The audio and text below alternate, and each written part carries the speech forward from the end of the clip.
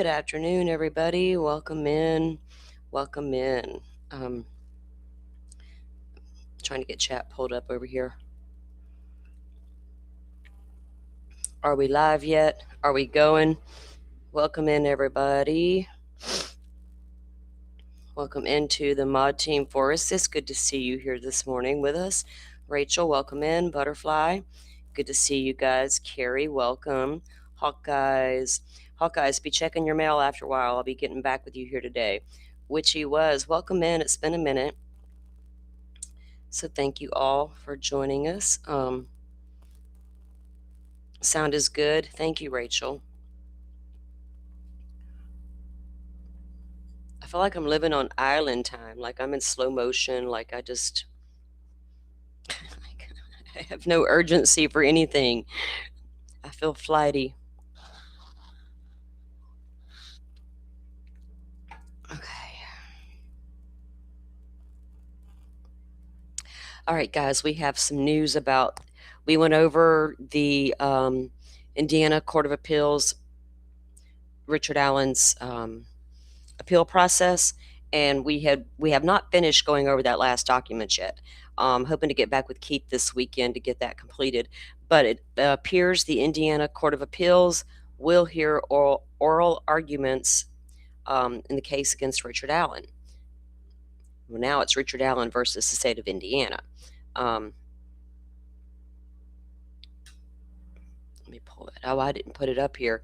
It's on the community tab. I posted it there. I meant to upload a photo here. Don't know if I can do it while we're on the live. Anyway, it does say that appellant has filed a motion for oral argument.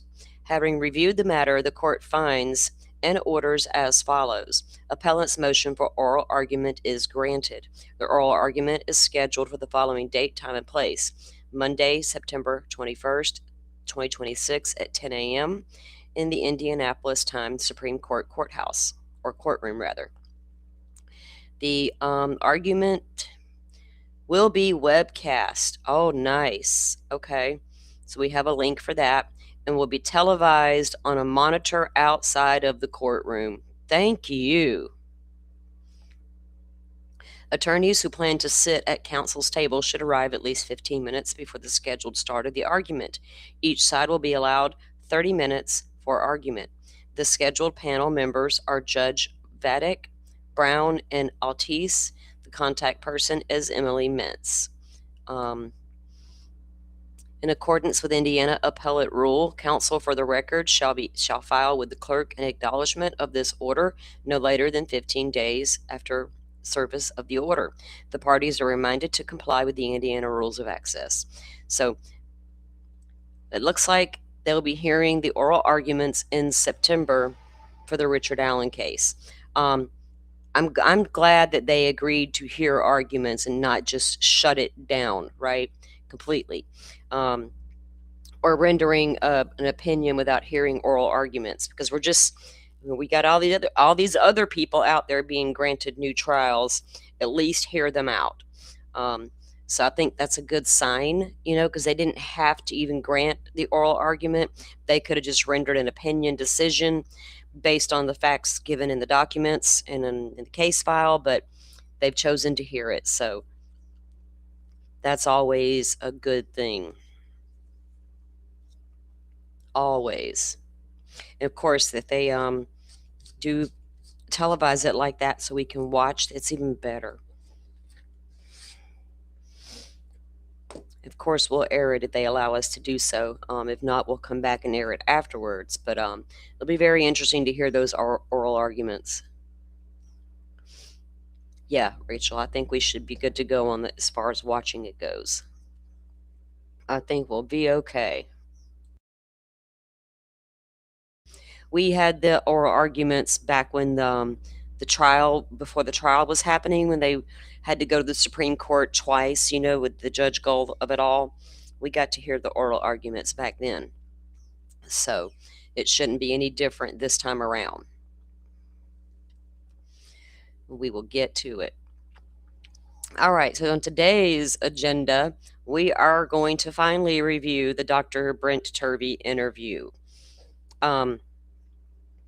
I have not watched all of the interviews that Chris Whitcomb has been running around doing. I just haven't had the time because I'm covering some of the other things that I feel are more important to me.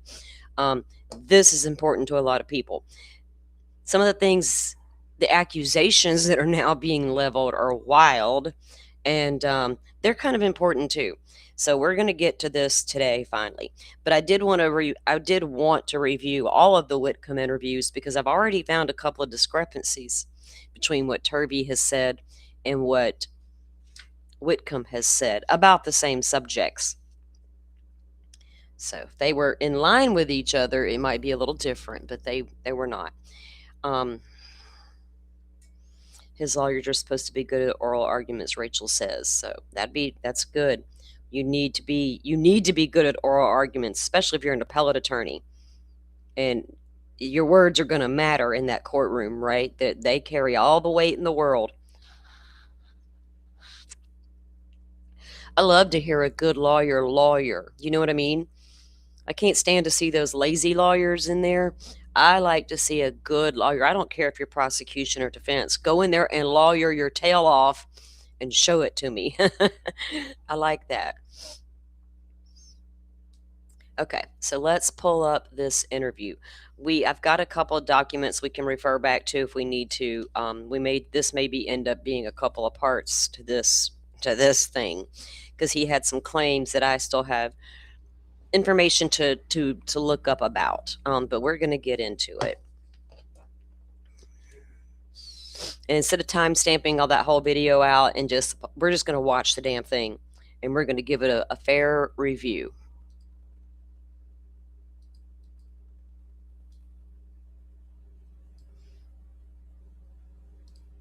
Oh, and before we get started, there was a little clip Butterfly found.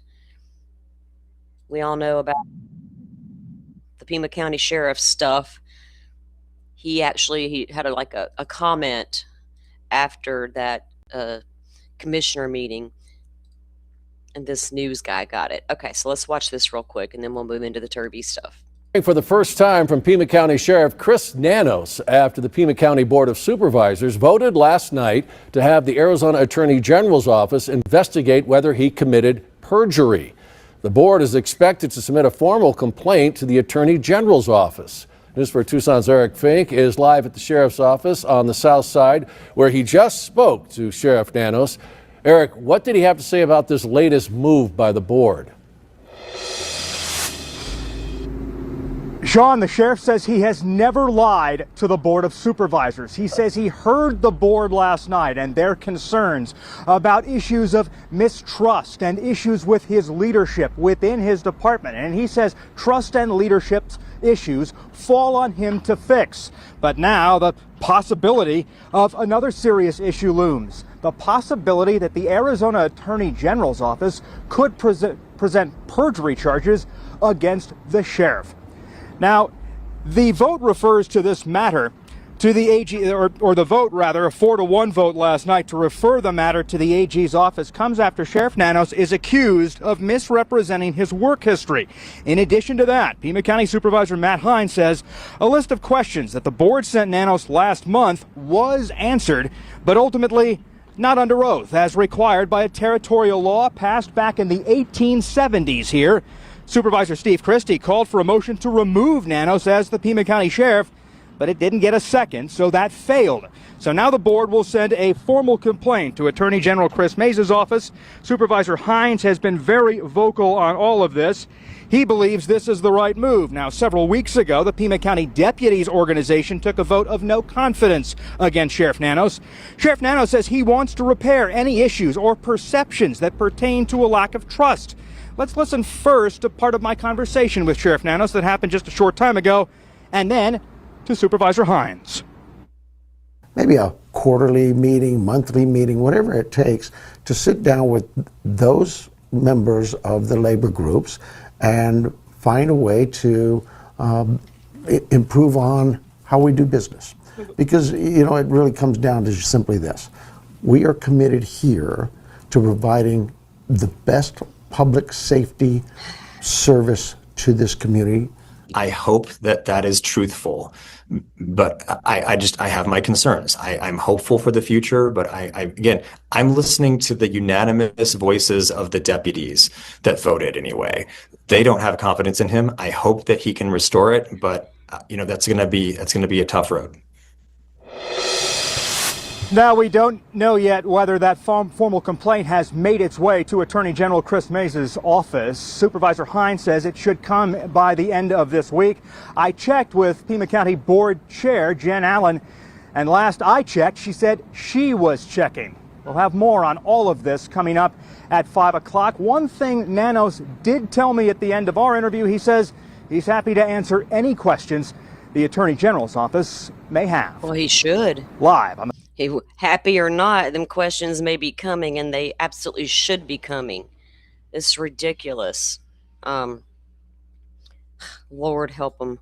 They need a lot of help down there in Tucson, and I don't know how to get that done for them. That's literally, they got to start taking care of business down there. Something's wrong with your sheriff, man. That's all I know to tell them anymore. Something's deeply wrong with your sheriff.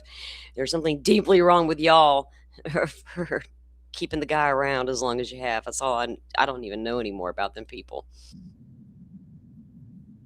It's almost now it's like coming to be like this embarrassment for all of them, big embarrassment. Okay. Yeah, no one trusts him, Angel, do they? Like, dude, we can't believe a word you say with your weird. I'm gonna go ahead and say it. He's got the discount salad bar for his word salad. He does not have the 5-star restaurant word salad. His comes from the diner we all dip into for a quick lunch and get that little tiny side salad. That's him. Side salad Nanos. I cannot with that guy. I feel like there's a lot of fluff around that case anymore. A lot of weird things that are going on with that case. And one of the weirdest things to me is this: I'm just going to go on with my life like it's normal and my mom did not get abducted. Look at me. Got a new TV show coming out. Nothing can stop me. And she said it herself. TV's a cutthroat business. I needed to get back to it quickly before they replace me, basically, is what she said. Lordy, I just don't know. I don't want to be that way, but Lord, something's weird. I just find it odd how people continue to go after the sister, not the one that seems to be the weirdest one. I don't know. Maybe it's just me. I see things backwards than most people. But the weirdness I see is not coming from Annie and Tommaso. It's coming from the other sister. So I got to say it like I see it. All right, let me top up this coffee. And we're going to play this video. And we're going to be the Shady Lady Show. That show's still coming. I have not forgot about the Shady Lady Show. I'm kind of liking it. I'm kind of liking the idea.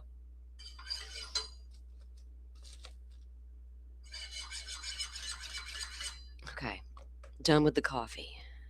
Let's get at it. All right, this is the YouTube channel Custody Queens. I did not know of them before recently, because I've been in Idaho for a case for forever and a day, and I pretty much knew all the creators out there. And I know a lot of them jumped on midway through the case and different things. Well, turns out these guys didn't come onto the case until the 911 call was released. Which was well into the case, right? I mean, a couple years into the case before that call was released.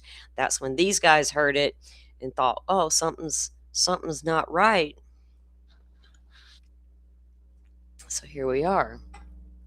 Now everybody's a Koberger expert. It's not just me, Rach. Thank goodness. Witchy says, damn it, I'm hungry. Now I'm hungry. Yeah, and don't you hate that? I'll go live and I'm not hungry. Then in like 30 minutes in, I'm like, wait a second. So I got me a snack. I have a snack on the desk just in case. They are newish. I think they've been, I don't know how long these guys have been around or how long their YouTube channel was around before the Koberger case. But I know that one of these girls, that's what she said, was they came into the case once they heard the 911 call. She calls the other girl and tells her they are attorneys, but they're like family law attorneys out of Cali. And I'm not sure who that guy is. He's also one of their friends. He's also an attorney out of California. So they go and interview Dr. Brent Turvey, and a lot of you may or may not know, so I'll explain. Dr. Brent Turvey is a criminologist, PhD, crime scene expert. So he was hired by the defense to look into the case, right, and to review reports and give his determination of what his findings, and he did so. Now he's out talking. Apparently, he was one of the sources for Chris Whitcomb's book, Broken Plea. Since Turvey's come out and spoke out, and Taylor, the defense attorney, has come out and spoke out, and it's like, we don't know why Turvey's talking. He has an NDA. So now he's come out and said a whole lot more about Miss Ann Taylor. Like, it's going to get a little, I think it's going to get a little touchy for them. Who's an appellate attorney?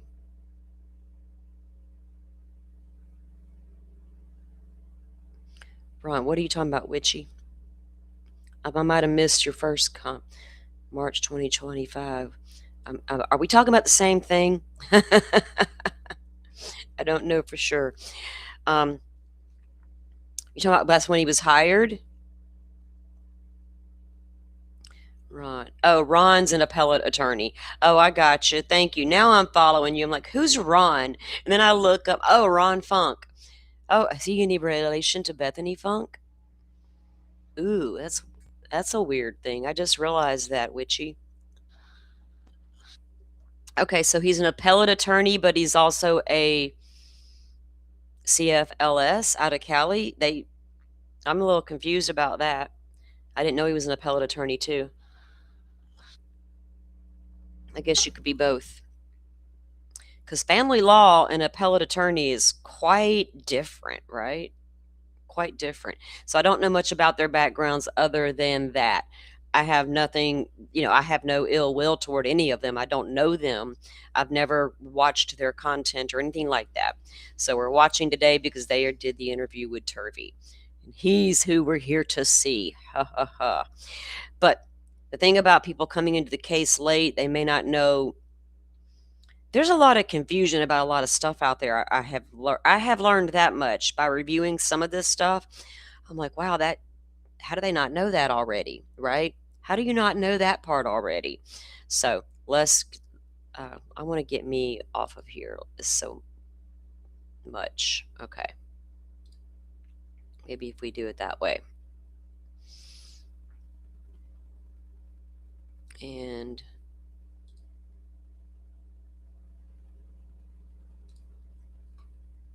there we go. Oh, that just covers up his whole face, doesn't it? It's okay. We'll take that down. Do we have yeah.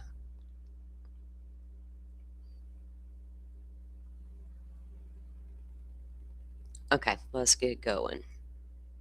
Hear my lisp, I'm sure. No worries. No worries. We're so happy to have you, Dr. Turvey. I'm glad to be here. All right. All right. So let's jump into it. I don't want to waste any time because we have such precious little time with Dr. Turvey, and I know that we personally probably have 100 questions, and that's not even considering everything that you guys have all sent to us one way or another. So we're gonna rip the Band-Aid off, Dr. Turvey. We're gonna go right to the meat and potatoes. Ann Taylor. Perfect. Let's start there. Go for it. You first. What's the question? Well, we all saw your response. So let's start there. Well, let's start with what she said. I mean, I think that's a fair place. Because my response comes after her public sort of admonition. And it, for me, it's kind of, par for the course with that team. Subsequent to the revelation of the plea agreement. How do I put this? I think I am fairly shocked, as is I think the world, that a defense attorney would come out publicly and admonish one of their own experts for discussing exculpatory evidence for their client. And it begs the question as to whether or not she's representing Koberger or something else. Oh, it's a bold statement there, sir. You're pretty much throwing Ann Taylor completely under the bus and making an accusation that she fumbled this whole entire case by secretly working with the prosecution. Now there's a whole bunch of YouTube streamers out there on Ann's ass. Wonder what Ann thinks today. Oh, goodness. Hey, Blue Devil, welcome in. So, because that's not in his best interests. His best interests obviously are served by. I know Witchy. They're spelled completely different. I was being an asshole. I was being a smart ass. Bethany Funky. I know how they all spell their names. I'm well schooled in the Idaho 4 case, but I was just being a smart ass. They're not related. Full disclosure of all exculpatory evidence and testing of all potentially exculpatory evidence. And that's all any expert should be, advocating for. If you're advocating for truth and justice and full disclosure and transparency, which are sort of the hallmarks of good scientific practice, that's what you're advocating for. And when you hire somebody like me, that's what you're saying to the world. Hey, we're bringing in independent experts who are independent, who are going to give us advice. When you hire someone like me, does he not realize that every single case has an expert hired? But I don't know if they're all like him. But that's expected for all of them to hire, right? It's this bigger thing that's happening outside of all this. I don't understand is go into the professional level, right? The professionalism of it all for him to come out and act the way I've got no problem with him coming out and discussing that crime scene and his concerns, right? None whatsoever. But it sounds like you're throwing the defense attorney completely under the bus at the same time. Stick to what you know, and that alone should stand for itself, right? I don't know. Maybe they're onto something with Ann Taylor, though. Who knows? I don't know. I think she did all she could do. About what evidence exists and what evidence does not exist, what evidence should be tested, and what evidence might be beneficial to understanding the full narrative of the case. And the idea that you would leave physical evidence untested that has potential exculpatory value is shocking. It shocks the conscience. And so the idea that you would admonish somebody for saying, hey, there's this really important piece of untested evidence that we need to talk about, that's sort of, again, it's problematic, and it raises. Some of that untested evidence he's talking about is going to be the hair in Ethan's hand. But he's going to go on to tell you how it was compared to Brian Koberger's and ruled out. Then he's going to say that it was never compared to any of the other people in the home. That's not what Whitcomb said. Whitcomb said it was tested, but not for DNA. Of course it wasn't tested for DNA because there was no follicle in any of the hairs that we're aware of. And even if without that, you can still get somewhere with it. But you can make a comparison of hairs to everybody in the home, right? But to get the DNA from the damn hair, Austria Labs can do that for you. But Ann didn't feel the need to have that done. That's what he's talking about, the untested hair. But Whitcomb says it all was tested, just not for DNA, which I'm fine with that. But was it compared to all the females in the home, right? Because the allegation is if it didn't match Brian Koberger's hair, it's the real culprit's hair. See? That's exculpatory in their eyes. Real questions for me, but let me explain something else. Let's flip it and say it this way.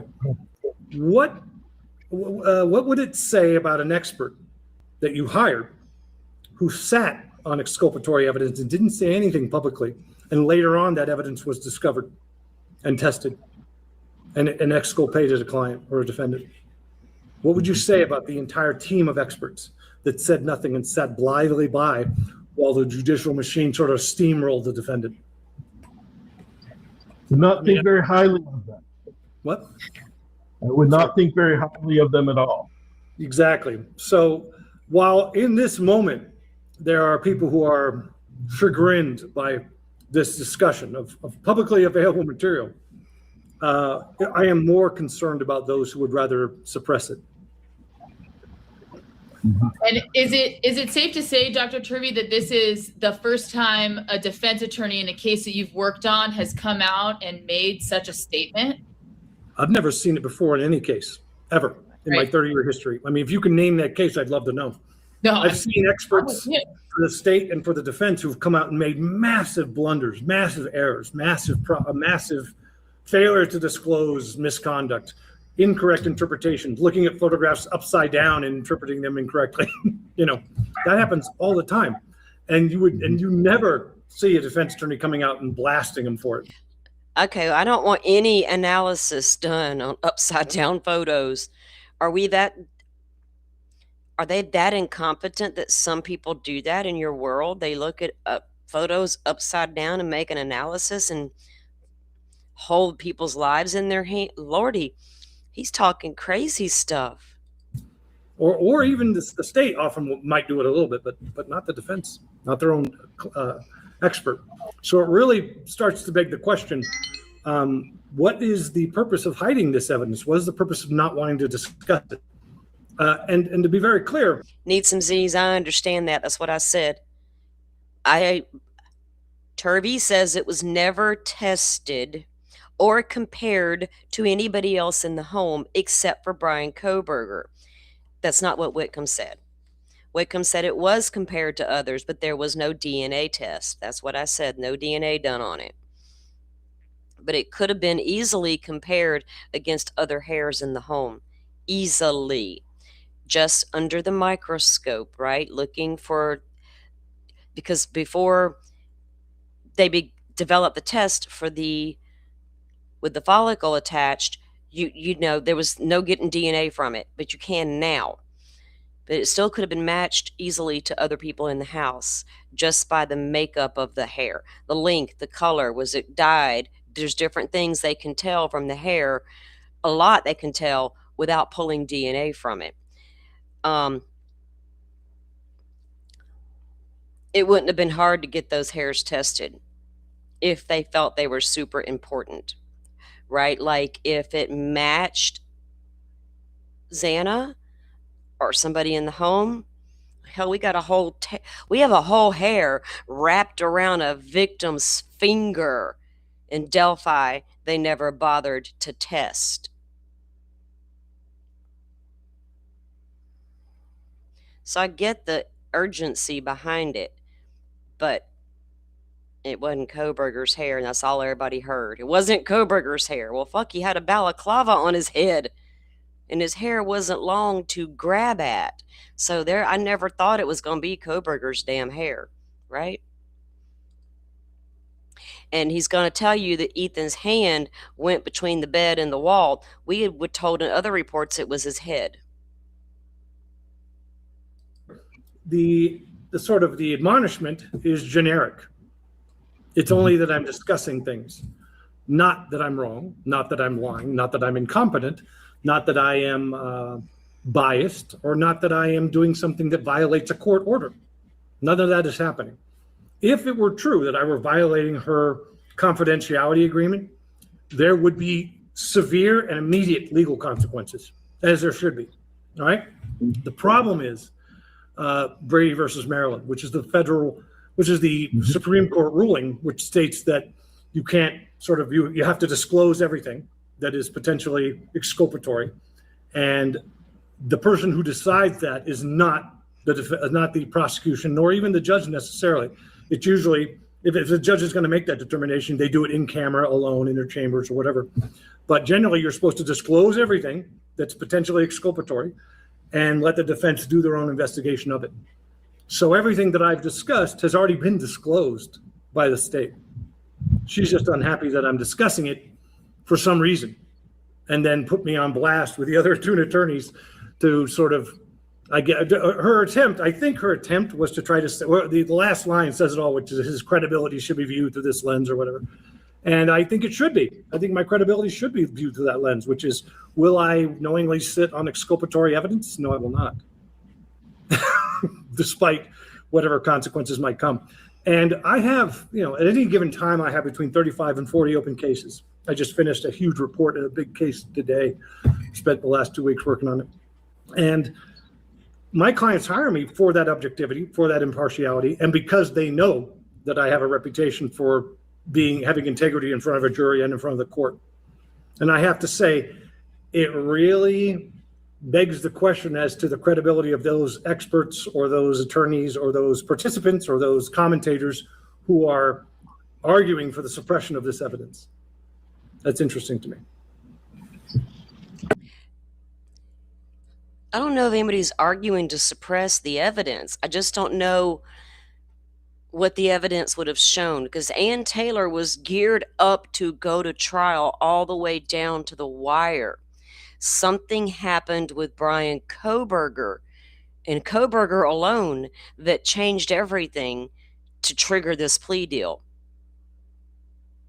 The prosecution just like, yeah, we'll let's do it because there's holes. I'm not going to sit here and tell you the prosecution in Idaho had a slam dunk case. They were going to walk into court and breeze through that trial because it wasn't going to be that simple. It was going to be a difficult trial.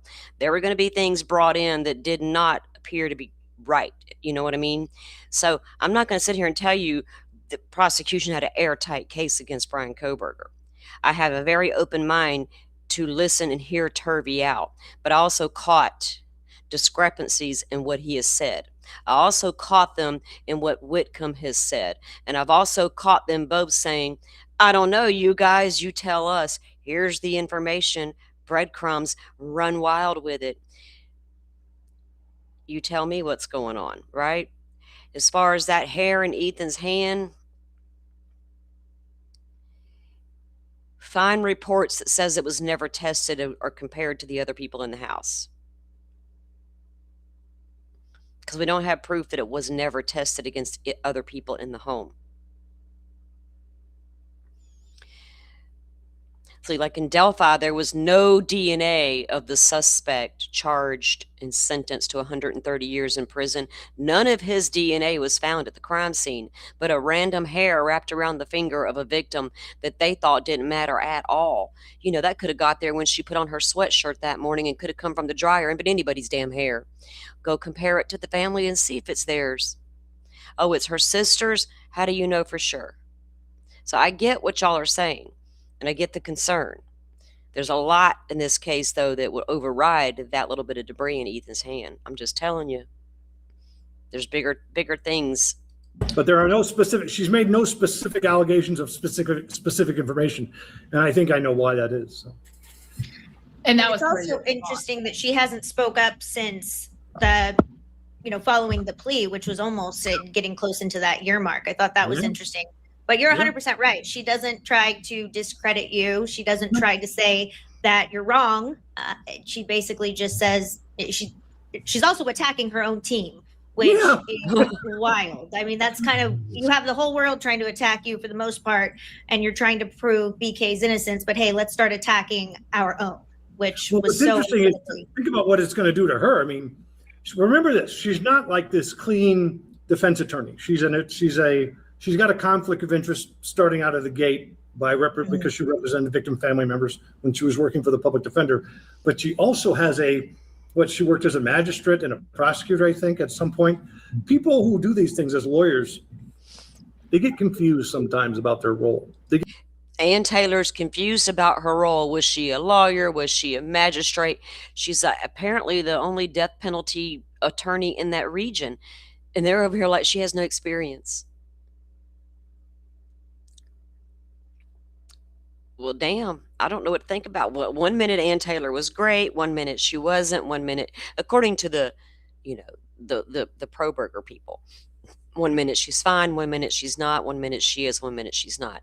I've seen her go to bat a lot harder for Brian Koberger than I saw Rick Allen's defense team go to bat for him. I'll just say that firmly. Get confused, and their attitude and their posture doesn't change sufficiently when they change their role or their onus. What is their onus? Is their onus to the defense, to their client, to the state, to the people who elected them, whatever? They get confused. And so when you have this, we call role strain. Open your eyes. That's a really great observation, because it's a house full of party kids, right? They're working, they're going to school, they're partying. The cleaning is not the type of cleaning we may do under the bed, sweeping and vacuuming and all the things. So absolutely, he easily could have, as the arm fell, like you said, reached and that's where the debris would have come from, the hairs, whatever you want to call it, the debris in his hand. That absolutely could be how it got there.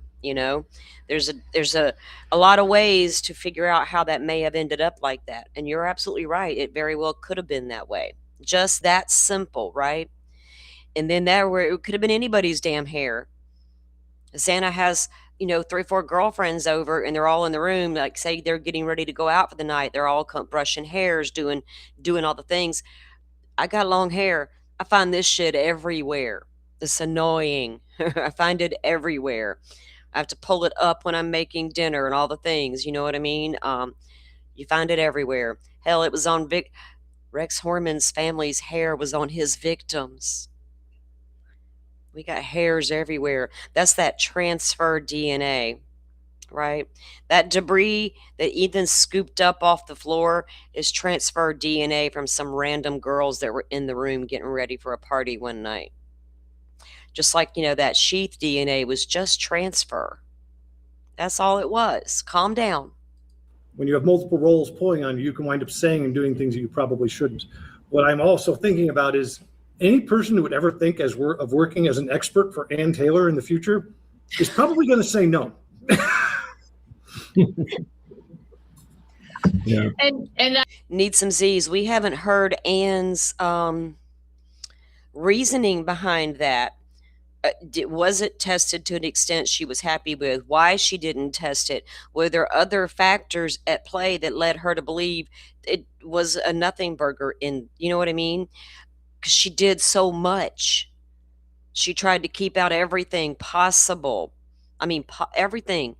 If that debris was that big of a deal, and one of our comments earlier said refer back to the 6625 stipulated motion to the admission of additional evidence. We're going to look at that document as well as a couple others, because there's been a lot of things unpacked in the documents that Turvey's now talking about. He even will tell you, I'm not talking about anything that hasn't been unsealed yet. I'm assuming that the first time you heard this admonishment was publicly. You haven't had any direct contact with her since before the plea? Sam, this is a great question. The answer is no, of course not. I mean, if you were going to, let me back up and say this. If you were going to admonish an expert for some behavior, you would probably want to talk to them first about what they did and why, and specifically what they did and why, as part of what's going on. But our relationship dramatically deteriorated once she made this surprise plea deal, which surprised most of the team. Well, there's a guilt phase, and then there's a mitigation phase in the death penalty case. And the mitigation experts, we never met them, and even the guilt phase experts who were trying to reconstruct the crime or determine the events and the actions, we didn't talk to each other. We were very much compartmentalized. So I wouldn't even have anything to share from them other than the findings that are in the defense autopsy report. There's not an autopsy evaluation done by a defense expert, and I have access to that, but I obviously haven't shared that with anybody. That's a perfect lead into, I think, the next question. I know that this is something I'm super interested in, and most people. Yeah, the lack of transparency isn't coming from Ann Taylor.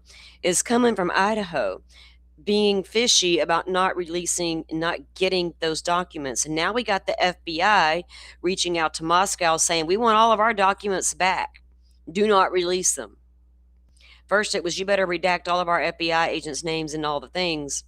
And they took back those documents to get all that done. And they have not put them back out there yet.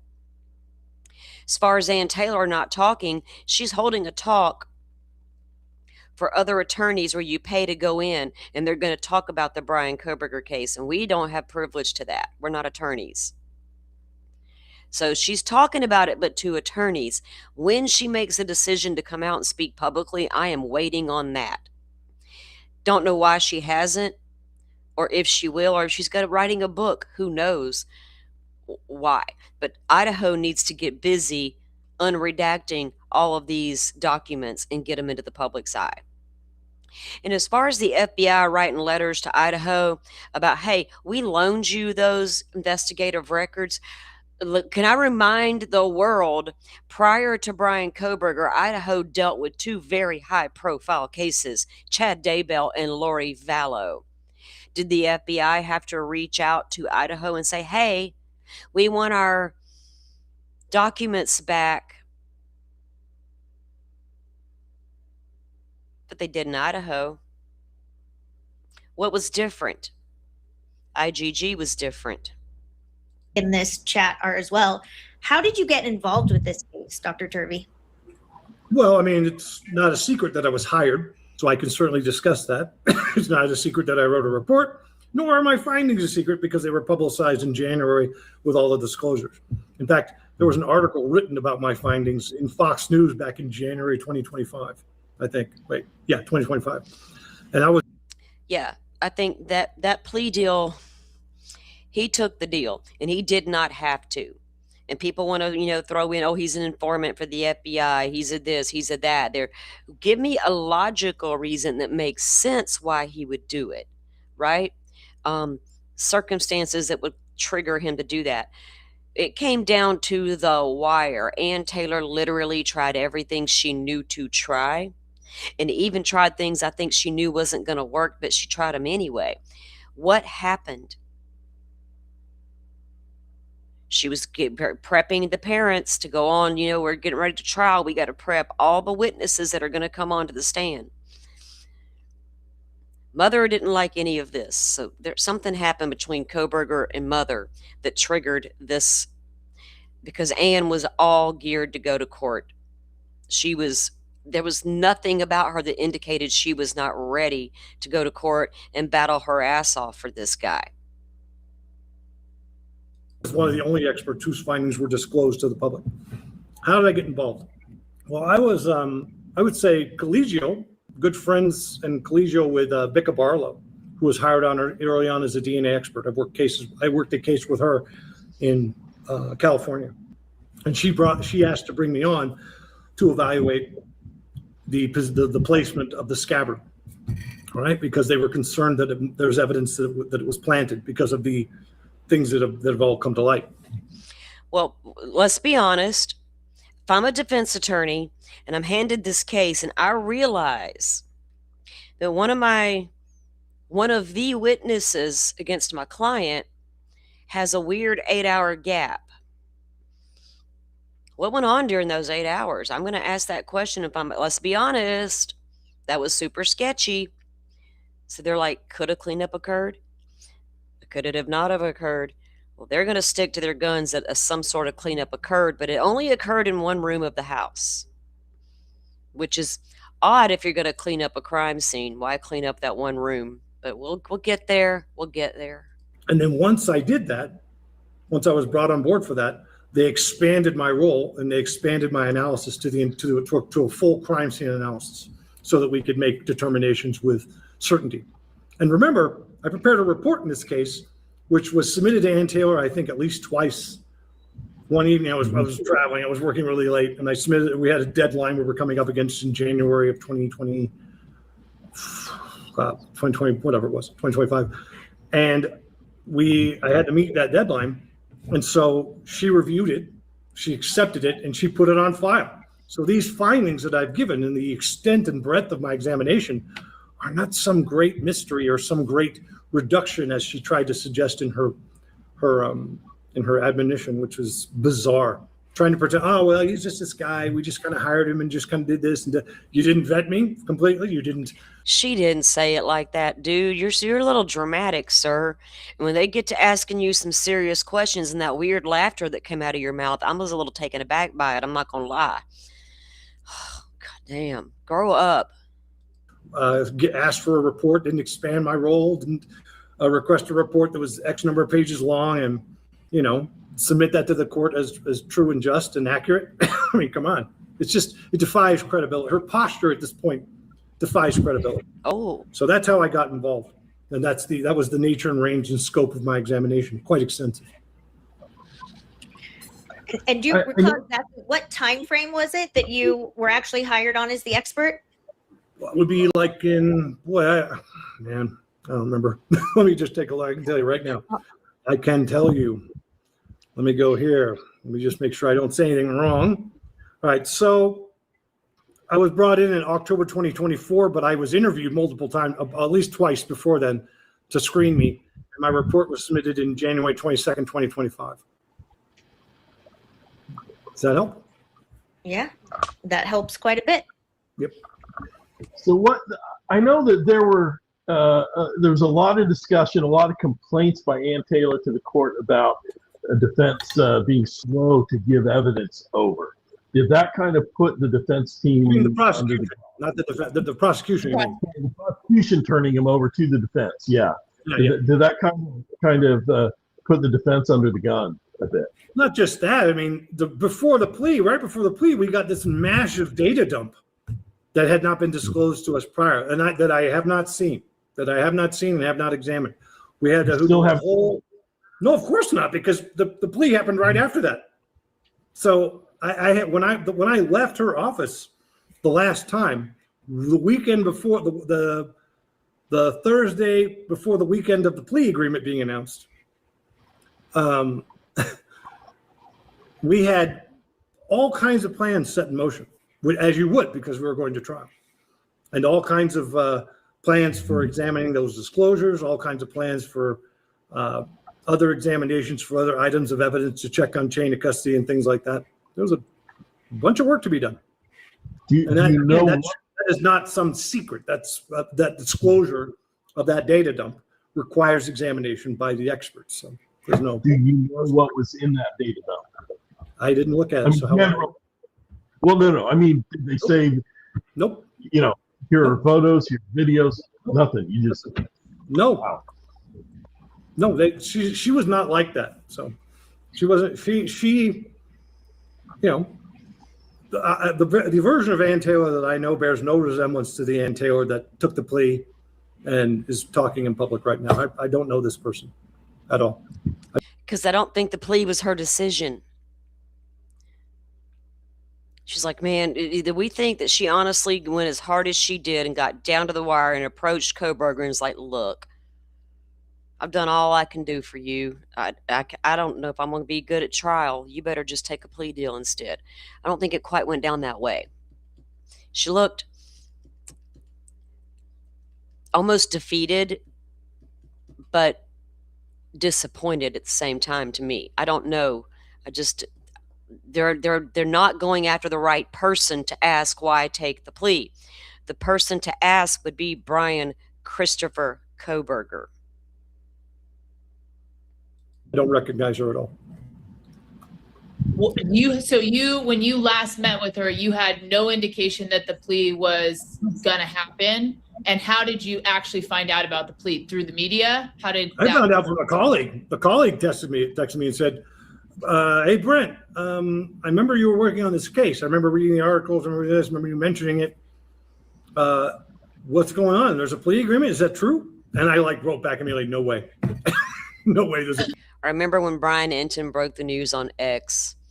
I was literally scrolling X when it popped up. I was like, what?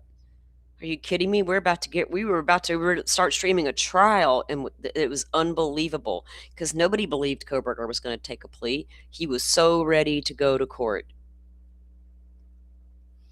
I think the only thing BK cares about is his family says, open your eyes. I agree with you. Yeah, also Brian Koberger's mother was super anti-death penalty. She made no secret about it. She didn't even think that Bundy deserved it, right? My state put that man to death.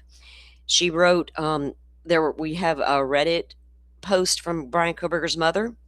And that's why I think the way I do. I know what that woman has read. I've read several of her writings and how she thinks, right? And she absolutely did not think that Ted Bundy deserved the death penalty. If she didn't think Bundy deserved it, she damn sure ain't gonna think her boy deserved it. She was anti-death penalty, right? Ann Taylor couldn't get the DP off the table. She tried every avenue she could to get it removed, and they could not get it taken off the table. Mother couldn't handle the thought of that. I'm telling y'all. There's no way. It's not happening. And then over the next 10 minutes, it was like bing, bing, bing, bing, bing. I was getting all kinds of text messages from different colleagues and different friends of Where's Dr. G and the family dynamics of it all? I think he would. I can ask him. I could be like, don't you agree with me? Don't you agree with me? Tell me I'm good. Tell me I'm great. Tell me you agree with me. Damn it. mine and people who work for me. We all found out with the rest of the world. Is it normal? Oh, is it normal? Go Oh, ahead, sorry. No, I was just saying, last time we talked, you were renting like a VRBO. You had bags, you had your clothes, like you were ready to go. Yeah, of course. But let me back up and say something that hasn't been said before. One, the reason I was hired for this case is I was one of the only people on the whole case who's ever worked a mass homicide before. I've worked dozens, well, a dozen or more, somewhere between 12 and 20. If you look at my resume, you can go count them. Oh, That's the first thing. And I'm working a couple right now. Actually, I just picked up another one the other day. So that's one of the reasons I was brought in, because I have expertise and experience on these kinds of complex mass homicide events. All right. The second thing is that when you are on a death penalty case, it is intensive. Everybody's heads are in the huddle. Okay. Everybody is part of the process, because if they're not, you can miss something. And the consequences are life and death. So there's a lot of great articles on the death penalty issue and the work that's required and the focus that's required. And what they say is, quote, death is different, unquote. So when you have a death penalty case, you are responsible in a way that you're not in other cases, right? Because there's going to be appeals and there's going to be, you can do it, and then you can get a second chance. You can get a couple more bites at the apple if there's a problem, or if there's a procedural error or an innocence issue. In a death penalty case, it's dangerous. So that means there has to be a very high level of trust and communication between the people working on the case. And the fact that none of the defense experts were contacted or consulted as part of this deal, in fact, were misled by the defense attorneys as to whether or not there was going to be a plea deal, is stunning. It's a stunning context to be in. I've only experienced this kind of thing one time before, sort of, but this is pretty stunning. How were you misled? What? How were you misled? Exactly. Well, as I said, the entire posture of the case was going to trial, and that changed on the weekend and was announced to the world without being discussed among anyone. So Ann Taylor was supposed to go discuss the possible plea agreement with all of her experts. She's the attorney on record for Brian Koberger. So is he just upset that the world wasn't going to get to see his findings? He thinks he's the only one that got bummed out because there wasn't going to be a trial? No, I was done wrong. Dude, it's not about you being done. That is so childish. He's like, we were all, like I said, they were ready to go to court. They all were, including Ann Taylor. And now he's been jilted at the last minute. And, there's a lot of ways to describe that, but one is just, it's misleading everybody else to let them think that there's one pathway that's happening, and that causes them to create to engage in activity or make decisions and choices and planning and protocol and logistics surrounding that and action plans that cause them to do massive amounts of work and commit to certain time frames, and then to sort of have the rug pulled out from underneath you for some reason without any explanation, then or now, as to why. Misleading is a gentle way of saying it. Misleading. He was misled. So he's upset because he was misled by Ann Taylor. I don't think Ann Taylor had in mind all the way through all of that we're just going to take a plea deal. All of this is for nothing. All of this work we're doing is absolutely for no reason because I'm just going to take a plea deal at the very end. Like, sir, how much would he have been paid if the trial happened? Good question. He was already paid for what he has done, but how much would he have earned at trial?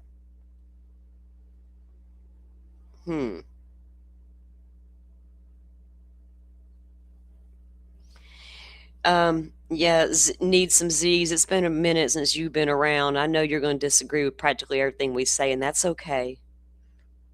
That's okay. Just be respectful. We're going to be respectful of you. Misleading is a kind word. So you don't have any information. Professional courtesy, need some Z's. So all that time they were working on it, right? And then she meets with her client and they decide to do a plea deal. That happens in so many cases. What do you owe your experts then? An explanation? Do you know what I mean? So that's, to me, that's in the weeds. That's not the heart of the actual problem. It's the time the plea was entered as to what changed or why they went that direction. Well, I directly asked that question and I was told nothing changed. Was Hippler or the court, were they encouraging the negotiations regarding the plea deal, or there's so many different theories that we've all heard online. Some that Hippler was encouraging the two sides to mediate, see if they can come to a plea deal, or was it just completely like you had no clue that these negotiations? It sounds like to me you had no clue that these negotiations were going to go down that weekend. None at all, and it's none at all, and that sort of. In my perspective, and Ann Taylor doesn't have that much experience working death penalty cases. I do. I've done this many, many years, 30 years now. He's got more experience than Ann Taylor does on death penalty cases. Well, maybe you should have been Brian Koberger's attorney. Y'all are saying she's incompetent. Now, mid-case, some pro-burgers began to speculate as much. And in my experience, it is completely inappropriate to start making major decisions like that without first getting a sense of where the evidence really is at and having a team meeting and talking about it. And that didn't happen. I will just say this. Without betraying any confidence, I can say that I asked multiple times. I asked at least twice and was given a third version of events. Every single time there was a discussion about this after the fact, I got a different answer as to what the precise sequence of events was. And in a normal case, like I said, I have clients that I've worked with for 10, 15 years. I got clients who Butterfly, exactly. BK did see all of Brian Koberger worked very closely with Ann Taylor through all of this. And because Ann went into court and said, Brian's got things wrong with him, Turvey is going to make an accusation here in a little while that maybe Koberger did not know everything Ann Taylor was talking about, because of his disabilities. He didn't understand. The guy was a PhD student in a program that was hard to get into. What did he not understand? He was a criminology student. I mean, come on. When are we going to stop saying Koberger did not understand? He's fucking criminologist and criminology. What does he not understand? How did they let him into a college like that when he don't understand the simple things in life? who I work with constantly on every case they work. I got clients who I trust them to do anything with me. I trust them to watch my kids. I trust them to watch my cats. I trust them with everything, because over time and I know the accusations, Z's. There are people are out there now saying she's incompetent. I get it. They're saying a lot of things right now based on this book and what Turvey has said. temperance, you learn sort of the ethical character of the people you're working with, and that's why you work with them again, because you don't have any problems with the way they conduct themselves, and you know that when you're not in the room, the best evidence and the best ethical posture is going to be taken. In this case, I have zero faith and confidence in Ann Taylor in terms of her posture, because every single time I've spoken with her, she's given a different version of events about whether and why and how. And so at this moment, I can't violate any privilege with you because I don't know what the truth is, because I have not been told the truth yet that I can tell. I've been given 3 different versions of events relating specifically to your question. When did the deal start? When did they start? How did they get Brian to agree to it? And the involvement of Hipper. And I'm not a legal expert. I know what my role is, and I know what my onus is to. I know that my first onus is to being first we start with, you have to do your due diligence in every case, because that's what satisfies due process, and due process is a requirement of the Constitution. If you don't follow that logic, you have no business being an expert or being involved in the criminal justice system. Due diligence equals due process equals constitutionality. Okay. I don't know. That's the extent of my grasp of my. Y'all know Kerberger gets to keep copies of all discovery in the jail cell to pour through. It's got nothing else to do, right? They won't allow certain people to have their discovery in the jail, like, oh, let's say David and Celeste, because it contains CSAM. Stefan Stearns didn't get all that either because of the CSAM. Are we thinking that Ann Taylor didn't show Brian Kohberger all the evidence? Like, she refused to show him possible exculpatory, but only showed him damaging? Because I don't feel like that's the case. I haven't seen anything yet that would have me to believe she didn't share everything with Brian Kohberger. Because they worked so. If you watch him when the hearings are happening, how intently he watches Ann Taylor. I've paid attention to every single hearing. What does this man do when he's sitting in that courtroom? And how is he reacting to Ann Taylor? I've been clocking that from the very first time I saw him walk into a courtroom with her by his side. Uh-oh, it won't play. I broke it.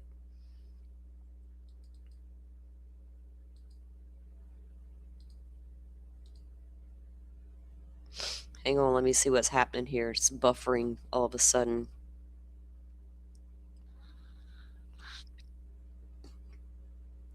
Let me do something. What had happened to it? Let me get to my. Hang on, I gotta take it down. I'll pull it back up. All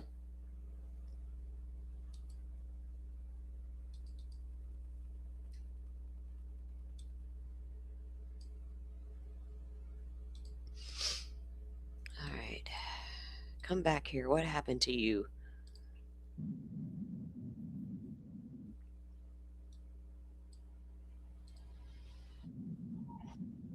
Okay, let me get it back up on the screen.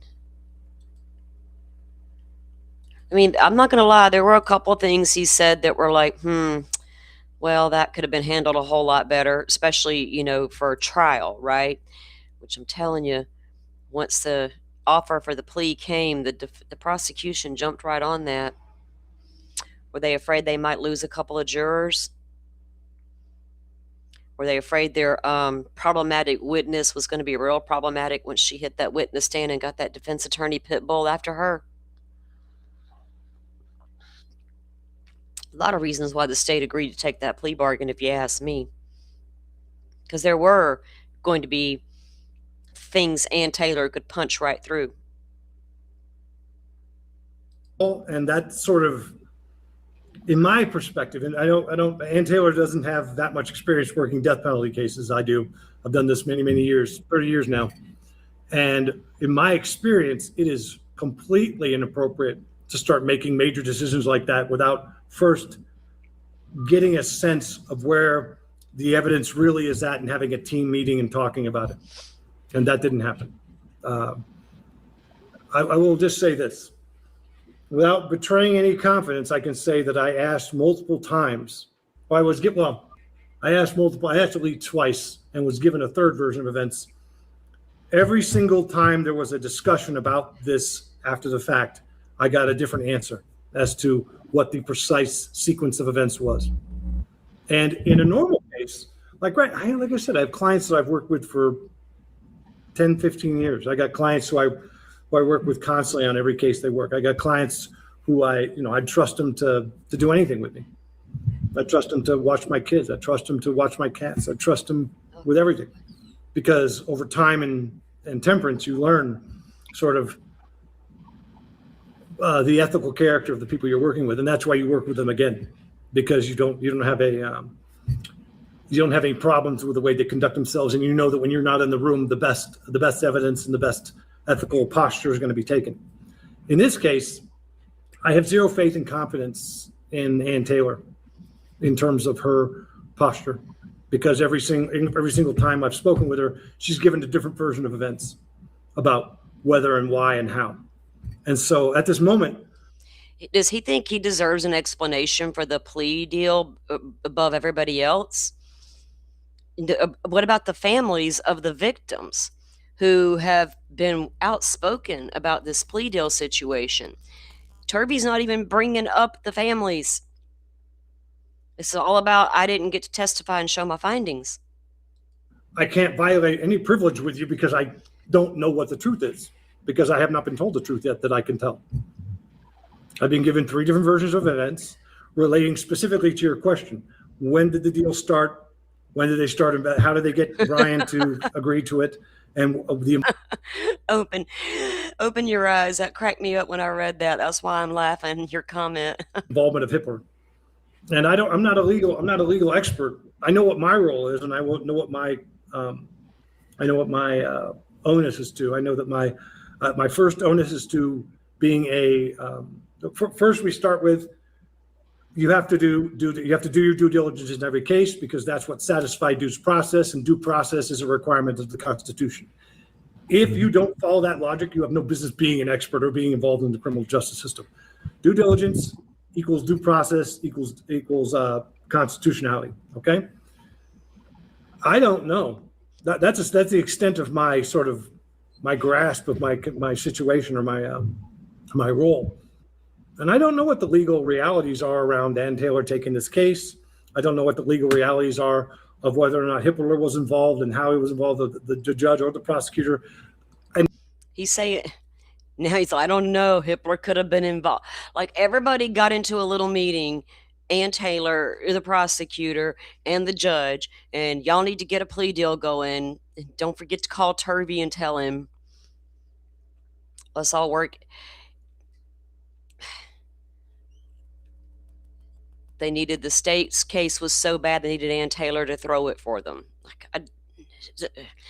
how, when she was fighting her tail off for 2.5 years? Was that all just for show? Let's spend a bunch of money in Idaho because we needed a third high-profile case. We're bored. I suspect that it was done in such a way that was problematic, which is why I'm getting 3 different versions. All right, that's the problem. So I'm not disclosing anything because I got nothing to disclose. I just don't know what the truth is. I'm as stunned, shocked, and appalled as. Need some Z's. We finally agree on something. You're right. Your statement. Yeah. Well, the point of the interview is about the statements Ann made. This whole interview is about a lot of things, right? But I do agree. Yeah, the families deserve the entire truth. They deserve it above and beyond everybody else first, right? As the rest of you, which is why I was happy to discuss the publicly disclosed elements of this case and as they relate to chain of custody for the sheath and as they relate to the untested DNA evidence from the hair found in Ethan's hand. The untested hair in Ethan's hand. Speaking of allocution, did you guys watch that Corey Richins allocution yesterday? The damn thing went on for over 30 minutes. She never said, I'm sorry, never admitted guilt, doubled down that she did not murder her husband, and the whole entire thing was a message to her children. It was ick. It was ick. All of this was obscured in different ways. And so bringing that to light is actually not a violation, it's a responsibility. And if you don't think that's your responsibility, please, God, stay out of this profession. We're going to get there. Absolutely. But I got something, because I'm an appellate attorney. I do primarily civil appeals, family law, and so forth. But Okay. I certainly understand the appellate process. And I know that with criminal appeals, There's a big difference in criminal appeals and what you just described you do. Big difference, sir. one big avenue for challenging even a plea is ineffective assistance of counsel. Now, as I understand it, a lot of times defense attorneys are almost encouraging of their clients, hey, you need to pursue this. You need to look at ineffective assistance of counsel, get with an appellate attorney or post-judgment attorney. Ann Taylor was assigned this case. Ann Taylor had to step down as the attorney because when she got the case for Brian Kohberger, Ann Taylor was already an attorney for one of the victims' mothers. And she had to bail out on being her attorney because you can't do that, right? She can't be her attorney and Brian Kohberger's attorney. A conflict of interest. So she bailed out as what's her name? Xanda's mom. Shit, I forgot her name. She's on Facebook all the time. Kara. So she was her attorney. And she, stepped down as her attorney in the very beginning. So she was court appointed to handle this case. We need to keep that in mind. Is that your experience in general? Let's just talk in general, not about this particular case. Okay. So that we can dial in. All right. Yeah. In general, I am often called in appellate contexts for major cases, death penalty cases or, LWOP, life without parole cases, to do a review to determine whether maybe those Delphi attorneys should have hired Turvey. Or not, let's say, for example, if the attorney, since he likes stage, scene, and untested hairs so much, we have a case for you, sir. Boy, do we have the case for you. But y'all all want to turn around and act like that's no big deal. Them little girls being murdered in the woods, they got the guy. attorney had hired an expert such as myself at the time of the trial, using those standard practices, using those protocols and procedures that are available at the time, using the science available at the time, would they have discovered the evidence that was missed? That's one of the reasons why I have a library that's worth about 30 grand, because I collect old forensic and investigative textbooks, because sometimes I'm asked to go back to 1970. Sometimes I'm focused on 1980. Sometimes it's 2005. What were the practice standards at the time? So this is a very normal involvement for me. We call it IAC, ineffective assistance of counsel. And if you can demonstrate that the attorney was ineffective in terms of hiring experts or using experts or investigating evidence, it's a big deal. Like, for example, I do a lot of casework. Witchy, that's a good question. I don't recall him saying that Indiana was one of the states that he will avoid. I know Mississippi was one, and I don't blame him, but I don't recall him mentioning Indiana. That's interesting. In Kansas, and they had I can't remember the stupid the case, but it was a case involving a cell phone evaluation, and the defense attorney did not have the cell phone extracted and examined. It was sitting in police holding, and when the appellate attorney got involved, they found a bunch of stuff on it apparently, and so they used. I tell y'all what I'd also like to do in the next show, maybe. Turvey did a big show with Sarge, True Crime with Sarge. a long time ago, right? And I watched it a long time ago. So it'd be interesting to review that again. No shade against the Sarge, right? Nothing at all. It's the interview. He's interviewing Turvey. They had a whole show together. So I think that would be interesting to bring as well. And we could listen to a little more of what Turvey has to say, just in general, and get a feel for this guy. He didn't list Indiana, so maybe it's a possibility. Court docs on Idaho case of interest site says seal 493 times. Damn it, man. That they took that all the way to the Supreme Court of Kansas, who ruled that negligent failure to engage an expert to examine critical evidence is actually a reversible error, evidencing ineffective assistance of counsel. So your question is apropos. I think it would be super hard to argue ineffective assistance of counsel where Ann Taylor is concerned. I don't know how they could get there, right? And technically, right now, she's still listed as Brian Koberger's attorney. Like, he has not fired her.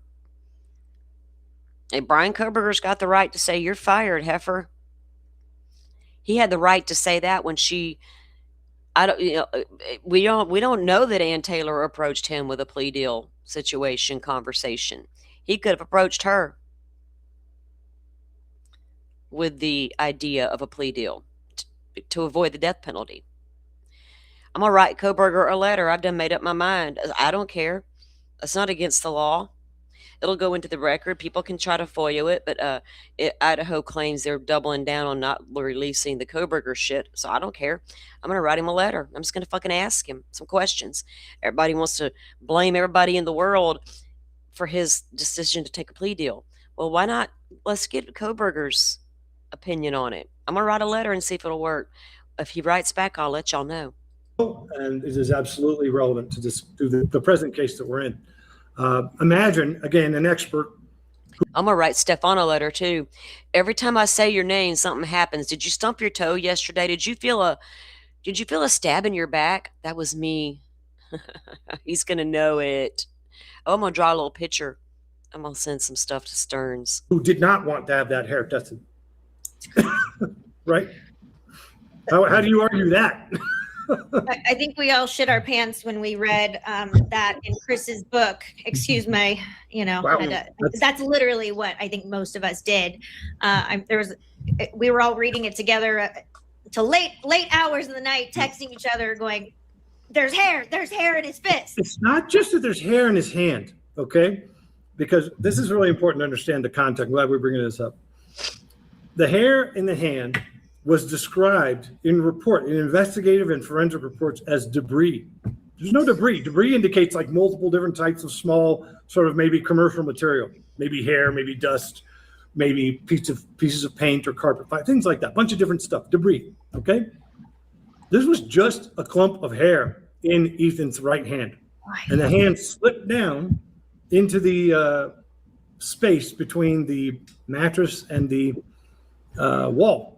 And the blood went down his arm, and it glued the hair to his hand, and it glued this more hair to the actual bed frame. And I didn't know it was there because it wasn't in the reports and it wasn't being discussed until I actually went to Moscow and examined the evidence. I examined the bed frame myself and all the other evidence in the case. Can you walk us through that? So he's saying that in none of the reports he reviewed did it ever mention hair being on this bed frame, Xana's bed frame. You're considering it, Jet. Just look, I got some miniature Hershey chocolate bars because every now and then I gotta have a piece of chocolate. Get you one of them, just a little cheat. A little cheat. I'm not a huge chocolate person, but occasionally my body will crave it. It's weird. So I keep a little bit on hand just for that reason. So now he's going into talking about the hair that was found in Ethan's hand. Okay.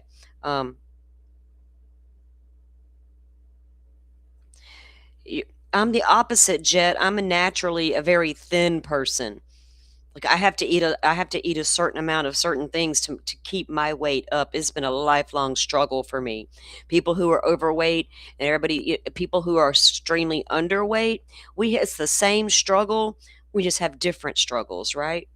I have autoimmune disease. I have been tiny my entire life. Nothing I can do ever makes me gain weight. They promised when they took my thyroid out, you're going to gain a bunch of weight. I was like, yes. Well, I'm still waiting, and it's been several years. They lied to me, but I feel you. It's such a challenge to try to get our weight right where we want it to be, a healthy weight, right? To be a healthy weight. People assume things about you if they don't think you look the way they think you should, which is, my God, stop it. You went to the locker with, I think Payne escorted you, right? They were all there. We had everybody was there. We had Payne and another guy, and we had the defense investigator taking pictures, and I took pictures, and this is not some secret I billed for it. Somebody can want to go look at it. They can see it's in my report that I actually went there and documented everything before I came to my conclusions. And one of the things I found was this huge amount of blood with a bunch of hair, and I'm like, what the hell is this? And they're like, oh yeah, that's the hair.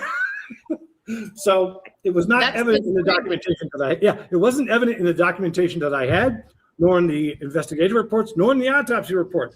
That's not funny to me. Oh yeah, that's the hair. Like what?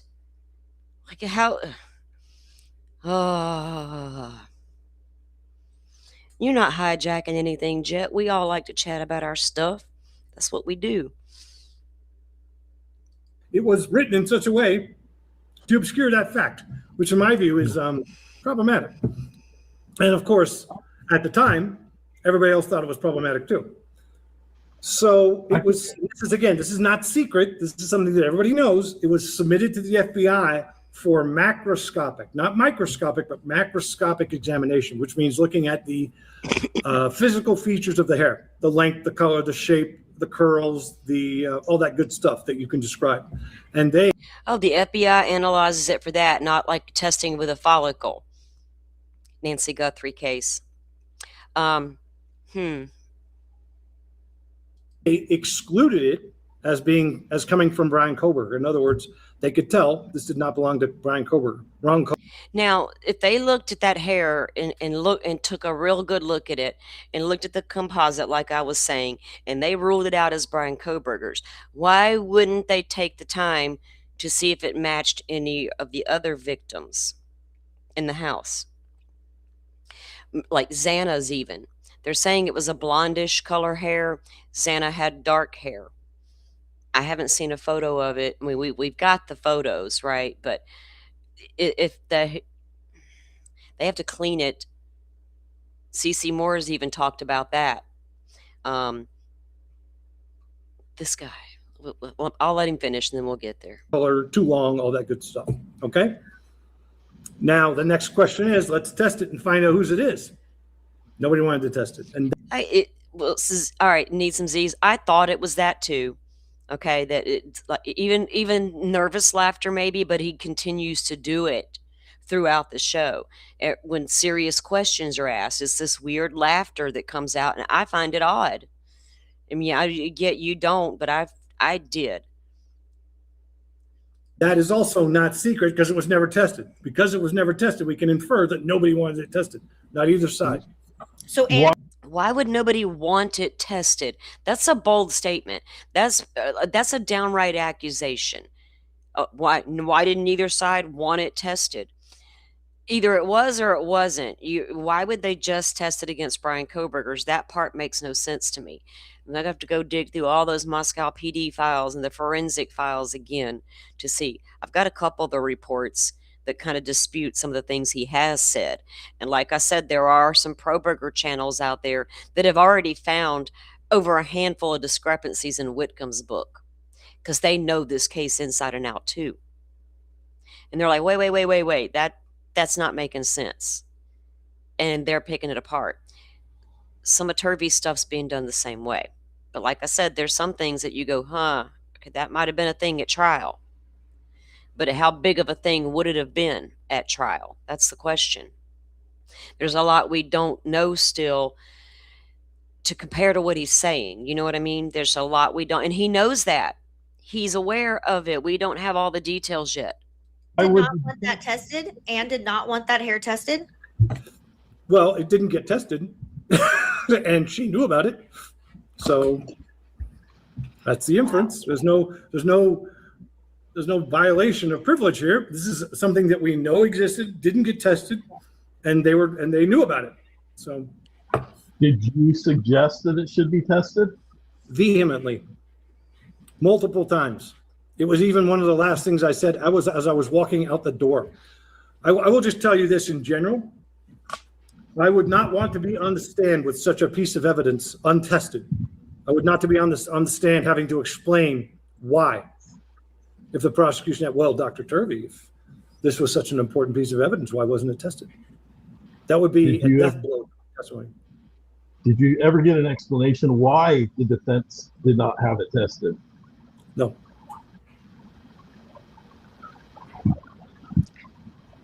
Wow. I have the same response, because there's a lot of people wonder, did she know about this? Did she get this? How much discovery did she? Exactly, so Joy.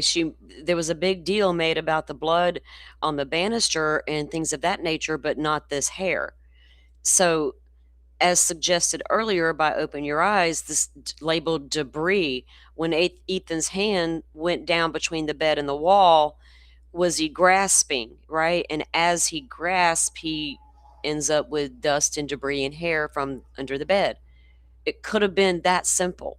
He could have snatched hair right out of somebody's head as well. I understand that. But I also understand it could have been debris from under the bed. She have, but it's very clear that she knew this hair existed. She knew that it should have been tested. Yes. I could only imagine what you felt inside when you saw that at the evidence locker. I mean, if I was prosecution, yeah, I wouldn't want that tested either. Well, But I don't know how. I need to hear Ann Taylor's explanation as to why the hair was not tested further for DNA, right? What her thought process behind that really was. Because I think if she thought that it was relevant, if we're going to play along that Ann Taylor's a good attorney and was doing all she could for her client, because she appeared to be doing that all the way through, I would like to hear her explanation as to why she did not feel the need to have the DNA test done on this hair. I don't have those. And then maybe I can actually make a determination on which way I believe. Because I can't just bank, I can't say, well, everything he's saying is golden, because I don't have anything to compare it to. Just what he's telling us. I'm not a regular person. I don't have those kinds of feelings. I mean, I've been doing this a long time. And I know I can kind of, how do I say it? I have sort of the Cassandra syndrome problem where I know what's coming. I know what's going to happen next. And either you believe me and take action, which is why you hired me in the first place, or you don't believe me and then you suffer the consequences. Cassandra syndrome is where you're doomed to know the future but not be believed when you tell it. Yeah, I trust me, dude. I understand that. So when I see this, I don't sit there and go, oh my God, I don't have those kinds of responses. I'm like, well, that's interesting. Let's make a note of that and circle back later on and we'll have a conversation. Yeah, I don't a little school. I don't get excited like a schoolgirl over stuff like that. I get sky like a little schoolgirl over my cats. Okay. We're the same way with family law. You get a little jaded, unfortunately, for doing it as long as we do. Here's the thing. It's not about being jaded for me, because what I have learned is this. I have learned that my inept little fingers should not be in charge of anything. My inept little fingers can make things worse if I don't have all of the information. So I'm not jaded. What I do get is disappointed. If I were jaded, I would stop with doing this work. I think it's important. I think it's necessary. And I like to work with competent, ethical people. Mm-hmm. But what happens is I get disappointed by people who don't tell me the truth. So I just want to expect me to keep their secrets, which I'm not going to do. I want to just kind of close the loop on that hair that was found in Ethan's hand. Sure. You said that it was excluded as co-burglars. Was it excluded as to any of the victims or any of the residents in the house as well? It was never compared to anyone else in the house. I just find that to be completely strange. And if I was a defense attorney, you damn well better test it against everybody in that house, not just the perpetrator that you suspect. It would have been an easy fix. In fact, I'll give you another reality check here, which is that as we are all learning, we don't know all the people who were in the house that night. We don't? We still don't know all the people that were in the house that night. Dylan's lying. Dylan and Bethany are not are liars, pants on fires. What, sir? We don't know. We don't have that list. We know who claimed to live there. We know who claimed to live there and who claimed to be there. What kind of conspiracy train are you running, sir? You got evidence others were there? Did you interview all the friends in Moscow? There's a ton of videos dropped right now on a YouTube channel where you can go watch all the interviews with everybody in town. What's he talking about? Or who were legitimately there, but we don't know who all the visitors were. We don't know where people were sleeping necessarily up until the moment of the attack. Some girls on couches watching movies.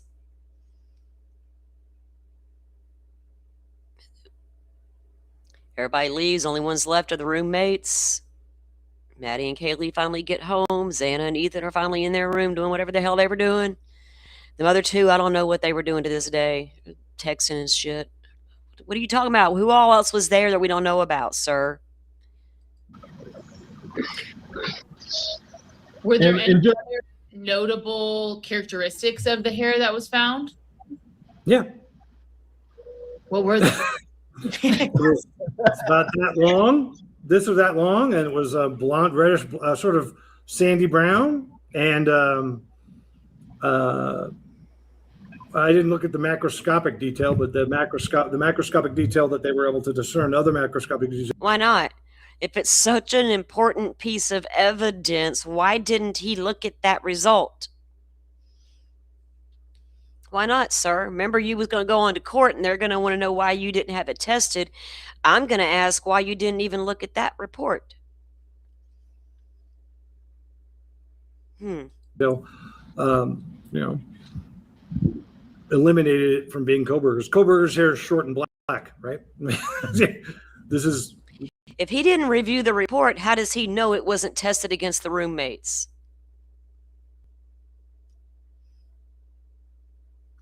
Yeah, Lakeland was there at some point, but she left. I don't know if we'll ever know the exact movements and coordinations of Xana and Ethan. We've never known. From the beginning of this case, anybody with any information on Ethan and Xana's whereabouts, please contact the Moscow Police Department. How long did that go on? It went on way too long. How hard was it to track Ethan and Xana that night? It shouldn't have been that hard. So I do get the issues, right? But how big of it, they were at home when the attack occurred, that's what matters. Lakeland wasn't present when the attack happened, according to Dylan and Lakeland. Was Lakeland lying? That puts her a part of the conspiracy now, that the actual part of the gang killers. This is a gang killing, apparently. Medium length and blondish sandy brown. Medium length, blondish, sandy brown. If you took a good look at Xana's hair, have you, Turvey? But more than that, you don't need. All you need is 1 point difference, and you're done. So. And remember, Xana fought her ass off. You will double down and tell us just how hard that girl fought. And going back to how hard Xana allegedly fought, I doubt she was whispering while she was fighting for her life. But all Dylan heard was, "Don't worry, I'm here to help you." Was there sufficient substance to that hair that DNA testing could have been done from it? It's a fun question. I don't know because I didn't examine it. What you're asking, I think, Ron, is whether or not there were roots, right? Yeah. Roots can give you one kind of DNA, but it's hair. Hair has mitochondrial DNA. You can test it for mitochondrial DNA, if you just have the shaft. These do that all the time in other cases. So yeah, if you've even got a little fragment of hair, you can test it for DNA. Not a confirmatory amount to identify a person or a source, but you can exclude people. Exactly. Thanks for clarifying that at the very end there. Jesus, you're such a genius. Sounds like a certain, potentially a female's hair. Xana's hair is dark, but if you look at Xana's hair, there are highlights in Xana's hair. Sandy blonde highlights throughout Xana's hair. I know my girls. Xana's always looking for that damn vape. Well, I'll tell you this. I will divulge this. When other people saw it, not me. When other people saw it, they thought it was a female's hair. And I thought, okay, well, that's a good theory. It's also possibly a male's hair because men wear their hair different ways. I don't think like that, but let's not guess. That's what I always say. Hey, let's not guess. Let's test it. Let's test it and find out. There are people who will say, and I don't mean to impugn lawyers, but there are many lawyers who are not as, we'll say, enlightened or motivated or competent as you. And they will say, never ask a question you don't know the answer to. That's the most nonsensical thing I've ever heard. That's something from TV and movies. In reality, if you are trying to find out what's happening in your case, you need to test the evidence that's relevant. You don't ever want to go into court not knowing the answer to those questions. You don't want surprises in court. You want to go in, like the value of me. So we need to figure out if there was really other debris in his hand with the hair, because it doesn't sound like it was just hair in his hand, Ethan's hand. It sounds like there was other stuff in his hand as well. So if there's like dust and things of that nature in his hand, would that have come out of someone's head or off the floor? Like he said a minute ago, it's hard to make an evaluation without all of the information.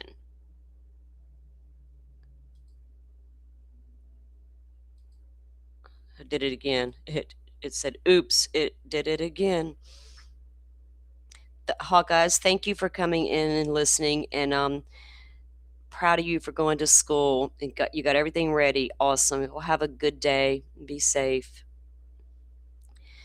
One view of a photo of Ethan's hand would do the trick. Yeah, and we have the photos, but they're, redacted and things of that nature. So it would be nice if we had that to refer back to. I'm gonna have to take this down and pull it back up.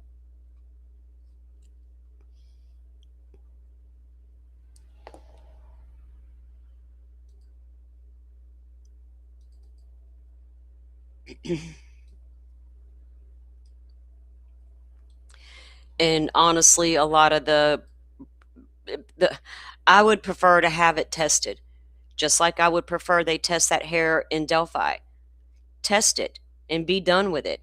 But I don't know Anne's thought process as to why it wasn't tested, right? And I need to know that part. All right, let me get this back up on the screen. Okay.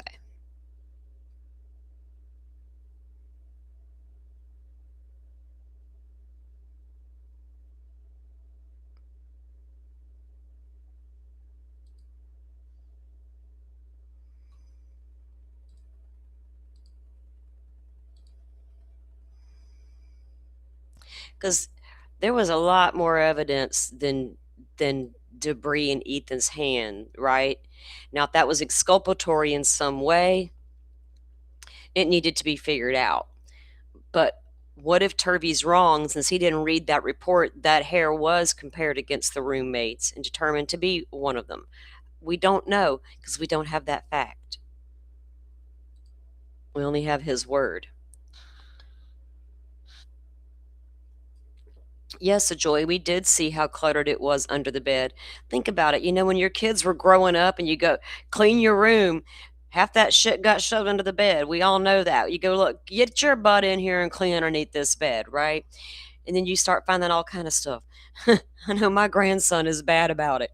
And you don't never know what you're going to find under the bed sometimes. But yeah, these girls had a lot going on. And on top of the housekeeping, we can see that from the evidence of the home. It wasn't like they're going to get under there and make sure underneath that bed was completely clean. Right, dust bunnies and hair, all of that could be explained. If it was just hair, bloody hair, that would be a very different scenario, right? very different. I'm going to start this, and I got to run to the restroom real quick. I'll be right back. That's the most nonsensical thing I've ever heard. That's something from TV and movies. In reality, if you are trying to find out what's happening in your case, you need to test the evidence that's relevant. You don't ever want to go into court not knowing the answer to those questions. You don't want surprises in court. You want to go in, like the value of me, for example, is you call me in and I'll tell you both the strengths and the weaknesses of your case. You're going to know from where the blade will fall. All right. And that is much more important than me going in and going, rah, rah, rah, you're so great. Your guy's innocent. I don't do that. That's nonsense. That's not going to help you. Waste of money. It's not going to help you at all. I go in there and I say, here's what they got. Here's what it means. And here's what you need to do to figure out whether or not it's accurate. Do you know where that hair is still today? Is it still sitting in the evidence locker? Does Ann Taylor have access to get that hair tested should she want to at this point? I don't know the answer to the logistical question is where it's at right now. Couldn't tell you. It would be standard practice for the FBI to return the hair to the Moscow PD. They have the custody of that hair.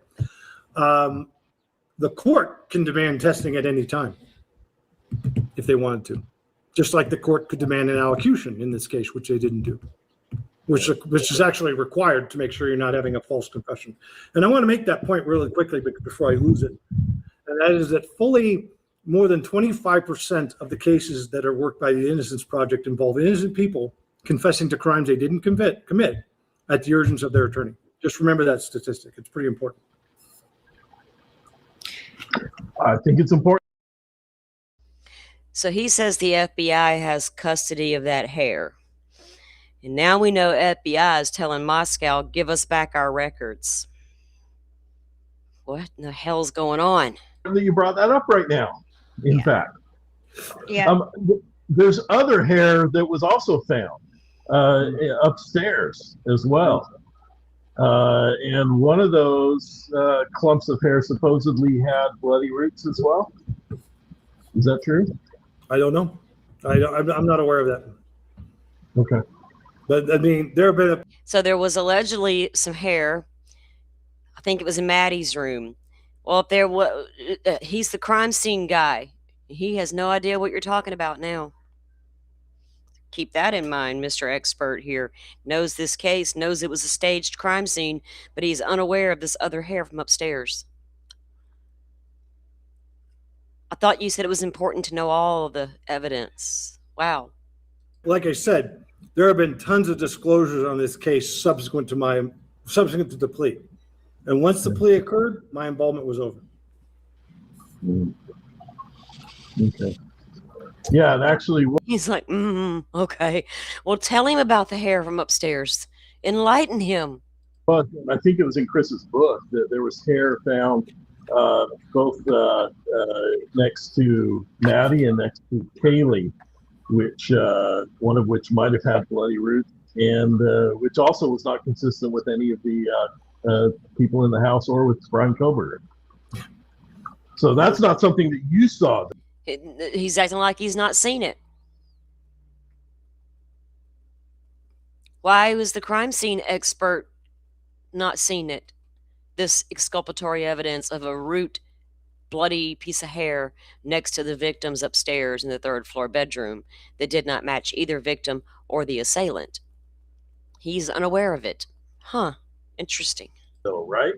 That's not something I examined. I was focused on sort of reconstructing the events of the evening, focusing on the sheet, which was clearly, sort of intentionally placed where it was, well after the crime occurred and blood had dried, and focusing on the staging elements, focusing on the timeline of events and the different methods of killing that were involved. I'm sorry, but isn't a hair with Maddie and Kaylee with a root just as important as the hair in Ethan's hand? As well as your allegations about a planted sheath. That's not as important? Why? Why is that not as important?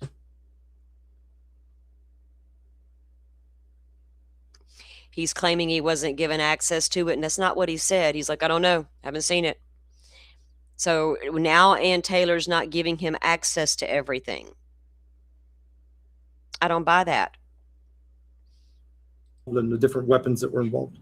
So Now we're going to get to the knife sheath because I know everybody wants to talk about that. But really quick, with respect to the allocution, because I don't want to lose my train of thought. yeah, Can you elaborate a little bit more on that? I mean, I think we were all pretty shocked that Brian didn't have to provide any details regarding the who, what, when, where, why of these crimes, other than him simply admitting guilt. He provided no additional information. Is Yeah. this consistent with other cases that you've worked on? no, If I'm a defense expert or a defense attorney and I'm hiring a crime scene expert, he's getting everything about my crime scene. Everything. Right? I'm not going to withhold anything back. I need to know your honest opinion about all of this. Therefore, I can decide how to move forward. If she's picking and choosing what he sees, you're not getting an accurate depiction of the crime scene then. not only not consistent, it's entirely improper. It would be setting the stage for a great miscarriage of justice without having some Great observation. Again, open your eyes. If Ann Taylor isn't giving her experts access to everything, maybe the same happened with Cyree, and thus he came to incorrect conclusions as a result. Are they coming to incorrect conclusions because they weren't given everything? See, can work both ways. confirmatory information to demonstrate because there's no actual direct evidence of his involvement at the crime or the crime scene. You know, we don't have that. So what we need from any defendant in this case would be an explanation of what was done, how it was done, and that explanation should lead to corroborating evidence. You know, and if it doesn't, then we have a problem. And the reason The only evidence tied Koberger to that house and those crimes was that sheath. And they all want to say that it's possibly planted. We'll get to that. How did Koberger's DNA get on it? Even if that was my biggest question in the beginning. Okay, let's examine it. Let's go with that theory. It was planted.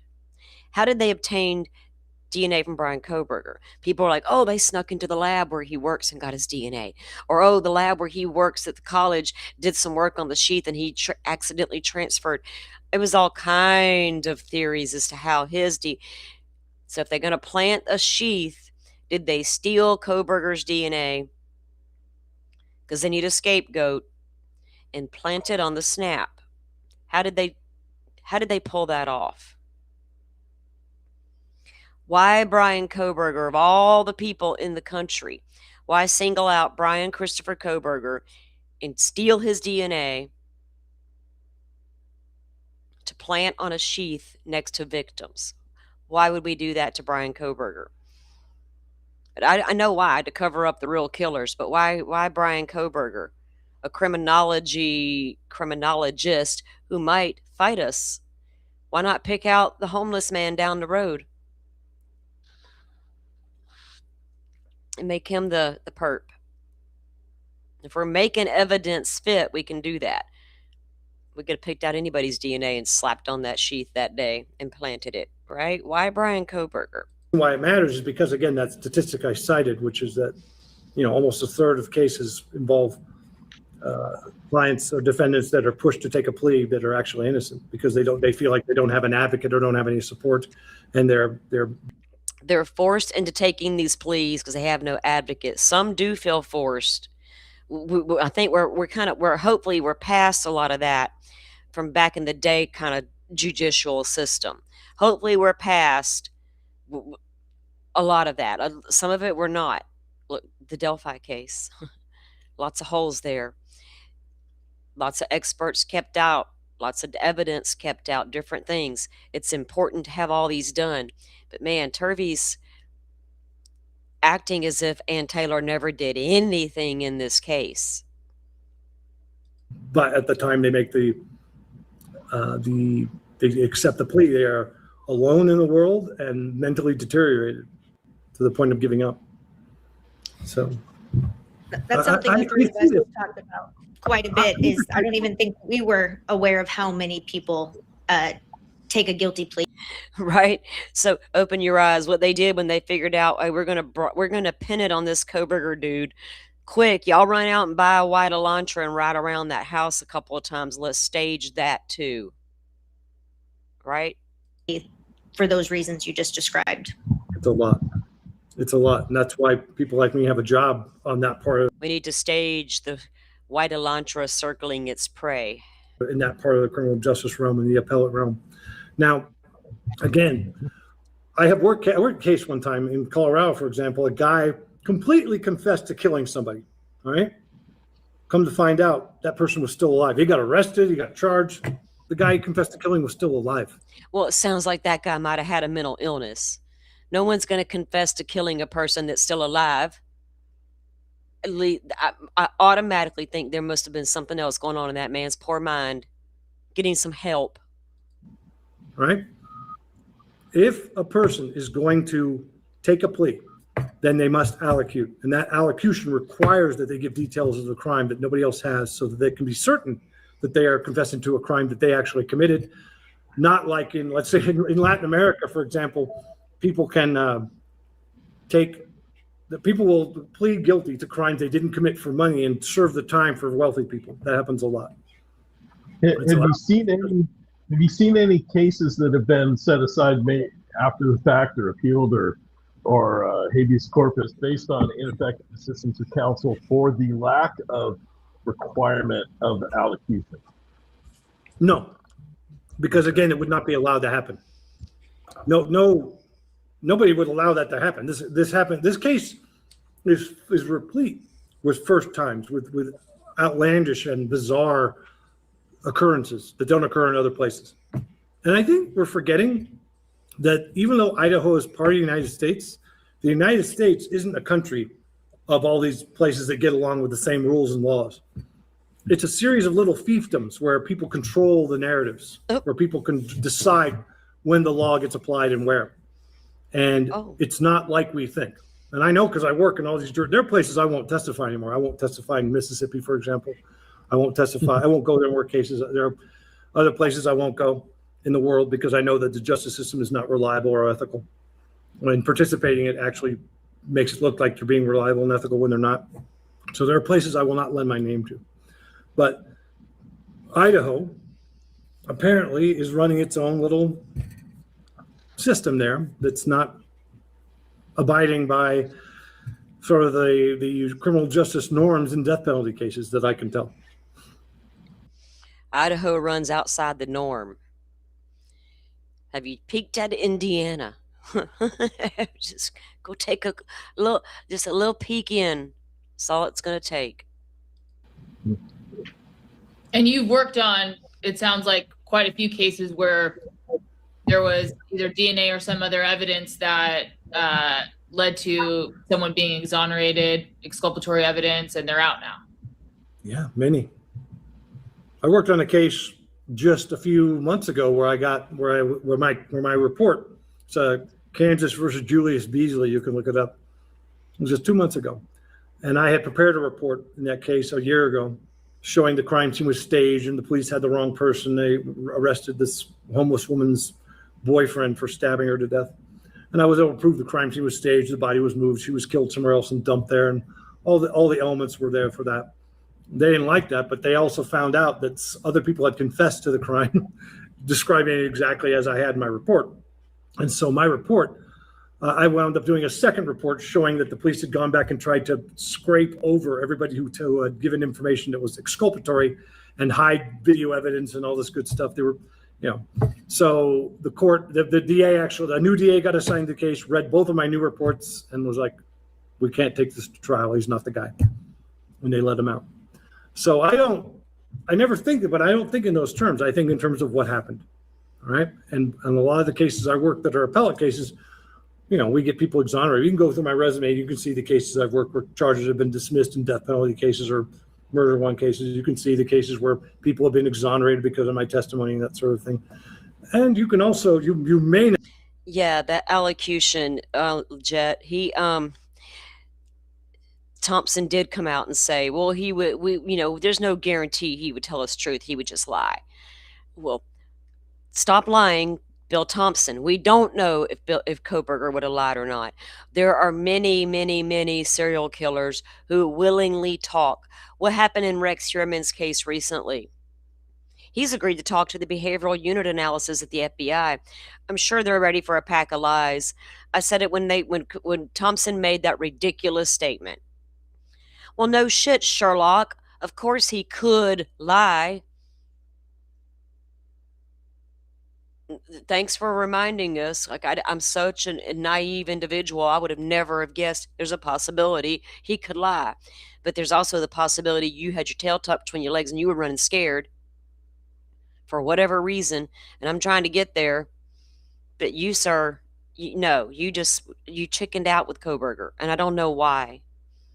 I don't know why we treat the Koberger case with such kid gloves. They're the reason there's questions in this case. Their weird ass way of handling everything made it seem shady. Not know, but I've also worked quite a bit for the police and for attorney general's offices in different parts of the world, assisting with prosecutions and assisting with keeping the right people in jail and keeping the wrong people from going to jail. So the world is full of ethical attorneys and ethical investigators and ethical prosecutors, and sometimes they do the right thing when the evidence is presented to them in the right way. Suppose an appellate attorney came to you on behalf of Brian. We don't know if he's talked with anybody or if that's in the works or anything. But let's suppose that an appellate lawyer came and talked to you and wanted to see, maybe with another expert, do you have any evidence, any thing that you can offer that you think would provide good ground for this being set aside in some manner? Would you have a lot to give them? Well, yes, my report. My report and the report of every other guilt phase expert working on the case. So every guilt phase expert submitted a report that lines up with mine. Every one of them. So what I'm telling you is this is a bizarre occurrence that comes way out of left field with no change in the status of the evidence that appears to point every arrow away from Brian Koberger. I would say this. I will say it another way. Often in cases like this, I anticipate a future involvement being called at the ineffective assistance of counsel hearing for the attorneys involved. Because again, we started out talking about this, can you imagine a situation where a forensic expert was involved directly in trying to conceal exculpatory evidence from the defendant? Can you imagine that? I'm not gonna live that life. That's not gonna work. I have to make sure that everyone understands it. And the other problem is there's nobody talking to Koberger except for his family and his attorney, which is still Ann Taylor, which again is, I think, a little problematic, but that's a little problematic. So the only way, when Brian Koberger took the plea, right, and no appeals, he agreed to that. Technically, he retains limited legal avenues, right? And one of those would be ineffective assistance of counsel. Another would be involuntary or unknowing plea deal.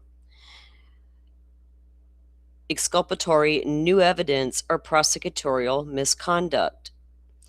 Well, we haven't seen any misconduct yet. Ann Taylor even tried to get that in as a method to get the DP off the table. That failed. Exculpatory new evidence, untested hair in the hand, involuntary or unknowing about the plea deal. You're going to have a hard time convincing people that Brian Koberger did not understand what was happening, right? So that's going to leave ineffective assistance of counsel. They're going to have a hard time proving she was ineffective assistance of counsel, in my opinion. So that's the only avenues he has left to seek an appeal. He can't do it on other methods because he said he wasn't going to do it, like to seek the regular appeal or post-conviction relief, right? But you never know. There may be an appellate attorney out there going, this is quite interesting. Let me take a gander. I'll be there for it. Shit, why not? It's not my call. That's a lot of problematic. Yeah. That's a lot. I really hope his family at some point sees that maybe they should be talking to someone else at some point. I don't know how that'll happen. If she's controlling everything and access to him, which appears to be what's going on. I mean, we talked about this in the pre-interview, and that is that I don't know what Mr. Koberger knows or does not know. I don't know what he's been provided or not. I don't know how he's been provided that. I don't have any information about that. What I do know is, in general, when you're working especially on a death penalty case, you have to have a defendant who's actively involved and capable of participating in their defense because they are the decision maker.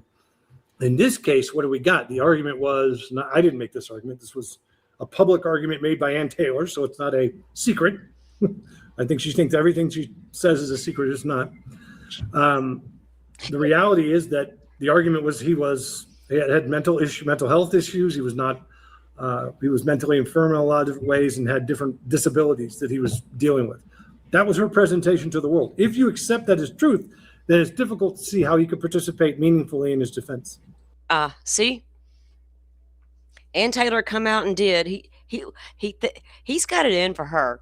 She thinks everything she says is a secret. Dude, did you have to throw that extra in there? You shady lady. Lord, this guy.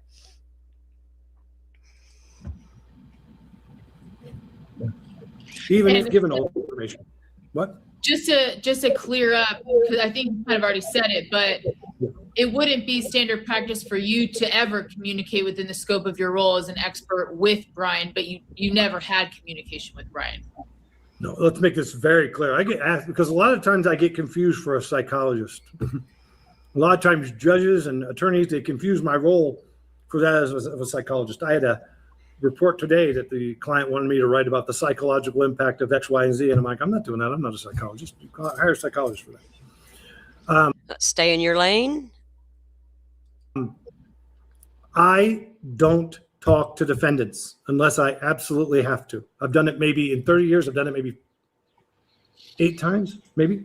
And that's only to go over facts and details at a crime scene to help me understand what happened when they were already stating there was like a self-defense case. And they're saying, this is what happened. And let me show you how. That makes sense. I don't go interview serial killers. I don't go interview mass murderers. I don't interview defendants. I don't collect, mugs and photographs of myself with people. I'm not a trophy collector. That's sick to me. My job is to keep myself objective to the physical evidence. And if I make connections with or communicate with or relationships with defendants, that can get in the way of my objectivity. That's number one. But number two, and this is why I like talking to you guys because you're legal minds. What happens if I go talk to a defendant in the lockup and he discloses everything to me and then I go on the stand and testify? What happens? It compromises your report and your role as an expert. No Worse. privilege. There's no privilege. There's no privilege. There you go. Sam gets the most points for not going over.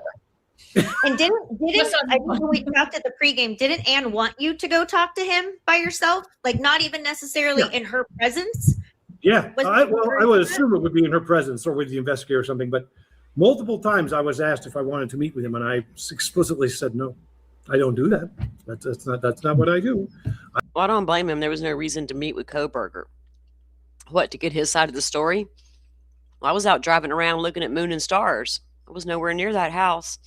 Well, what has he got? He had no need to talk to Koberger. None whatsoever. So I don't blame him on that part. You need me to be completely objective and focused on the physical evidence, not on anything to do with what Mr. Koberger has to say. And Do you think that there was any intentional reason behind her wanting you to speak with Koberger? Oh yeah, the whole thing, again, this is part of the misleading me. She wanted to convince me he was innocent. And I said to her, I don't care. She was misleading him still. Why would Ann Taylor mislead you all this time to fake going to trial? Is there something wrong with Ann Taylor we're unaware of? When I'm on the stand, and this is not, again, it's not a secret. I will tell this to any client who hires me. If you put me on the stand and ask me, what do you think of so-and-so? I will say the same thing. I don't care. I don't care about Brian Koberger. I don't care about any of the other people involved. I don't care about any. Yeah, Witchy, there's this growing consensus out there that she was, even when she reached out with that, or well, when she put out that public notice, and then he claims that um, her office is being investigated right now and that he had received calls about it. And she's like, oh, go ahead and talk to them. They're like, why would she do that? She's, so I know what's being said about her out there. I can't quite get there that this is all on Ann Taylor yet. Everybody's forgetting there is a defendant, and I'm not going to sit here on the internet as a grown ass woman and tell the world that Brian Koberger is an invalid who cannot make a decision. I'm not going to do that shit. Excuse me. You cannot be a PhD student in the kind of programs he was in if you do not understand simple things. But I'm not here to make friends. I'm not here to get a date. I'm not here to get political clout. I am here to represent the physical evidence in the trial. I am here to be an objective voice for the physical evidence that exists and does not exist. That's what I do. That's the value that I bring. If I can't do that, then I have no real value, is my opinion. And we'll get into all your scientific based conclusions at the end, but I know there's so many comments, so many people want to know. Can we just give them a little taste of what you believe the evidence has shown with respect to him being guilty? Well, first of all, he is guilty legally. Guilt is a legal posture. He stated that he was guilty in court. And the court basically said, "Yep, you're guilty, and here's your sentence." Okay, so from a legal posture, he's legally guilty. Here's the problem, and this is the conflation of things. You can be legally guilty and factually innocent. Happens all the time. You can be factually guilty and legally innocent. Happens all the time.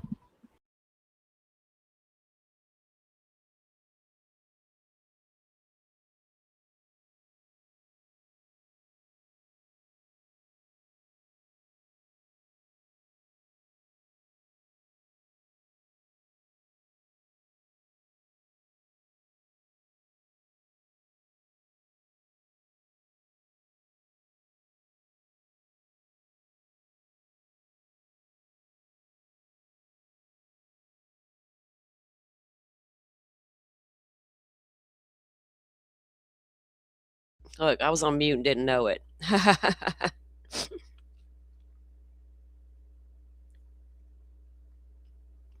Simi, I was saying to you, the CFLS, these three are criminal family attorney or family law attorneys out of California. Their channels, the Custody Queens. I don't know much about them. They were just the ones that granted or got this interview with Turvey here. And I think a lot of people some people are hanging on his every word. Some of us are just evaluating it. Yeah, I think he could come across as a little bit less arrogant for me. I don't like arrogance, period. It's a super turn off for me. I mean, some people do it not all the time, but I don't know. Some of the arrogance is coming out. Okay, so the legal That I know more than y'all know, kind of thing. posture is you guilty. Okay, that legal posture can change. It is not. How do I put this? The law can be negotiated, but science cannot. Okay, the law is negotiated. Well, I'll say it the same way I said this in West Memphis back in the day, back in the long time ago, when I was young and had no beard and was much fatter. There's no physical evidence that suggests that Brian Koberger is responsible for this crime. No physical evidence to suggest that Koberger's responsible. I have to agree. Other than that pesky little sheath next to the victims. Other than that, yeah, there was nothing. If I'm a juror, if you only show me that grainy car footage, tell me how that guy did it. What else do you have besides his car driving around that house? Honestly, as a juror, I can't convict simply because that car was outside that house. There's a lot of cars outside that house. How do I know it wasn't a college kid riding around picking people up, Ubering. How do I know that? You can't walk into court and show me grainy car footage and say, here's the killer. Look, he's right there by the house at this specific time. It's got to be the guy. That's not enough for me. That shouldn't be enough for any juror. That's all you got. That's all I can say. There's no physical evidence which suggests Brian Koberger is responsible for this crime. And anybody who says differently is twisting themselves into a pretzel with unconfirmed circumstantial theories they've created in their head. I have not created anything in my head. The sheath was next to the victim. Oh, according to, apparently there was a report out there that is, people don't know where it's at, that Ann Taylor observed the sheath on the floor. When did Ann Taylor first enter that home? Well, after all crime scene photos were taken and bodies were removed from the house. Ann Taylor wasn't even his attorney in the first day, too. You know what I'm saying? When did Ann Taylor walk into that house and observe that sheath on the floor? Where's the photos that show me that sheath was ever on the floor and then picked up and put on the bed in the position it was with dried blood? He needs to back up what he's saying. You don't get to come out here and make these kinds of accusations without showing us the proof. We demand proof from everybody else. Why aren't we going to demand the proof from Whitcomb and Turvey over here? How come they're different? How come they get the free pass and come out and say whatever the hell you want, and we're going to believe every word of it?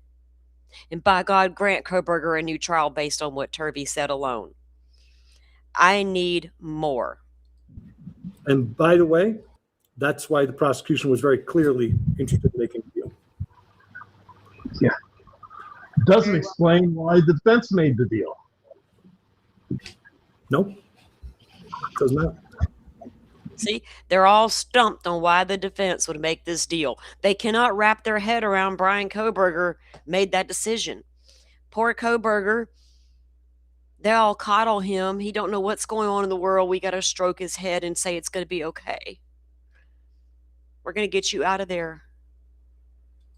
All right, let's get into the knife sheath. Let's get into that. Let's do Sam, it. you want to start us off with that section? Yeah, I mean, well, I just want to hear from you, Dr. Turvey. What happened? How did you first go, there's an issue with the sheath? Because that's one of the biggest pieces of quote unquote evidence that everyone's talking about, that the prosecution is. There's a lot of stuff they fail to clarify in a lot of these YouTube streams. Even with the large mainstream media type platforms that run to YouTube now and do shows, a lot of times information does not get corrected. So they're basing it off. Look, I got to go review that body cam footage. Is that even out there yet? I got to go double check because everybody's saying, oh, she saw it in the officer webcam footage. Where's the footage? Because we have all this footage being released in the Idaho 4 case. Where's the body cam footage that's allegedly out there that shows this sheath was on the floor when the deputy stepped into that room? Where is it? We're just going to believe this guy? Always pointed at Brian about.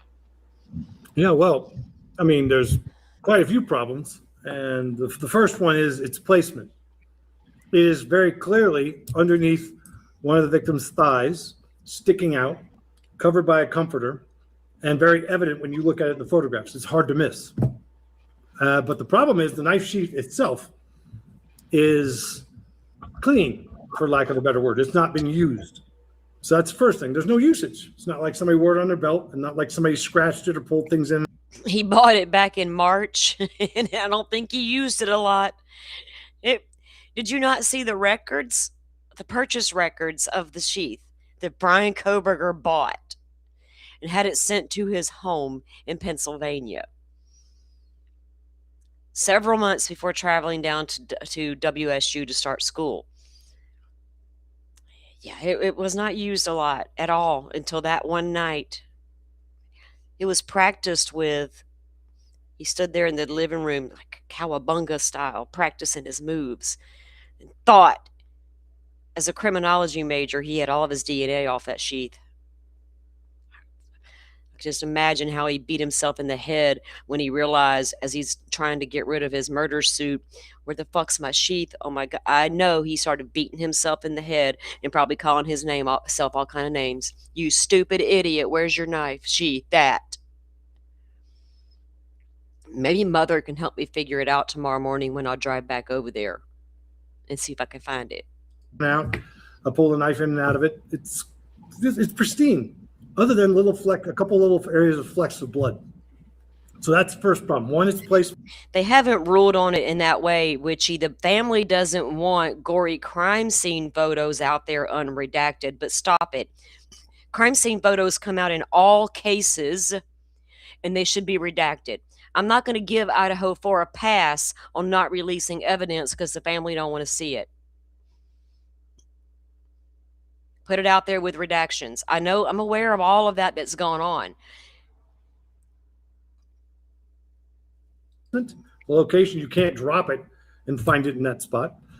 And you can't, there's no evidence of usage of the sheath, and there's no evidence of any massive bloody transfer, which would be expected. If somebody slid that under there, that person would have the bloody hands, we assume, and we infer that it would have bloody hands and there would be blood on it. There's no blood like that on it. No transfer from hands. Witchy, you're saying there's no Amazon order for that knife in the documents? Ann Taylor sure talked about it in one of the hearings, and then went into this spill about how easily his family could have ordered that sheath. She didn't deny that sheath was ordered and sent to Brian Koberger's house. She said it could have been done on, and even implied that Amazon tricked him into buying it with their AI. Absolutely said that in court. And only a little bit of spatter, but it's on top of a sheet that is covered with a star field of blood spatter. Okay? And that blood spatter is not, how do I put it? And this is, again, it's not secret. This has all been revealed. This has all been revealed over and over again. It's just a question of putting it together. The sheath itself has no transfer. Yeah, there's still far too many documents they have kept sealed. I know the order, and they got the first batch out, and they got the second batch out and had to take it back because they didn't redact things, and now we're still waiting. So there's a lot that we haven't seen yet. That's what I'm saying. This guy has to take him with a grain of salt. People who are hanging on his every word and Whitcomb's every word.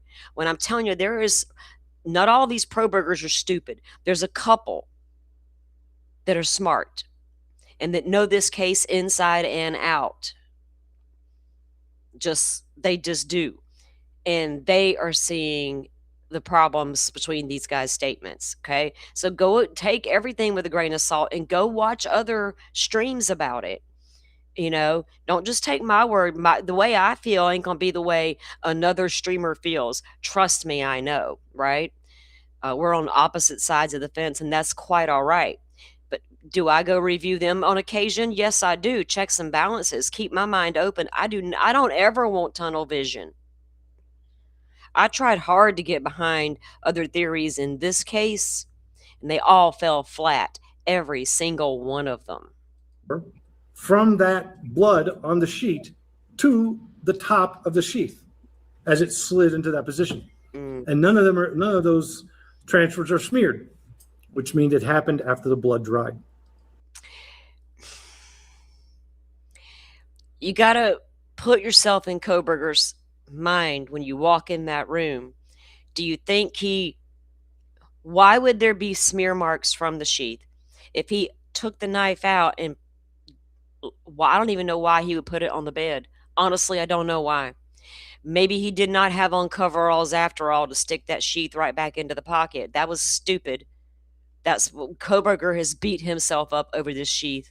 And he probably still does it to this day because that's the one thing that nailed him.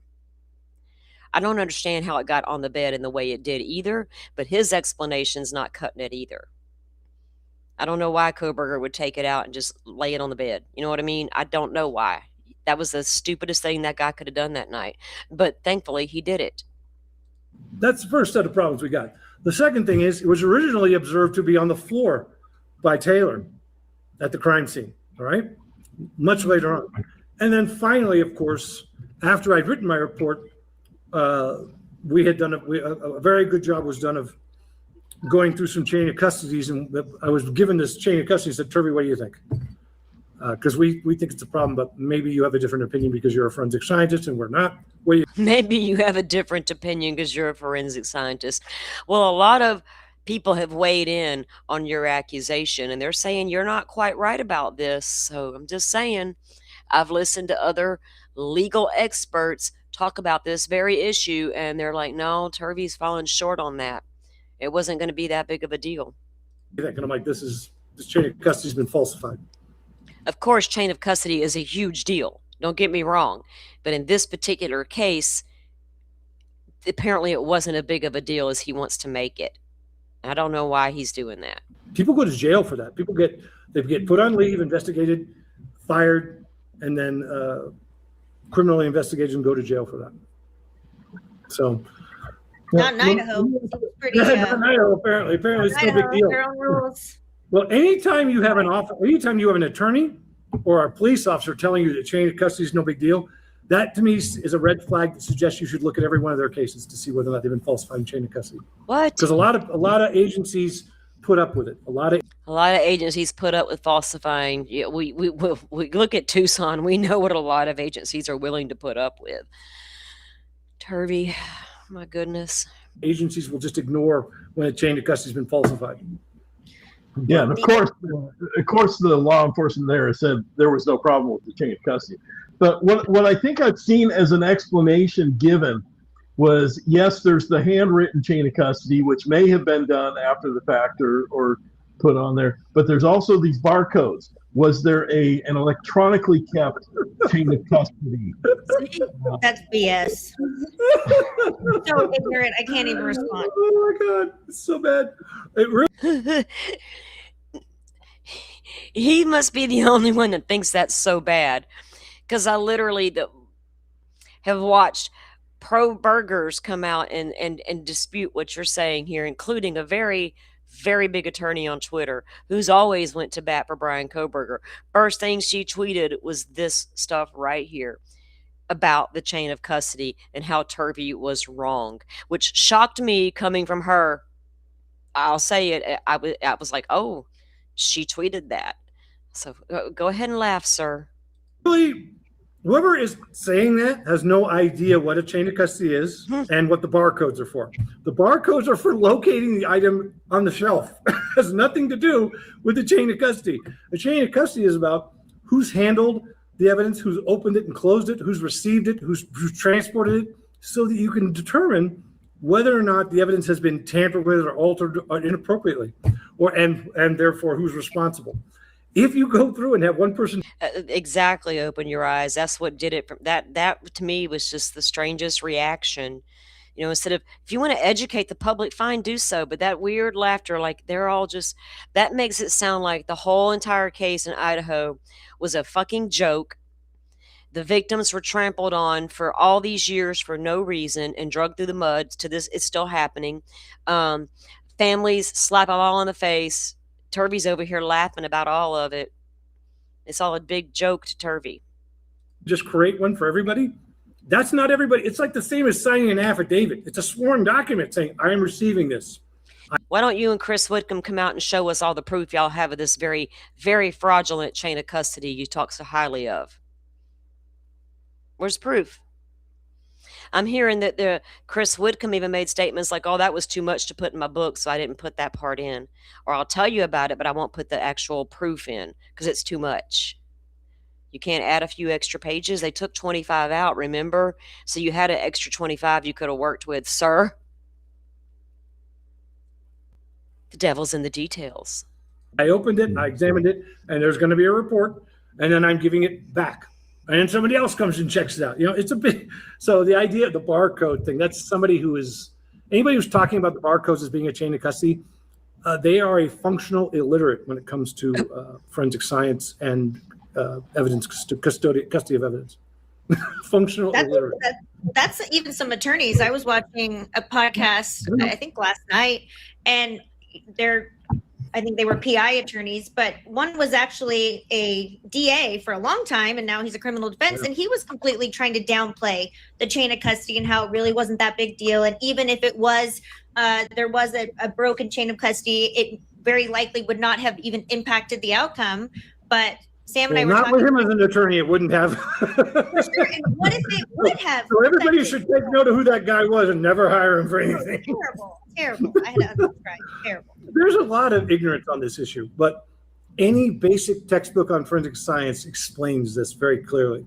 And what you want to do is have a forensic scientist explain it slowly, like they're talking to a fifth grader when they explain this to attorneys, prosecution or defense, or police officers, because this kind of stuff puts officers in jail when they fabricate what's called falsification of, what do we call it? We call it tampering with evidence, falsification of public documents, false reporting, and forgery.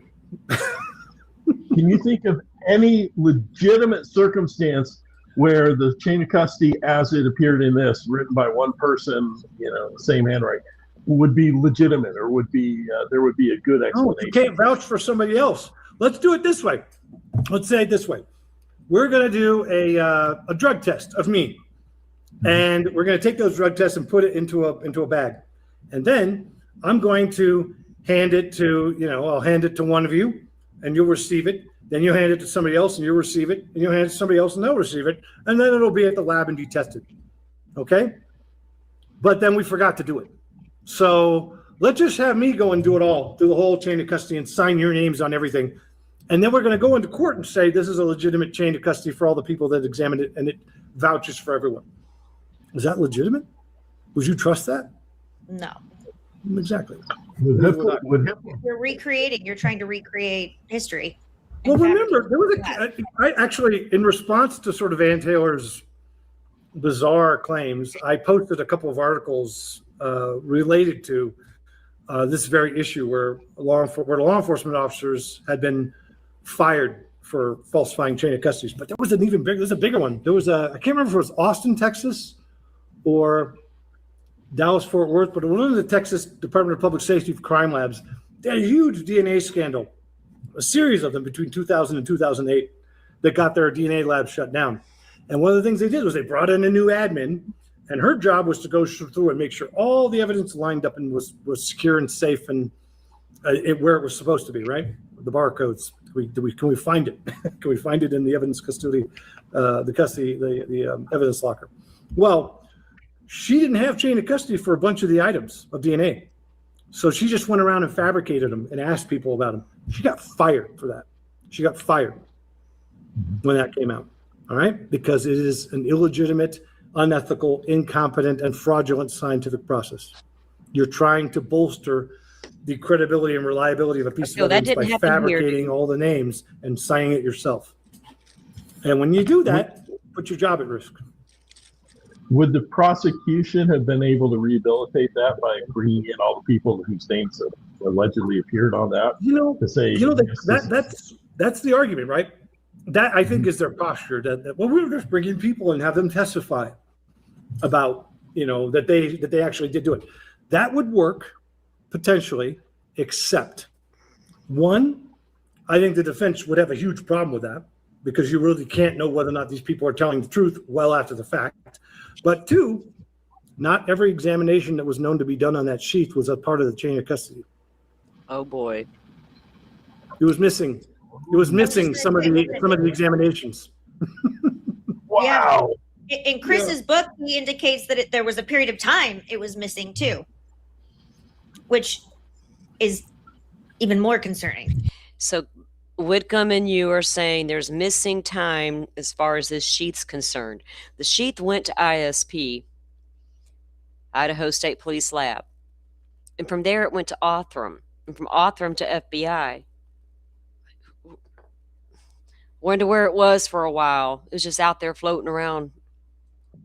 Yeah. So even if the sheath was not excluded by Judge Hippler, which, who knows what he was going to do based on what he'd done previously.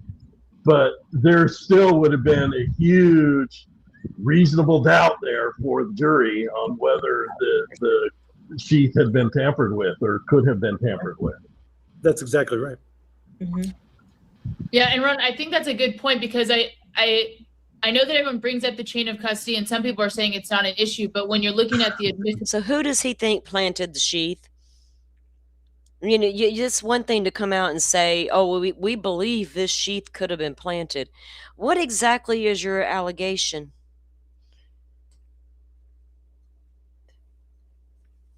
Did Bill Thompson himself plant it? One of the deputies? Foot patrol guys? One of the detectives? Was it Mallory?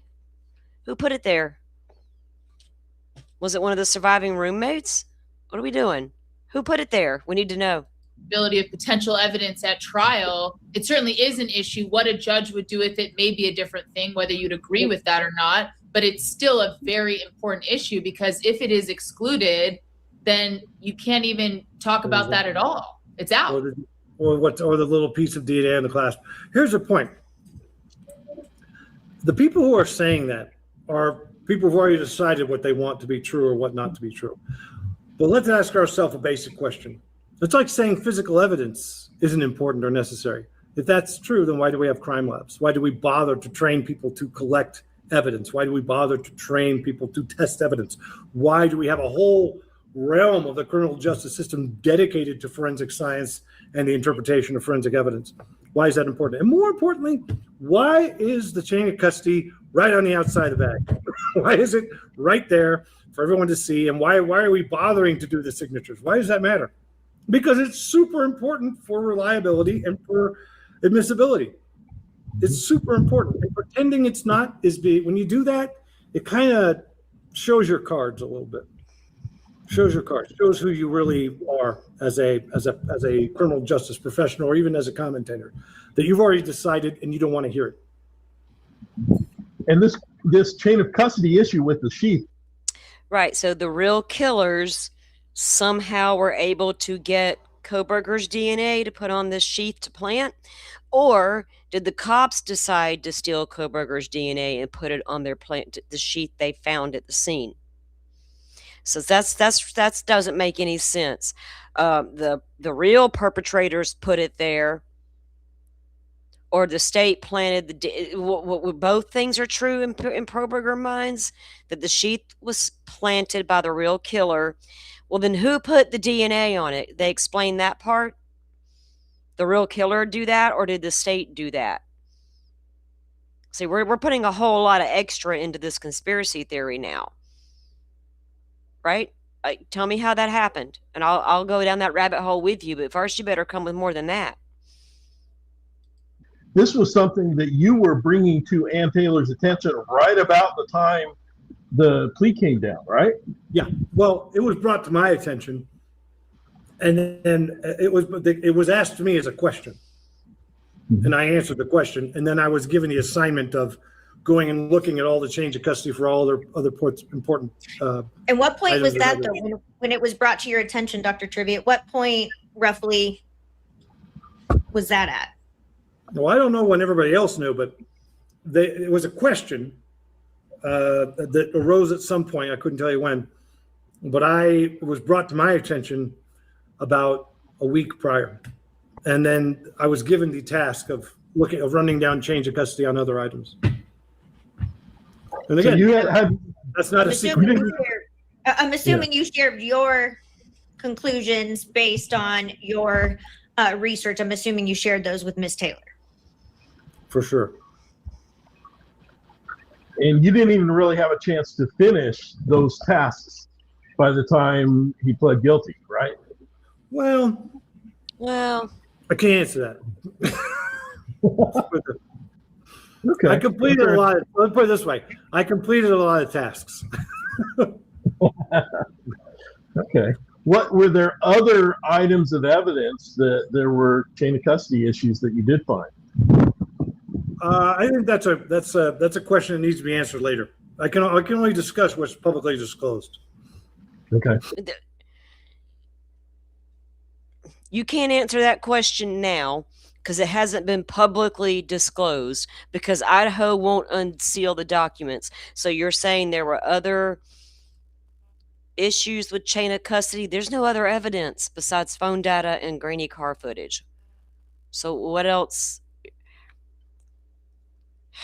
Lord help us all. Just keep that in mind. But I think that's a reasonable For question that we should part be asking. Everyone should be asking that question. All right, I already got you penciled in for part 2, Dr. Turvey. That's awesome. A year from now, after the IAC hearing, right? There's What? got to be an IAC hearing, right? There has No. to be. No, there doesn't have to be at all. As long as Anteo is the attorney and representing Brian Koberger, there's not Well, any chance of that. justice requires it. Well, I would agree. I will just say this: science and justice both require a level of transparency that we're not experiencing in this case. Can I ask this? You can ask whatever you want. Was any DNA found on that knife sheath ever directly tied to Brian Koberger? Not that I'm aware of. What? That smirk on his face. So none of that DNA on the sheath tied back to Brian Koberger? He says, not that I'm aware of. A direct cheek swab was directly compared to what was found on the sheath, and guess what? Direct match. What was he talking about? Oh, that's because somebody planted it, right? Well, then why are we seeing that all over the place that people are saying that Brian Koberger's DNA was found on the sheet? It is right now. You guys are smart people. I like you guys. You're smart. So how many things do you see daily being discussed about this case that have no basis in reality? Quite a lot. Yeah. So much bullshit. Yep. Yeah. That's the answer. So I know in the book, well, actually, initially, the first crime lab that the sheath was sent to, they returned it saying there's no chain of custody, right? No. That was you're confusing two different events. Right? Yeah. One is the Idaho State Police Crime Lab. They are the ones who originally said, hey, we got the sheath now. I need a chain of custody form for this because there's not one on it. So they asked for one. And a few days later, Moscow police sent them one that they had fabricated. All right. Then there's the other issue of the testing of the DNA on the sheath, which is about on the clasp, which was done at the lab in Texas, I think. The initial testing. So these are two separate issues. No. And how are they so confused about that? We have the records that have already been released. This sheath went to the Idaho State Police Lab. They developed the profile off the single source male DNA from the snap. Othram, the only job Othram did was start to perform IgG. They got down to the brothers who were cousins of Koberger. FBI says, okay, you use the 3 legal databases, hold our beer, let us have your work. They're like, okay, here you go. Why is that so hard for them to understand? How can you be so confused about what Othram actually did and then come out and tell the masses you're presenting facts? Lab in Texas, Othram. Sorry, what? Was that Othram Labs? The lab in Texas? I can't recall independently. The DNA was not my area of expertise. The DNA interpretation is not my area of expertise.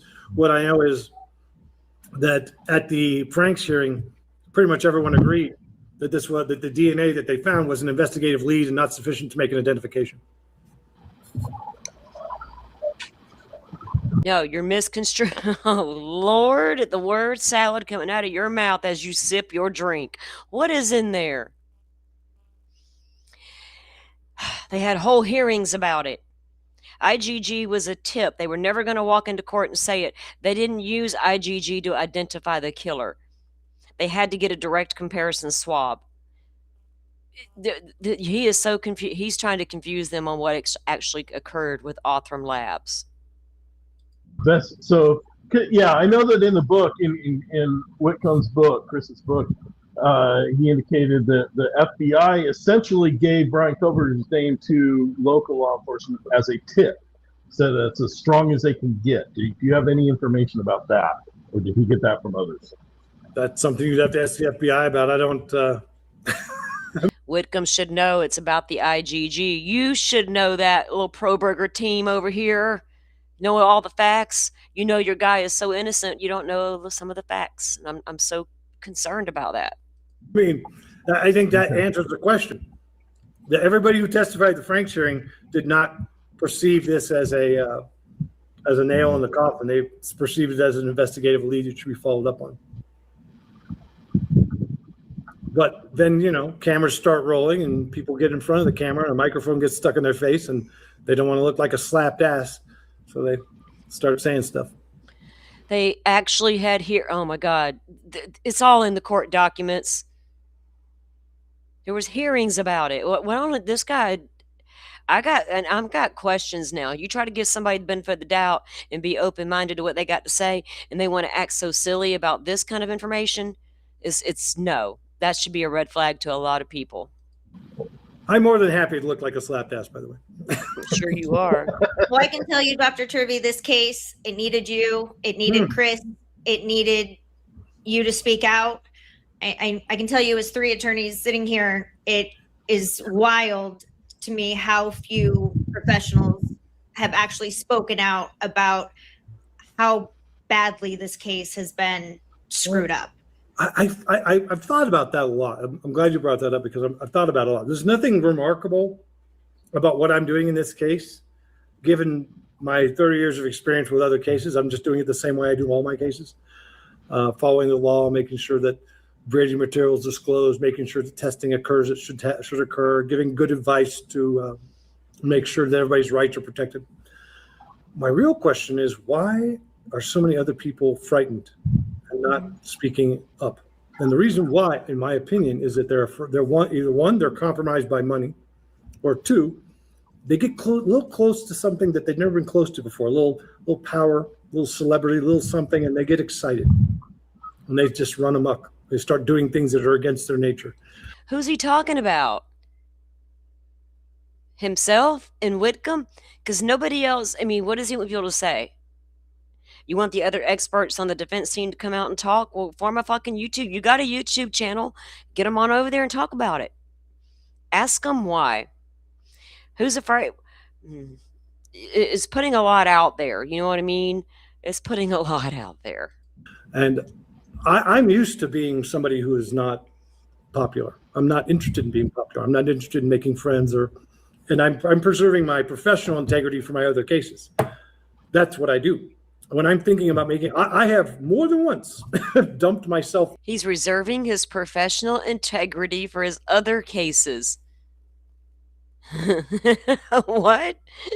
Off a case because an attorney was engaging in inappropriate, unethical behavior. And I said, I'm out, and I'm not doing this, and you go do your own thing on your own. That doesn't mean I need to speak up about it because it's maybe just unethical behavior that I don't like maybe they're using cocaine, or maybe they're cheating on their spouse, and I find that out, and I don't want anything to do with them. They're a hand grenade with a pin pull, and I don't want to be around when it goes off. Goodness. Okay? But I think there's a lot of people who don't know how to behave anymore. I think we're missing people that know how to behave in the criminal justice system. I think everyone who's just trying to get their glory. And I want to ask this directly so everybody can know. How much am I being paid for this interview? I'm not paying you. That's right, nothing. Did I ask for anything in exchange for this interview? No, absolutely nothing. No, nor would I. I already been paid for my time and my work on this case. I don't need money. Is the least of my interest. Because I'm protecting my reputation for future cases, right? Oh. I have other cases I'm working in. My reputation has to be protected for those, not just this one. All right? And one of the things that grabbed our attention to you is when we were going through the reports. This is even before we had ever even talked for the first time for our pre-call, over a month ago. Okay, yeah. Your report, it provided conclusions and your expert opinion, which is what so many of the prosecution's experts did not do. They couldn't tie things together. Most of them didn't even give an expert opinion, which is the purpose of an expert. But, I would say the 3 of us did a pretty good job on your report when we were going through all of the issues with not even knowing everything we know today. Right. But you were very, very methodical and scientific, and your analysis was always spot on. And right. I didn't give you that report. Let's do a little timeline here. No, I did not you did provide you not. my report. Yeah, I didn't have to No, because I'm talking about the sorry, it's the one that was released. It is that's right. Sutton's, Sutton's response to my report, rebuttal, where she yes. basically agrees with everything and says everything I'm saying is possible and comes to no real conclusions of her own other than he must have been naked running through the house committing the crime. That's how he didn't have transfer material on him. That might be one of the stupidest things I've ever heard. It's her trying to make her client happy. This is the problem if you only work for one side or if you're trying to get work with another side. You twist yourself into a pretzel trying to make people happy. I never worry about. Hey, how do we know he wasn't doing that? It's like the people come out and throw shade at everybody because, you need to listen to me. Everybody else is an idiot. Dude, how do we know you didn't? Making people happy. I know they're going to be mad with me when I'm done, so I don't care. But the point is, my report and the findings in my report were released in that disclosure and then published by Fox News back in January or February 2025. Then in March 2025, no. When was it? Was it this year? People Magazine, I think this year, got a copy of my report in Discovery. Or at least they said they did. And then they produced a whole article about it. What's interesting is they didn't contact me to ask me for comment. So that was interesting too. That is interesting. Yeah, but so my findings are out there. They're already out there. They're publicly available. And I'm one of the only experts whose findings from the defense are available. But I can tell you this, I wasn't standing on the corner by myself.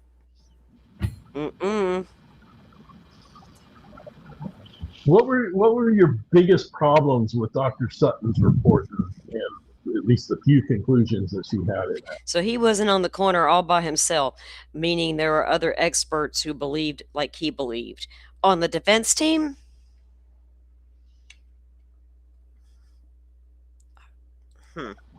Well, she didn't really have any real concrete conclusions. It was all maybe this, possibly that. And then, of course, she was trying to explain away the absence of evidence, right? Constantly trying to explain away the absence of evidence. That's not the role of a forensic scientist. They're not there to be an advocate. They're not there to help support the theory of their client. They're there to explain whether the theory the client has comports with the posture of the physical evidence as it exists. Okay? So she sort of took on the role of advocate, and that's my biggest problem. And she knows better. She knows better. And I know that one of your conclusions, at least as it came out in Dr. Sutton's report and elsewhere, was that this crime was committed by at least two people, or certainly not committed by one person. Why do you come to that conclusion? Well, this is not, again, this is all public. This is not me disclosing anything that wasn't already there. One, you have the amount of time that this would have taken, the amount of cleanup that was involved, and then also the involvement of the lower floors and evidence being moved around that has blood on it on the first floor and the second floor, as well as multiple weapons being used, at least two knives and at least one blunt force object, that none of which were recovered or found, and then multiple methods of killing even on one victim, where you have blunt force trauma, strangulation, and then multiple knife wounds. So he's referring to Kaylee and the way Kaylee was beaten and stabbed by the same person, because he says Kaylee has different methods of injuries and different mechanisms of the injury. He's even going to go as far as to say 2 different knives were used in these murders. So, and contemporaneous with the other victim being killed right next to her. And the ability to control people like that is very difficult. So those things led to the conclusion that at least 2 people were involved. You don't see that where just one person. There was one, I'll tell you, there's one case that was really interesting that I worked on. It was 2 women who were married and they got into a domestic dispute and they got in a fight in the kitchen. You know, the most dangerous rooms in your house are going to be your kitchen or your bedroom, because that's where you have interactions with your partner. And yes, Simi, this was just done a couple days ago. This is very current. And they got into this big fight, and it started out with one getting a knife and stabbing them. Then the knife broke because of a shitty piece of shit, cheap knife. And then they used a screwdriver and that broke. And then they had a jar of pickles that shattered on the floor, and they took a shard from that and they were stabbing it with them. But it was all in the same location and all found at the scene and all tied to the one person. All right. In this case, whoever did this removed all the murder weapons from the home. They removed all the bloody clothing that they wore at the scene from the home. And they left in a vehicle that is yet to be identified. Left in a vehicle that's yet to be identified, left with all their blood-soaked clothing. What is he? Yes, sir, that did happen. I see suggesting now. And the murder weapons were taken from the scene. Where are you suggesting the roommates took them to? That's what you're suggesting. Kind of interesting how over his car down to the metal and tested it with everything they had. They couldn't find any evidence of transfer evidence from the crime scene into that vehicle, so it was eliminated. Now, in your Wasn't experience, eliminated. is that something that would be normal for them not to find, stripping that vehicle down to the nails and not? He thinks that car was eliminated because they didn't find any evidence in the car. The car wasn't eliminated at all. It just doesn't have any evidence in there. 6-7 weeks went by before we had an arrest. We had a criminologist guy here seen cleaning the car in Pennsylvania with gloves on by the law enforcement, which we haven't seen the proof of that, but that's what we've been told. But we're being told a lot of things in this case, aren't we? But we're just supposed to believe every word he's saying. No, they didn't say the car is irrelevant because they were still going to come into court and say this is the car that you see on the video. They didn't rule out that car being involved because there was no DNA in it. Sir, your misinformation is bad. Not finding any connection back to the defendant? Well, think of it this way. You commit the crime, you got blood on your hands, you got blood on your feet, you got blood on your clothes, hair, face. Unless you go take a shower, which there's evidence that could have happened. What? Because the first floor bathroom was completely cleaned. Could have been, but that would have taken more time and required a lot of confidence on the part of the person. You know, somebody who was very confident they weren't going to be interrupted. If they then moved into the vehicle, that might be true. Might be. But you'd have to show that evidence of that cleanup. And you'd have to sort of, so I can see the possibility.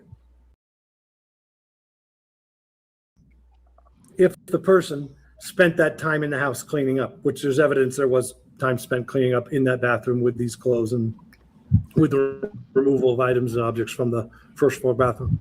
What evidence do you see of a cleanup other than the bathroom appears to be cleaned? He says there was no garbage in there. There were no products in the bathroom, that it just appeared to be completely cleaned, right? Did it smell of cleanser? Did it smell like bleach in that house when the cops, they were all over that first floor. They're standing right there near that bathroom. Was there not an overwhelming smell of chemicals or cleaning supplies? Or why that one bathroom? Is that where your perp showered? The perp who never left the house except to go discard their bloody clothes and multiple weapons and then come back and then stage it for someone else to find the bodies. Like, I better call my friend from next door. They need to come do it for me. Oh. And Chris points out in his book that there was nothing remaining in that bathroom that would be normal to have, you know, toothbrush, towels, normal things in that bathroom. Does that point to any? More than that. Yeah, it's more than that. So you go into that, every other bathroom has floor mats, toilet paper, garbage, dirty clothes, towels, you know, bath products. You go into that bathroom on the first floor, there's nothing. I mean, there's some shampoo and conditioner, I think, in the shower stall, but there is, and that would be the bathroom on the first floor with Bethany. She was the only person living on the first floor at the time of the crime and would have been the only one to actively use that bathroom on a regular basis. Xana had a bathroom right next to her room. That would also be the preferred choice for Dylan, who was on the second floor as well. The girls upstairs on the third floor, Kaylee and Maddie, had their own bathroom. The only one using that bathroom downstairs on a regular would have been Bethany. I'm not coming from my upstairs bedrooms down there to her bathroom when I got one right here next to my room. So maybe Bethany was a clean girl. Well, she did hear a weird explosion down there. Maybe that was the magic cleaning man. Mr. Clean popped in. there's no garbage. There's no toilet paper. There's no floor mats. Everything's gone. Everything you expect to be is gone. And that's a bathroom that's being used by other people. But that's not the most. Is that the, excuse me, Brent Turvey, PhD? You have concluded there must have been a cleanup in that bathroom because of the lack of products in the bathroom and the lack of garbage in a can. That is your indication a cleanup occurred? Huh. That's interesting. No smears of blood, no smell. Just because there's a lack of products and garbage, he thinks that bathroom had to have been cleaned. What if Bethany cleaned it that day? Oh, my bathroom's dirty. Lord help us all. You need to give me more than that, dude. If that's how you got there, I got a real big concern, and I'm going to laugh about that shit. You took so you looked at a photo and went, oh, there's not enough products in this bathroom. And look, someone changed out their garbage. There had to be a cleanup. Yes, sir, it's called cleaning your fucking bathroom.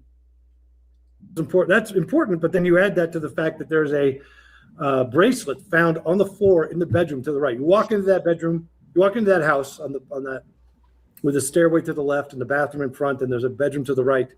And in that bedroom, on the floor, police identified and photographed a bracelet that had blood on it, and they anticipated collecting it. And so they moved it to a location on the desk next to a computer keyboard and I think a power drink.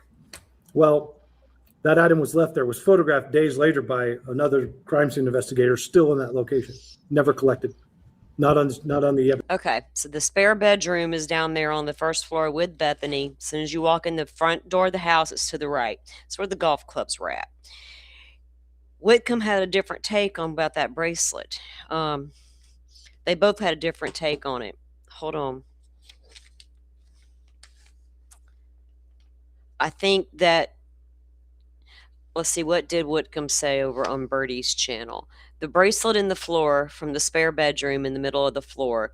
Whitcomb said it was picked up and placed on a counter. When placed on the counter, Turvey saw it sitting there and believed it had blood on it.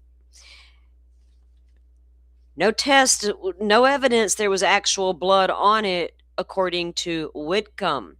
He says Turvey thought he saw blood on it.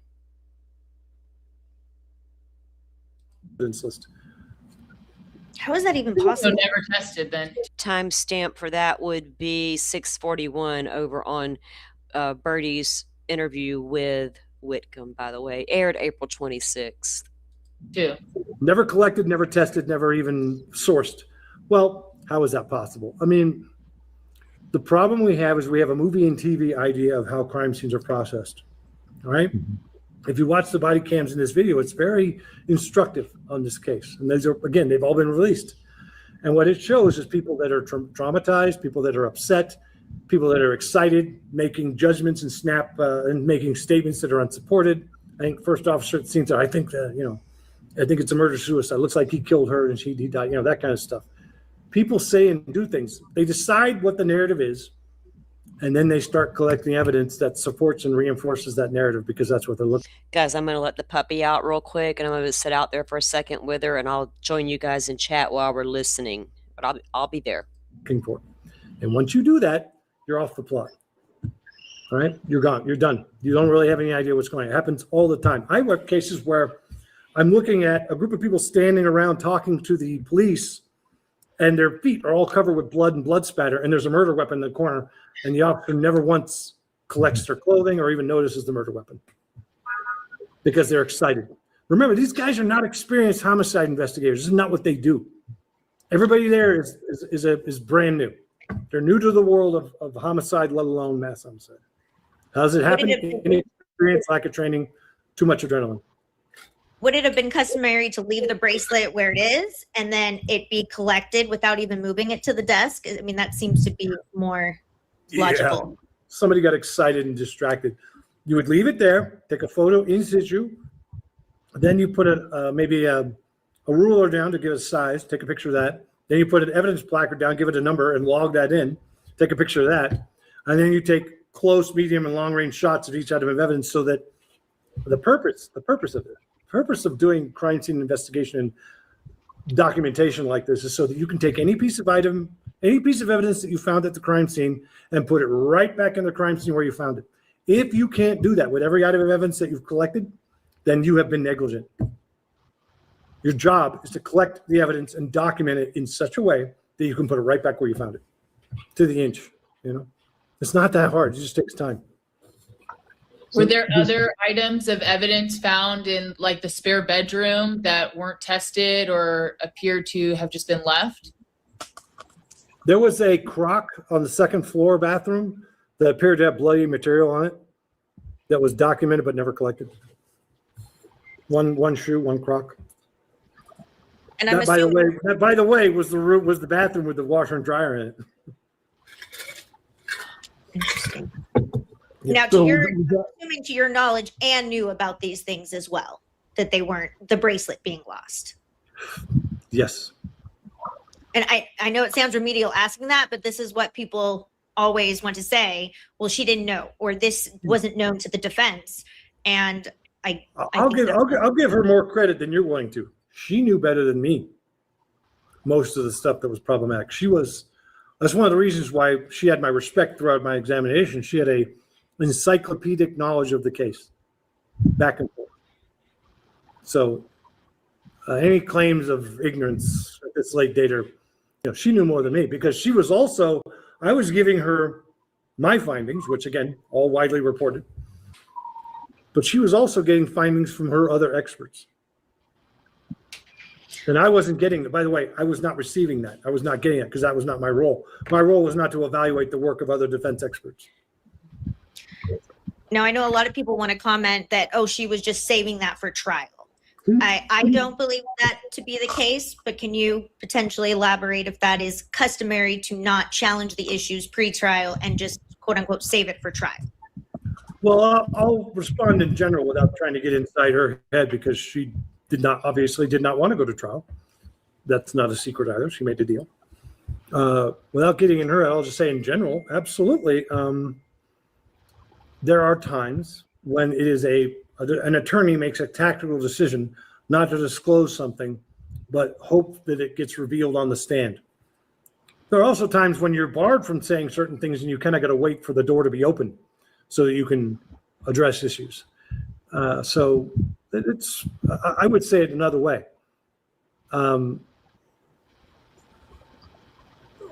Since there was no trial in this case, we can't know what was in anybody's head about that strategy. What I know is these issues were all brought to the floor. They were all understood by all involved, and there was an agreement across everyone that there was no direct evidence implicating Koberger at the scene. That was understood, very clear.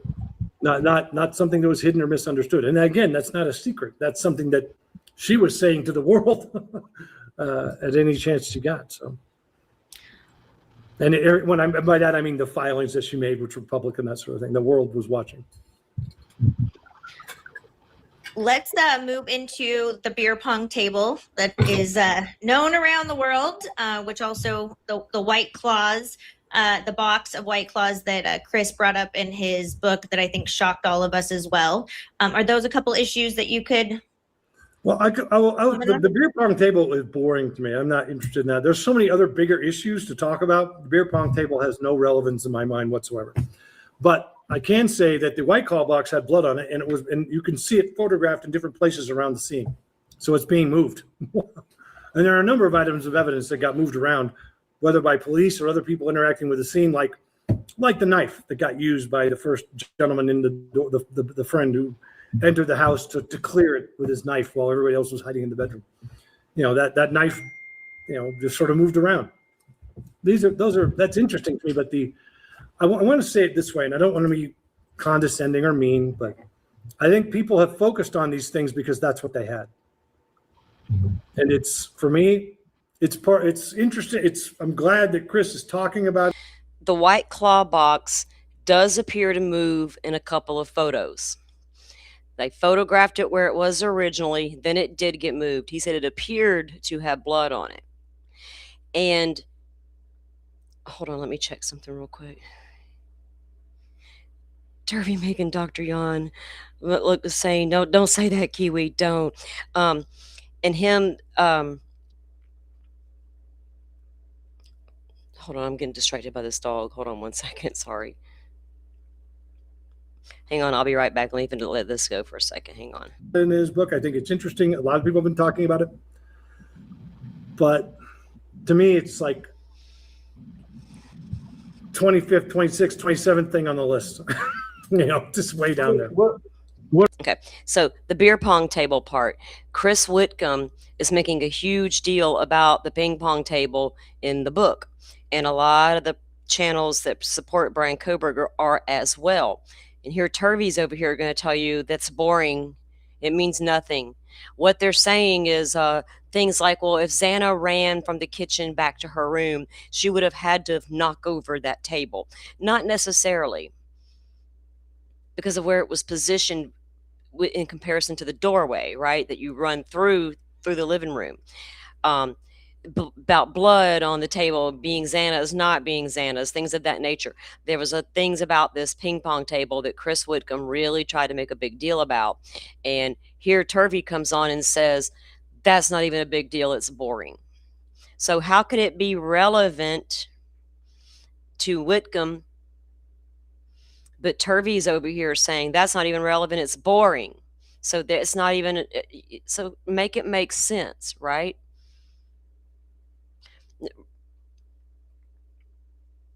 Right, exactly. Exactly. Number 1, 2, and 3 on your list. The sheath, the hair, and the cleanup. The sheath, the hair, and the cleanup. The sheath was there, but you claim it's planted. What cleanup? What are we doing here? He needs to bring some receipts. And he can't scream, well, I can't talk about it because it's not been unsealed yet. Well, here you are talking about it without a document to back it up. And the lack of evidence tying Koberger to any of it. Lack of physical evidence. Is there any? But also, what's really important is the 911 call. The 911 call is full of false statements by the people on it about what's going on and what's happening and what they're observing. Yeah, if y'all are seeing comments pop up on the stream, that's comments from that live stream. That's not comments from our stream. So all those things together are way more important than whether or not there was something on the beer pong table or whether there was a crash or whatever. That's interesting, and it's part of the narrative. I get it, but it has no interest to me whatsoever. So what is specifically interesting to you about the 911 call? Wait. I was like, Sam, I want to get into that, but I just have one more question that we could finish here before we go into the 911 call. Do you believe the narrative is on par with what is being represented by the prosecution? And I think something that people don't entirely get in Chris's book is that I don't know that Chris entirely believes that the narrative as is what it was claimed. They're going off of what was presented by the prosecution and what was known to be true, or at least that was the presumption. Do you believe that time frame is actually the time frame of the murders? Because we hear screams as early as I think it's like 1:40. It was a comment on the screen by a familiar face. I mean, okay. I mean, it's just not that interesting, in my opinion. I mean, it's interesting to people who are trying to get through the granular detail. I get it. But it's interesting to people trying to get through the granular detail. He gets it. But y'all are stupid because it's irrelevant, basically, is what he just said. For me, it's not that interesting. There's much bigger, much more important issues. Let me say something that's going to be offensive, and I don't mean to offend anyone. Oh, unless if you are offended, try not to take it. We have thick skin. Thank God. I don't believe anything. Belief is a word that means accepting without proof. I don't believe anything. I don't believe anything. I don't have any of that issue. All right. So, so when you ask me, do I believe this? Do I believe that? I don't believe anything. I require proof. I base my findings, my expert forensic findings, on facts and evidence. Right? I don't do belief, and I don't do guesswork. Use what the evidence supports and what the evidence doesn't support. And that's why I say that the beer pong table is, it's like a little stroke fantasy of a bunch of fangirls and fanboys out there who. Oh, a stroke fantasy by fangirls and fanboys. Sir, you might have just made some enemies. You just called pro burgers fangirls and fanboys. You realize who you're talking to, right? The pro burgers by the masses. And you just called them all names. I'd be offended if I was a pro burger calling me fangirl. Really just want to get into that granular detail that doesn't move the needle. All right? It would not move, the ping pong table would not move the needle. Ooh, I wonder if I can get Turvey and Whitcomb over here to do a joint interview. Sounds like Turvey's going to go toe-to-toe with anybody who is willing to go. Well, let's go. I know that sounds offensive, but that's the way it is. It's not offensive at all. Thank God. It's very straight up. All right. So with respect to the 911 call, and I just want to say it was actually the 911 call. I think it was Outcast's original 911 call, or that he did. That was what got us into the case. Oh, really? Was the 911 call, the 8-hour delay? Did you just learn about that 8-hour delay when that call came out? Because a lot of us knew about it when the PCA came out. We were like, what? 8 hours? Come again? We had questions, and we've asked them, and we've unpacked it all. And I had felt icky having to go at a 19-year-old girl, but I've done it. Because as a defense attorney, she's a very problematic witness, and I'm going to tear her alive on that witness stand. Miss, I saw a fireman with a vacuum 1 minute. You've made a mess of my case. But yeah, there was problems in this case, but damn, they make it sound like the problems are way different than what they were, right? They just make it sound so different. But yeah, the 911 call was going to be a little bit of a problem, but that's what got these girls interested in the case. Is this even possible? And I remember playing it for Sam, and that was truly where we got involved in this case, because it just didn't make sense. It didn't make sense. Well, what we're learning, of course, what we're learning is what all of us who were examining the case already knew at the time, but now is publicly disclosed, is that during the 911 call, there was the inference of the claim that they just kind of woke up to this. Well, no, they didn't. They were on their phones the entire time talking to people. I won't go into the detail of that, but they were all up talking to different people. They were all up. Who? Yeah, Maddie and Kaylee were trying to get a hold of Jack. Ethan and Xana were doing Ethan and Xana in the bedroom. After the crimes were committed, Dylan and Bethany were talking to each other. Run down here. I see my friend on the floor, but hey, it's all good. I just got through seeing a masked man. It scared me to death, to the point where I got to run to Bethany now. We get it, but... All right, so they weren't asleep. That's first thing. Second thing is they claimed that they saw one of their friends unconscious in their room. Well, each of the two rooms has two people in it with blood everywhere. And the idea that they could see the person non-responsive and not see the other dead person next to them. First of all, the two roommates never went to the third floor, according to the narrative we've been told. They never went to the third floor to see side-by-side victims. Ethan and Xana were not side-by-side. Ethan's on a bed out of the view of the door. Xana's on the floor in plain view of the door. According to what we've been told, Dylan only saw one of those victims on the floor, which was Xana. And she didn't know if Xana just passed out on the floor, which was that a normal thing for Xana to do? To pass out wherever and we just leave her there. This is Dylan. Get it right. I mean, I can throw shade at Dylan, but you get the details correct. You're making it sound like a bunch of people ran past a room and saw a dead girl on the floor surrounded by blood. We have questions as to why she didn't see blood. I'm assuming she ran so fast that she blew like the wind. She didn't even knock over the ping pong table and got her tail down to that bedroom with Bethany as fast as she could. And they just did whatever. But make sure you say it was just those two, not a bunch of people. And the blood everywhere is sort of nonsense. So Well, let me just say a generic thing that may or may not be applied to this case. One of the only studies on staged crime scenes that ever been done was done by me some years ago. And one of the key elements that you find is that people who stage crime scenes, they want someone else to find the body. They don't want to be the one who finds it. He's done the only study on staged crime scenes? And the reason people stage a crime scene is to have another person come and find the body. That's the only reason? You only stage a scene so that someone else finds the body. Okay, tell us more about your theory.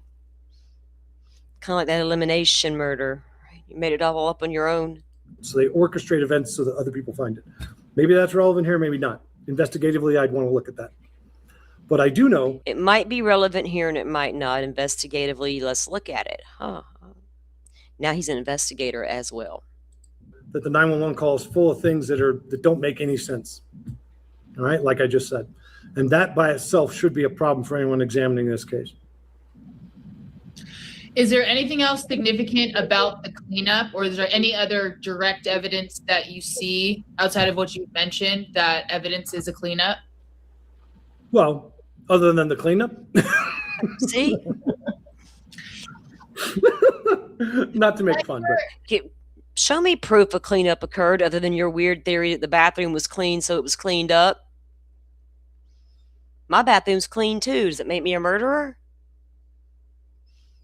I can't stand the dirty bathroom. That's just the most disgusting thing in the world besides a dirty kitchen. Dirty bathroom, dirty kitchen. Not having it. I need those two places to be clean and sanitized at all times. All times. Like, for example, the commentary that somehow the diluted blood could be mixed with saliva. There's nothing that you saw that would support anything wild like that. Obviously, I feel kind of embarrassed. Mixed with saliva. Are they confusing this with the Nancy Guthrie case? Now the blood's diluted with saliva? The fuck? Where do they come up with who come up with that thought? I'm asking that question. We laughed with Chris about that. The amount of saliva that would have had to been produced. I don't even want to comment on it because it's such a bizarre.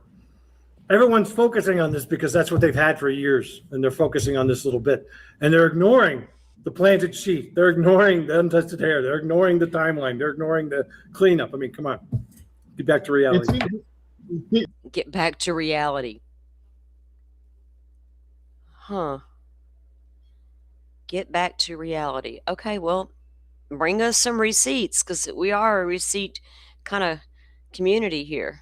It does seem interesting to me that whoever did it was able to take away all evidence of clothing, weapons, anything used in it, but forgot the sheath. Well, the sheath wasn't forgotten. It was deliberately placed. So, because there's no way to get it. And it was deliberately placed after initially being found on the floor. That's not me saying that. That's the police report saying that and the photograph saying that. I'm not. The police reports and the photographs say that sheath was found on the floor. Where? If they don't unredact that material and get it out there, I wish mainstream media would knock on your door and ask for an interview. Because I think I would have asked you to elaborate a little more on some of these claims you're making. Instead of just going, I agree, yeah, you're right. Yeah, those things you're saying could be accurate if you had proof that they, Lordy, where's the receipts? I'm not disclosing anything secret here. This is exactly what the narrative has shown and what the evidence has shown. It's just nobody wants it. The problem I'm seeing with this case over and over again is the people who want Koberger to be guilty, they're willing to overlook huge holes in the narrative. They're willing to overlook massive amounts. I'm not willing to overlook any of that shit. But it's going to take more than you, sir, to come out here and tell me that everything we've been presented is not true. There's cleanup, planted evidence. If that sheath was planted and Anne firmly believed it was planted, we would not be sitting here now. We would have already been at trial.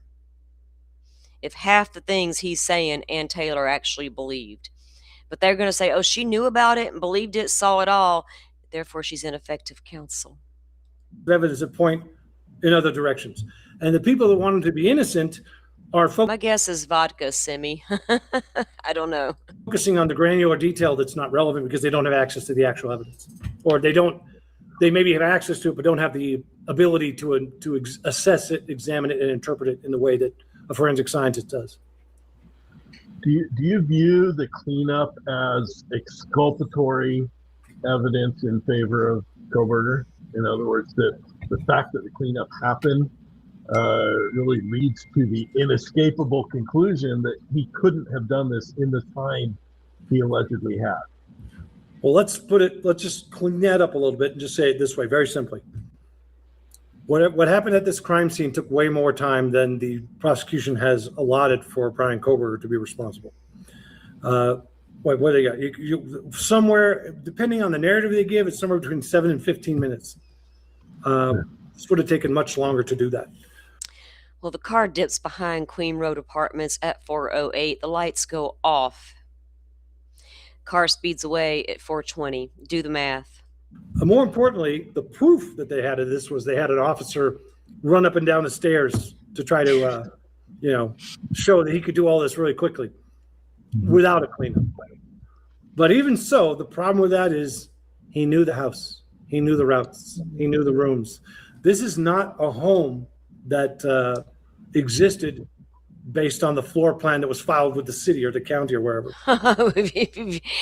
Sir, when this case first happened, we found those floor plans quickly and readily available on the internet, and we all saw the entire layout of the house. We actually had a website that was set up for a long time. We could walk through that house 3D style, room to room, door to door, up and down the stairs, all around.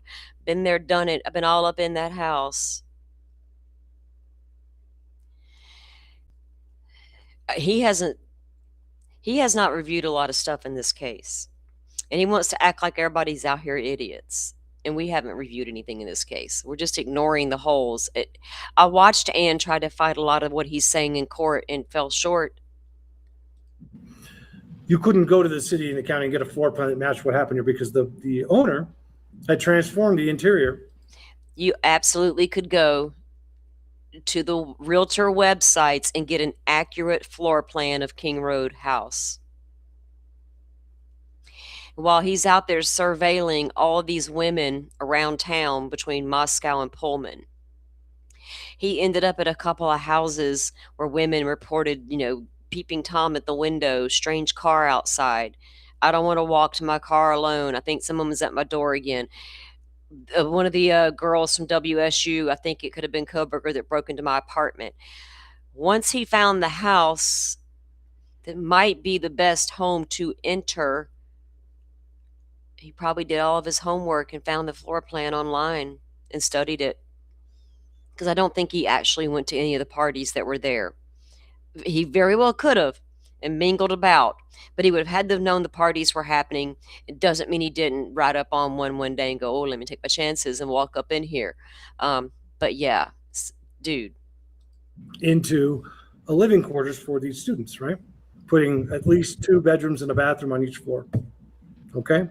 But the way it was laid out was so weird that if this was your first time in there, you're going to be lost. And if it's dark, you're going to be even more lost. You're going to be searching. But instead, this offender went right upstairs to the 3rd floor, attacked the girls and killed the girls up there, then encountered Zainab in the kitchen on the way out. And she ran down the hallway and they chased her down and killed her. And killed as well. So Who the hell is they? I've been trying to figure out who they are for decades. I've been warned about they forever. And I'm terrified they are coming. That's why I stay at home to myself. They are out there. Who the hell are they chasing? Xana. I would. What evidence? I think in Chris's book, he mentioned that it appears there's evidence that Xana was first encountered at least by the killer or killers in the kitchen. Yeah. Is there evidence of that? Because a lot of people have tied, there was initially an indication that Xana's blood was on the beer pong table, which turns out that was a mistake by Sutton. Was it, what other evidence was there of Xana initially being encountered in the kitchen area? Or at least on the second? Ethan was drunk and asleep in the bedroom. Right? They'd all been out drinking that night. Okay, they were all intoxicated.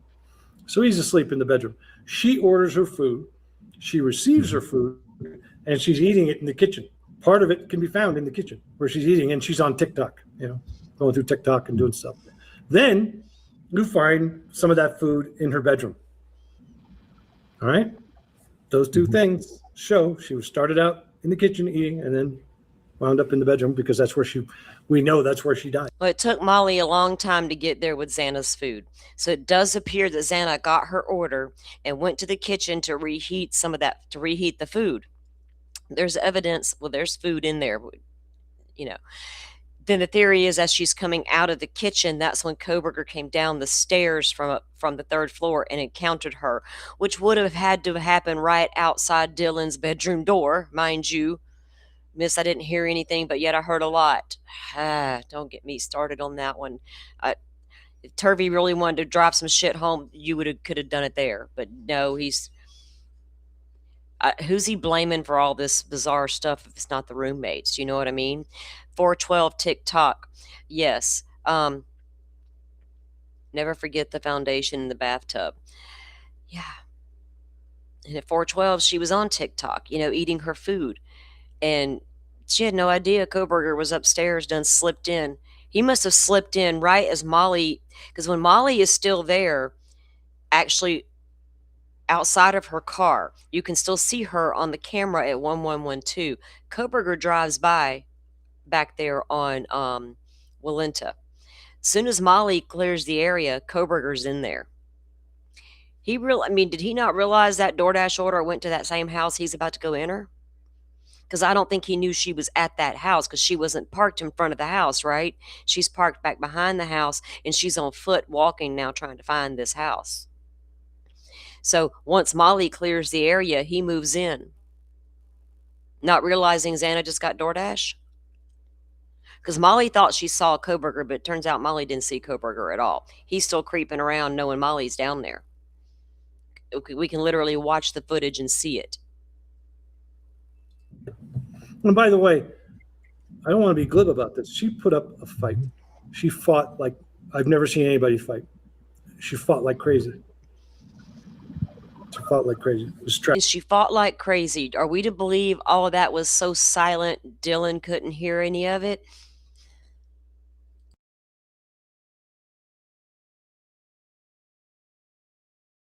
Her early statements were she heard whimpering, crying. She assumed Ethan and Xana had gotten into a fight. That one must have been a good fight. It's Xana, not Xania. Yeah, he's not the way he says it either, Jet. And the fact, can you really argue with a straight face that there was no cleanup, given the lack of any bloody footprints or anything other than stray drops? Well, slow down, Ron Funk. Turvey's already told you the only cleanup that occurred was in that bedroom or in that bathroom. He has not mentioned a cleanup throughout the entire home in the cleaning of footprints. It's all in that one clean bathroom. I can't explain why there's not a lot of bloody prints around that house, except the blood where Koberger's not moving a whole lot. When he's on the bed attacking those two victims in the third floor, he's not standing in their blood. When he's attacking Ethan, Ethan's contained to the bed and all blood is there. Xana's is the only blood he's really got to contend with, as far as stepping all in it. On the second floor. No, you can't. This crime resulted in massive amounts of blood, especially the third floor where the two victims were killed there. There's no blood on the floor. Those victims never got out of bed. They were killed in their bed. All right? Ethan was killed very quickly while trying to defend himself on his back from a sharp force weapon. Xana was killed outside the bed, next to the bed, with blood getting everywhere all over the floor. There's no way the offenders in this case didn't get blood all over their feet and all over their clothes. The offenders getting blood all over their. That is, I'll give you, granted, it's incredibly weird that, say, Koberger did it. He does all this. He said he did it, so he did it. He kills all victims and leaves that house and doesn't transfer anything into that car. How? We don't know, because Koberger wasn't forced to tell us anything yet. Will he tell Ramsland what he did between leaving that house and getting in that car? Did he do anything? Did he have his shower curtain in the car to sit on until he got to where he was going to go get rid of everything? It's weird that he could get into that house, kill everybody, well, almost everybody, covered in blood, because he would have to have some on him that close to your victims, and didn't get any in the car. That is odd. Doesn't mean it's not doable. I'd still like to know how he pulled that off, though, right? Of course I want to know how he pulled it off. And then transfer that as they're walking out, especially given the fact that the lights are off and it's nighttime or early morning, okay? So the fact that we didn't find any footwear patterns in the blood from that location indicates a cleanup of those items by default, okay? That's so true. Open your eyes. With respect to the one shoe print that they were able to find. You're right, because she didn't even make, it didn't appear she didn't scream out. She just didn't, it was like shock, right? I don't think the girls, we know Maddie and Kaylee didn't make a ton of noise. You know, Xana, I think, was a little different. It was probably happening so fast, she may not have been screaming like bloody murder type situation, but she wasn't quiet, because Dylan even says she was hearing things, but she didn't know what she was hearing. But she did recall hearing, "Don't worry, I'm here to help you," which is a sinister thing for a killer to say to a victim, which didn't surprise me at all. Could have occurred, right? But if you heard that statement, did you not hear screaming? If you could hear a person, if Xana's being killed in her bedroom, if you know the floor plan, where Dylan's room is located, how did she hear the guy say, "Don't worry, I'm here to help you"? Was he screaming it? Did he say it softly? How could she hear that but not hear Xana being scared to death? That I don't get. If Koberger knew anybody or had an accomplice in that house, it's going to be Dylan Mortensen. With the Amito Black, right at the opening of Dylan's door. Right. What? And why would Koberger not name his accomplice? Oh, I don't know. Men and women do bizarre things for each other all day long and twice on Sunday, from what I hear. What can you tell us, or what did you find interesting or important with that? I didn't. There's no value to it that I can see, because we don't have other footwear patterns to compare it to or discuss, and no value that you can see of that latent print. The things that matter the most to the Probergers, he's completely discounting it. Open your eyes. My hope is that Ramsland's already talking to Koberger, right? You know that let's be honest, that's her wheelhouse. And one of my students is the killer. Absolutely, I want to talk to his ass. I'm not going to pretend I don't. I want to talk to him. So I'm hoping that she is. I would leave that to to me, it's not, it doesn't move the needle, it doesn't tell us anything.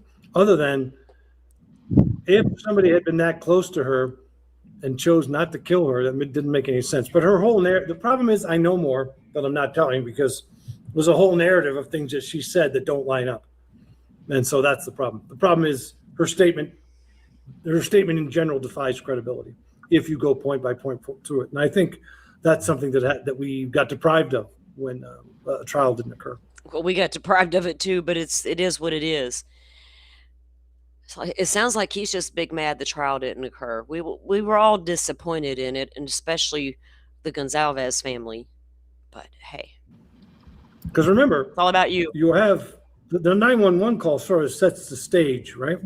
Mm-hmm. A false narrative about being asleep, a false narrative about, not seeing the other dead bodies in the house, a false narrative about a friend who's unconscious as opposed to dead and covered with blood. All that false narrative. I think if you add in this notion that you saw somebody with bushy eyebrows, that didn't come up until she was interviewed, I think, the third time. So these details sort of kind of find their way into the case, and there's no basis for them. And they've never been challenged. Huh. You Never been challenged and would have challenged it. He's more mad that this plea deal took place and he couldn't go testify and show the world how good he is. That's what this is giving. It's giving scorned woman vibes. Am I wrong? mentioned something about the lighting and about the dark. I think there's been some discussion about how were there lights on, how dark was it, how light was it. Did you find any evidence indicating what lights may have been on or not? The problem is we only have some unreliable witness statements from outside, and then from inside you can't trust anything that anybody's saying because they've all been giving false statements. They've all given statements that have shown not the entire statement's not false, obviously, but they've all given statements that contain false elements. So All have been giving false statements containing false elements. Who? Who is all? Hunter, Emily, what do you be specific, sir? We know the details. If Whitcomb don't think we know details. He's like, oh, wait, y'all know about that? Y'all have known about that? Well, here. They're like, what do you think about this, Whitcomb? He's like, I don't know. Y'all tell me. I just put it in the book. Y'all tell me what it means. Y'all are, Lordy. He's bombing his credibility. The lack of professionalism, it kind of takes away from any validity that he might have, right, about the problems he saw in this case. It's just kind of like when you talk about Delphi and people want to throw the crank thing in there. It takes away from the seriousness of the matter at hand. And if he wants to be taken seriously about problems that he saw in this case, then you come out here and do it in a professional manner that makes me believe it. So it coming out like a woman scorned situation, sir. the reliability of the people inside the house is questionable. The reliability of people outside the house is questionable. That's what I would say. One of the things that we noticed very early on is how the roommates or the surviving roommates were almost automatically just deemed survivors. And a lot of the people, or the people that should have been questioned, I think they cleared a ridiculously high amount of people in a very short period of time. But these people they weren't separated. No. I mean, some of them even stayed at the same hotel the night of, when we can see them in the lobby of the Moscow PD. Okay, she's talking about Hunter and Emily and all of them. They did end up in a hotel, but they weren't told they couldn't go to a hotel together. They weren't asked to separate by law enforcement. Law enforcement's job is to separate them and question them. Now, that may not have occurred the way it should have at the beginning of the case, because you do want to separate. You don't want stories to be corroborated or changed or fabricated until you get to the next interviewee. But they rolled up on a scene. They had no clue what was happening, right? So you have to think of it logically in that sense as well. And even Dylan did try her best. Dylan was a problematic witness, period. That's just being fair. And as a prosecutor, I'm really worried about putting her on the stand, because one minute I got a fireman with a vacuum. The next I got bushy eyebrows. The next I was afraid I locked my door. The next, not so afraid I didn't do anything. There were problems there. Granted, 19-year-old drunk girl who apparently had a lot of issues in the past with being frightened super easily. So get all of that. We've examined all the problems with Dylan Mortensen. Come trial, Dylan Mortensen was still going to be a problem for prosecution when the defense got a hold of her, because she's the only eyewitness that put a bushy eyebrow guy in that house, right? So there would have been issues, but he's taking it next level, right, by pointing the finger directly at them, the roommates. They're all hovered together. I mean, even when we do our trials, if we have witnesses that are going to testify to anything, they have to be outside of the courtroom from the second that the judge takes the bench. It is just, it's hard to process how. Let's back up. Let's back up and remind ourselves that the people in the house were together talking for 8 hours. Up, all right? That's the first thing. And we don't know all the people that were in the house, just the two that admit they were in the house. Then, when the police arrived, everybody got out. Just the two that admit they were there. See, he's making a lot of extra accusations. What's happening here? Crime scene, that's your only business here, sir, is to tell us about the crime scene. But he's throwing in a lot of the extra stuff that, yes, some of it may be questionable, but was it his job to question it to the point where he now is using those things, right, to base his analysis on? And he's talking, he wants everybody else to stay in their lane. He needs to do the same thing. The house, and everybody stayed together, and they clumped together, and they spent hours together talking outside the house while police responded internally. So from the get-go, there's a lack of proper procedure being followed with respect to separating witnesses and getting good statements from them. Everybody's just too busy reacting because, again, these people are all very inexperienced with this kind of crime. So the context is one of extreme contamination of witness statements. Mm-hmm. And then subsequent to that, every interview after that, things just kind of change and details get. I wonder who else he thinks was there that won't come forward, because nobody else's statements have really had any like changes in whole. I don't know what he's talking about. Like there's a handful of people involved, right? And it's just Dylan and Bethany that he should be talking about. They're the only ones that were in that house. Added and inconsistencies become clear. And again, that would have been presented at trial, I imagine. Was there any other point of significance? You mentioned the knife that was picked up. I don't know if Hunter picked up the knife when the police first got there. Is there anything else of significance? Could that have been a potential weapon that was used on the victims, or just significant in how it was handled?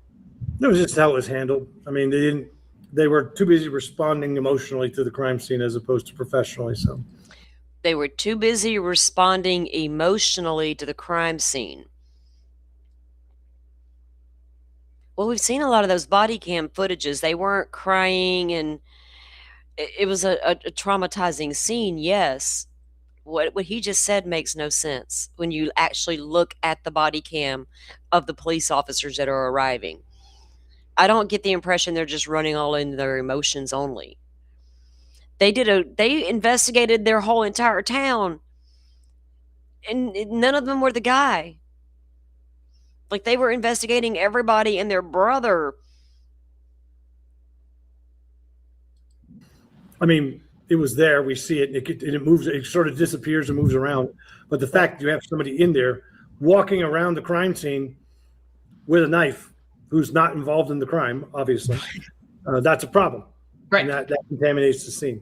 And law enforcement's job in those circumstances is to make sure that contamination is mitigated as much as possible. And that really didn't happen.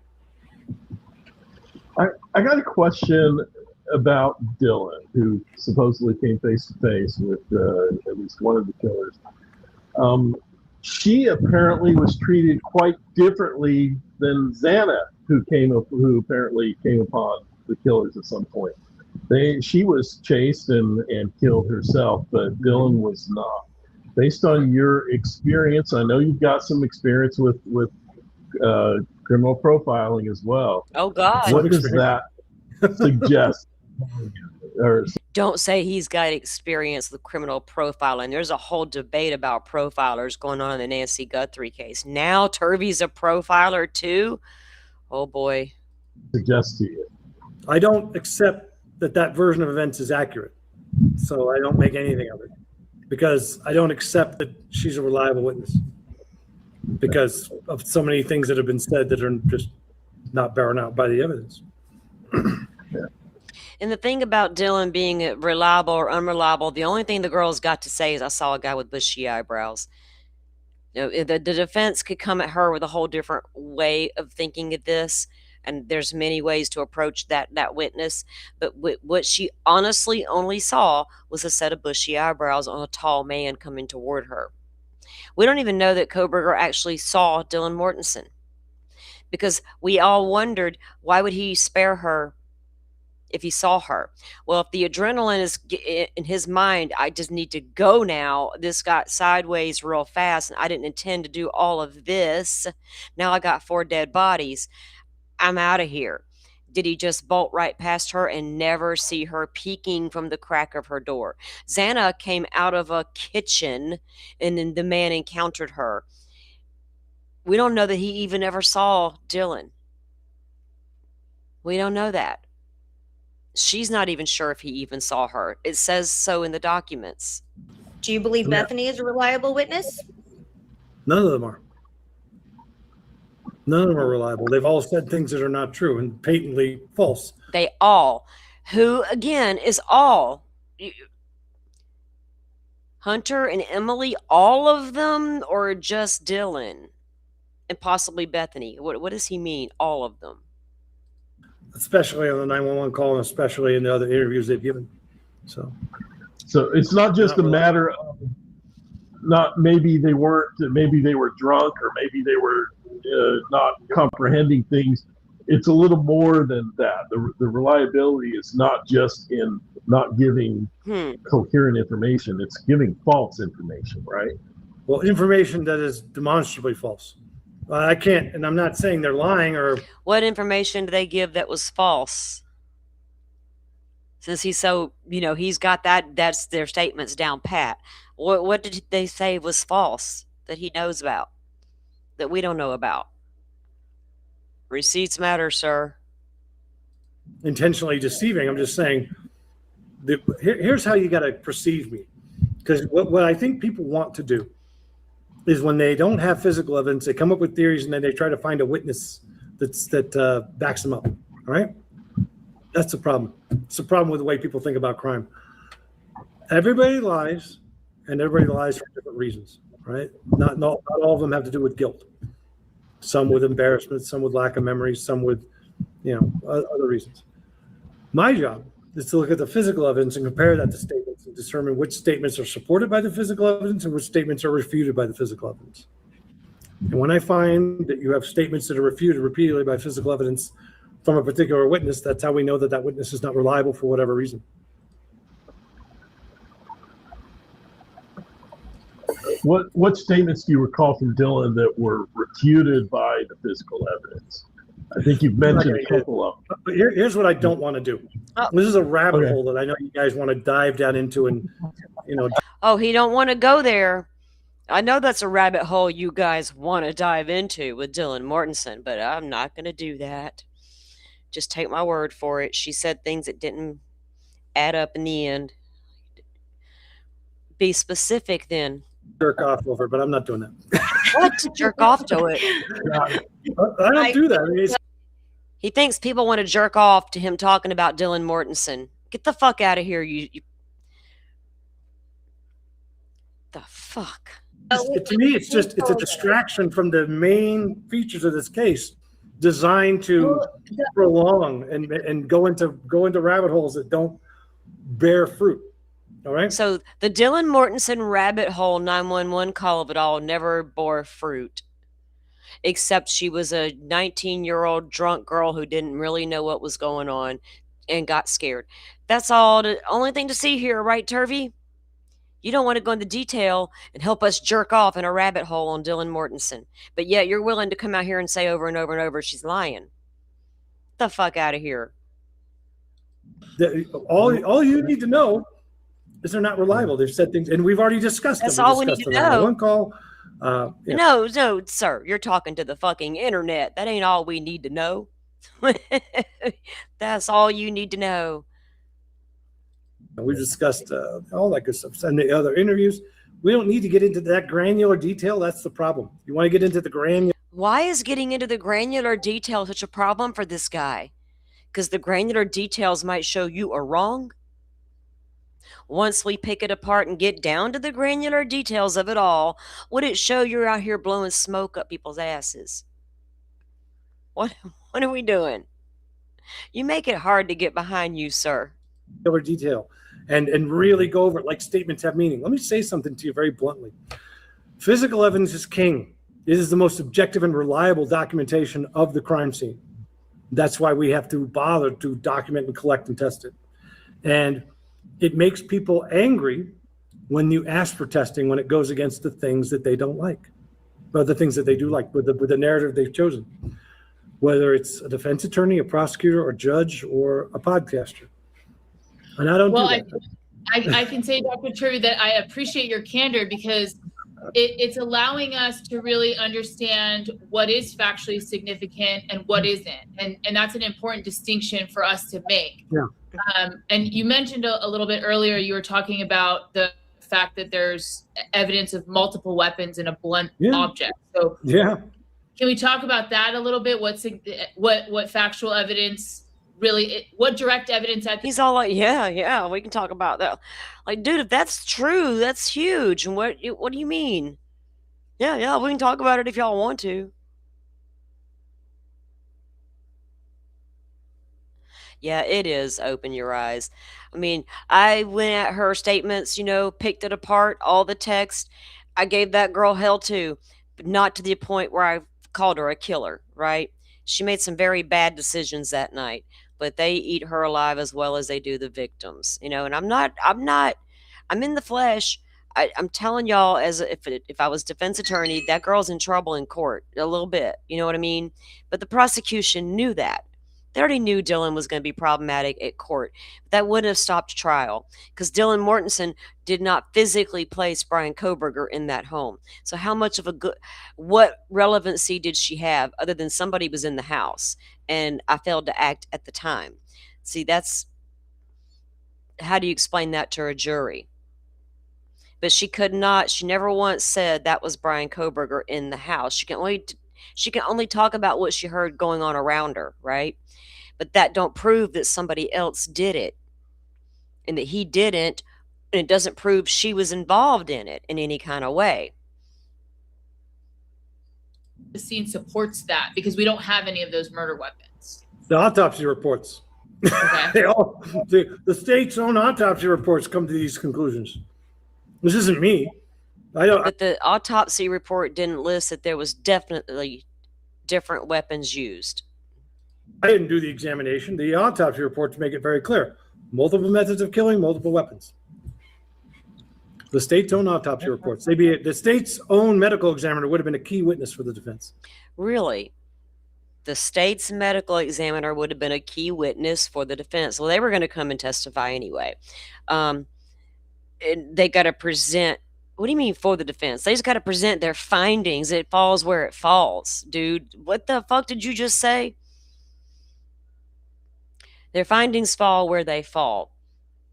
And let me just leave it at that. This guy's finna get on my nerves. Lord. And multiple stabbing weapon. That's right. One that's one-sided and one that's dagger, which has got two sides. One side was daggered. I did not know. It was one K-bar. And it appears he might have used the butt of that K-bar to beat Kaylee in the face. What?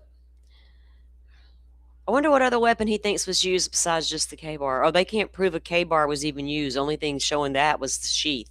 Because there's nothing they can do to tell you what type of knife caused the wounds except what the blade may have been like, right? Exactly. The K-bar is a knife and the other end is like a hammer. These things are designed to be a multi-weapon, right? For the military. Jesus, this guy's like, we don't know nothing. Did anybody test or try to determine whether a K-bar knife was one of the weapons? Not that I'm aware of. I mean, we see a lot about the sheath. You can do testing. You can determine that, can't you? No, you can't. That's TV and movie bullshit. You can't. Okay. You can determine depth of the injury. You can determine width of the injury, but you can't. You can eliminate knives, but you can't usually confirm what knife. Yeah, it doesn't. You don't. There's no way to tell on a stabbing victim the brand of the knife used. The type of knife used, but not the brand. Was used or not. But I can tell you this much. Let me say it a different way that you're not going to like. There's no evidence that a K-bar knife was used in the commission of these crimes. Why would we not like that? There is no evidence that a K-bar was used, except there's a sheath on the bed, and we have a record that he purchased the knife and sheath set, then tried to order a replacement sheath after the crimes. Does that tell us that he kept his knife? You know, his trophy weapon? I don't know where he kept it because it didn't turn up in any of the searches. So I don't know why he would purchase a replacement sheath for a knife he no longer has in his possession. Odd, but that's, according to records, that's what he did. Other than the sheath, which was directly deposited. But that does not mean a K-bar knife was used to inflict those wounds. And I, by the way, pretty sure I'm the only person in this case who's actually worked a case involving a K-bar murder, a murder with a K-bar knife. It was an ex-Marine in what was it, Vista, California, who Danny Rawling, Florida serial killer. He liked his K-bar knife, and he liked houses that backed up to the dark, and some little patch of woods would be preferable. That's the way he chose his victims, not because of the way she looked or smelled, but because of where she lived. And it was easiest to get into her house. And he said, I like the ones that back up to the woods, and I like to use my K-bar. And lo and behold, Brian Koberger downloaded his PDF twice while he was in Pennsylvania Christmas break. Not once, but twice, reading all up about his little hero, Danny. He wanted to be like Bundy as far as the charisma, but Danny Rollins was his fantasy. I worked on this case where he killed 3 people, all of them who were customers of his daughter who lived in the same apartment complex. She was working in the temporary companionship business. And she had one guy she was sleeping with and 2 guys in the waiting room. And the father came over and killed them all. And he did it in a way that was just incredible. He came in and he did the classic kill move where he raises the arm up and he cuts it under here and he stabs him in the liver and the vital organ. It was the execution was systematic and deliberate, and across all 3 cases was the same. And it was with a K-bar. And he took the K-bar and he dumped it in the ocean. They went. Are there specific characteristics then that a K-bar knife would leave that you did not see here? Or are we back in the TV realm? This is a TV thing. This is something you guys have been watching on. This guy is Ron, for an appellate attorney. Oh, that's right, you do civil stuff. He's convinced that you can tell if a K-bar was used or not. And again, Turvey's like, no, that shit's on TV. CSI your whole life, and you think you can drop clay or some liquid material that solidifies, and you get the knife that comes. That's not a real thing. TV is lying to you. Just remember. And if they could prove it was a K-bar, that's even worse for the guy who killed the people because he ordered a fucking K-bar. It's not going to help Koberger to know if a K-bar was used. Remember that all the time to get you to believe things that aren't true, so that you will, so that they can fill gaps in their bad writing. That's just another representational of how juvenile this investigation was. I mean, they said it was a K-bar immediately based on the fact that they found the sheath. Like you couldn't have it, and the way it was just. Okay. Logically speaking, ma'am, I've got 4 dead people in a house. It appears they were all stabbed, and I find a K-bar knife sheath. I'm going to automatically assume a K-bar was used, not the fucking kitchen steak knife that Hunter was holding. I'm going to assume that K-bar sheath is there for a reason. And lo and behold, these victims have deep stab wounds and gashes all over their bodies. It's not hard to get to that was probably a K-bar that went with that sheath, right? Spread with people like Brian Enton and just put in front of the news and put in front of people every single day to the point that they believe it. And that was, again, one of the first things we're like, they've never even claimed to have believed they found the weapon. And it's very clear there was multiple weapons, but based on the signature. Let me put it another way. The judge in this case put a gag order in place to prevent the prosecution from doing what it did, which is to go The defense asked for the gag order very, very early on in this case. to the press directly or indirectly and start trying the case in the press because they knew they didn't have it. This case. We don't want cases tried in the press because it causes too much problems come trial. And that's going to get worse and worse as time goes on because we have so much at our fingertips now for quick information. Was tried in the press, and to his credit, the judge tried very hard to prevent that from happening. And that's on all of us to make sure that we don't, to go back to the leak, or actually to come full circle now to the leak that's being investigated. We have a responsibility to keep that information confidential prior to trial, prior to public disclosure, all right? To make sure that people don't get tried in the press, all right? So somebody wanted to make sure that this case was tried in the press long before a trial occurred, so that to tamper with the jury, to poison it. Did the leak, and I think we're talking about the Dateline leak, did that harm the defense? Oh, I don't see how it couldn't. It harmed the ability of Brian Koberger to get a fair trial because the leak was done in such a way to provide material that was harmful to Brian Koberger. All right. So, obviously, when the investigation took place, I was like, of course I wasn't the leak, and I signed the affidavit and was happy to do that. Would have been happy to testify about it, but because that's the onus, that's the responsibility, is not to be a leak, not to provide confidential information, especially when a judge gives an order, you got to follow it. But there's no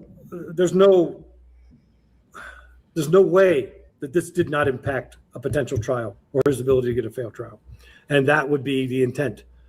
But that does not mean that the source of the leak was the prosecution. Yeah, y'all. Are we going to leave it there? Let that. It's public. They're all like, "Oh, we don't know what to say. The leak wasn't from the prosecution, sir. What are you saying? Say it ain't so. Not a possibility. We don't know what to say." No, it's public knowledge. We've all read it online. Yeah. We've pretty much seen it everywhere. It's public knowledge that Ann Taylor is being investigated as a potential leaker. Well, her office in general, but then her in specific, I imagine. But her office in general, prosecutor's office in general, everybody's office in general. They're reaching out and talking to everybody, but you want to specifically go in about how they're looking into Ann Taylor. But is it her office, sir, or is it her? The judge did make a statement at the very end of all of this about the leak, and he said, "Don't be so sure it came from the prosecution's side." And I think I was the only one that heard him say that, and I thought, what the hell would the defense do that for? Like, I put a lot of thought into that. Who did the defense bring on and then not have on anymore? There's two of them. I don't know where the leak came from, but it came from some damn body. Let's put it another way. There are two investigations. I think people are conflating these. It's really weird how, to me, just how uninformed people are and how confident they are stating things that are just not true, that they don't understand, and blasting them to the world. Let's make this clear and make it easy for your listeners to understand. First, after the Dateline leak, there was an administrative investigation by the court at the direction of the judge, all right, to find out who that leak was. An administrative investigation. Okay, that's investigation number one. That investigation was completed, a report was filed, and that file was sealed. Where is that file that says it was completed but sealed? I want to go through the docket and make sure that I got to see that. Make sure I didn't miss something. Okay, you can see it in the documents. It's a sealed file. It's public. It's public that it's there and sealed. Then, and I thought that was it. I thought it was all done. Then in January, I got contacted by the Ada County Sheriff's Department, a guy who said, "I'm a detective and I have, I'm in charge of me and two other." That, open your eyes, Logston, because Logston I call him Friday Filer, because he made that big Friday filing that it was the first time we heard about a planted sheath. Gave the internet all weekend to stew on it. And as this all began to progress, we didn't see any more filings by Jay talking shit like that. And Jay kind of took a back burner as far as the top tier attorney on the case. I don't know.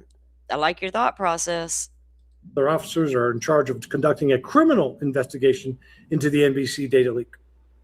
So this is a second separate criminal investigation. The first one was administrative. It had a result and it's sealed. Now they're doing a separate criminal investigation. Based on the sealed information out of the administrative investigation, now they've named a person. Is that or they've named a theory? And I don't know when they started that, but they contacted me in January.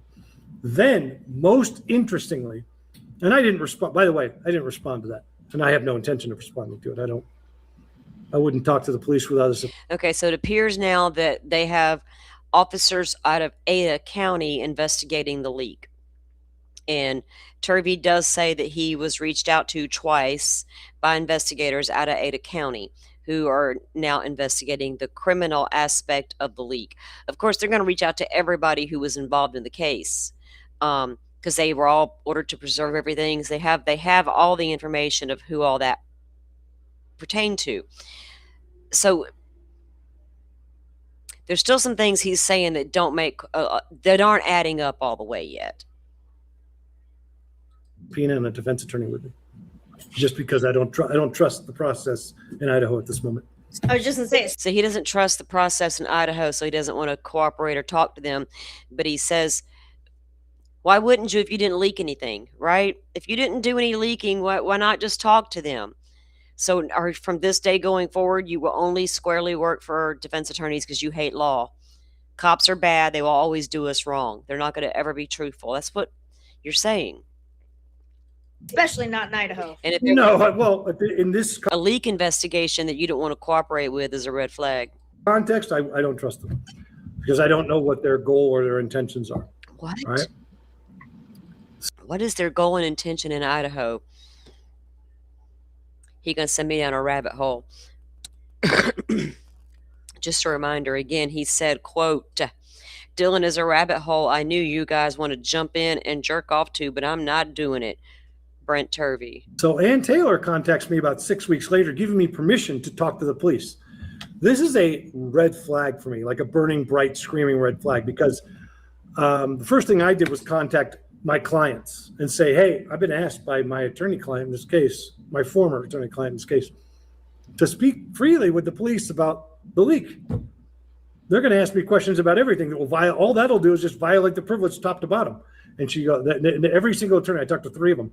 They're all top-notch attorneys. They said, do not talk to the police. You're going Ann Taylor trying to set him up in his mind. to be out hanging out there to dry while Ann Taylor has invited you to violate the privilege that she has with Brian Koberger, which I would not do. So I didn't respond to her either, but she gave me permission to do it. What should have happened from any ethical defense attorney is that she should have put herself between the police and any of her experts being spoken to and said, you may talk to me and ask me questions, but you will not talk to my experts. That's what she should have done. Instead, she said, hey, go ahead and talk to him. Say whatever you want. Are you out of your mind? You think I'm going to do that? No way. Ann Taylor can't tell them if anybody in her team leaked information unless you told her, hey, Ann, I leaked this, okay? She can't answer the questions the investigators may have about her experts on whether or not they spoke to anybody. They got to contact you directly and ask you, Mr. I'm so smart, listen to me. Do you not understand how investigations are conducted?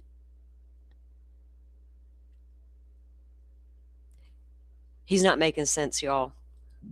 Then they contacted me again about 4 weeks ago, I think, 3 or 4 weeks ago, saying, hey, we're still interested in doing an interview. It was just really casual, like I'm their buddy, and I'm like, I'm not doing that. So that investigation is still ongoing. That criminal investigation is ongoing. But understand this, they concluded their administrative investigation and filed a report. That signifies to me, and should signify to anybody with a brain, that they know who the leak is.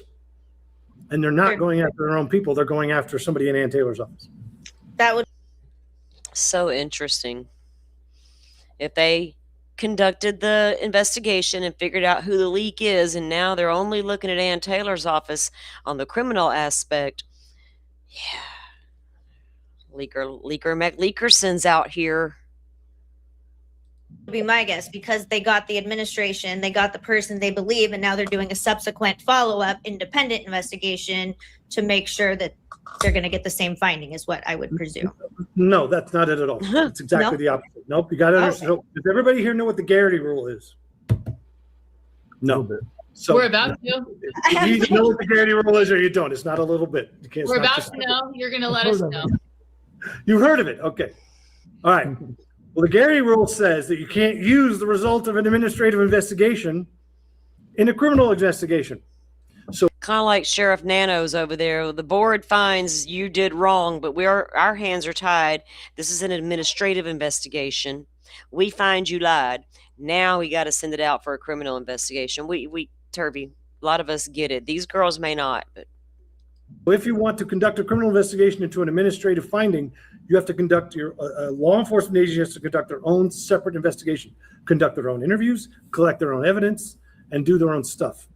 That's the Garrity rule. well, she's not wrong, because you just got through saying they have to know they have to know who the leaker is, because now they wouldn't be looking at Ann Taylor's office. So you're kind of contradicting yourself there, sir. Make up your mind. All right. So this comports with the Garrity rule, which is one is administrative, and they come to a finding, and then one is criminal, and it's church and state. They can't meet, oil and water. Otherwise, there is a component. Garrity argues there's a component of coercion on the part of the state to investigate its own people and blah blah blah. I've written about it quite a bit. It's actually pretty interesting, but most people don't really understand that. In fact, not only that, but most people in law enforcement don't understand. I've worked cases where I've not worked. I am aware of cases where, like, let's say in my hometown of Sitka, there was a jail officer named Stephen Case, and he was found to have beaten the crap out of a drunk female while she was handcuffed to a wall in the prison lockup. So they interviewed him. They took the video recordings of the jail and they fired him. And then the state troopers came in and criminally prosecuting them using the evidence from the administrative file. Well, he filed a lawsuit saying that this was a violation of Garrity. He won. He won about $400,000, or no, either $200,000 or $400,000. I can't remember. But then he started a Subway in town. He got a Subway franchise out of it. All right. Not because he was innocent, but because they had investigated it wrong and screwed it up, so he could never actually be criminally held liable, because they used the administrative evidence against him for the criminal part. Okay? And this is a context that's repeated all over the country if the people that are involved are ignorant of the Garrity rule. Does that help? Yeah, no, I think that's what I was saying. I think it just But it still looks like they have concluded the leak may have come from Ann Taylor's office. You're explaining stuff, but you're not answering questions. So let me explain to y'all what y'all don't understand without answering your questions. said it wrong. 2 separate investigations to get to ultimately the same conclusion, but they cannot rely on what the other That's right. investigation used. Yeah. That's right. That's it. Exactly right. Well, I got to be honest. I know it sounds like I'm sure the people who don't know me think I'm an asshole for being this way, but I don't know. You're pretty popular in the comments here. well, we'll see. We'll see if that lasts. But the point is, the job is about language. The job is about specifics. The job is about being clear, and the job is about using the right words, because these words have consequence. They have meaning. They have weight. All right. So it's very much important that we use the right language, because guess what's going to happen? One of the funnest things one of the most interesting things I think that's going to happen as a result of this podcast is that there are going to be people who will repeat from this podcast things incorrectly, inaccurately, and craft it into their own narrative. Oh, And they'll misquote Ron, Sam, Kristen, me. They'll misquote whoever they need to, just because they're getting it wrong. Because in their mind, they hear one thing, and then they convert it into something else that fits their narrative. And then I will not misquote you. I don't even know these other people to misquote them. I'm not in that game. It's not my game.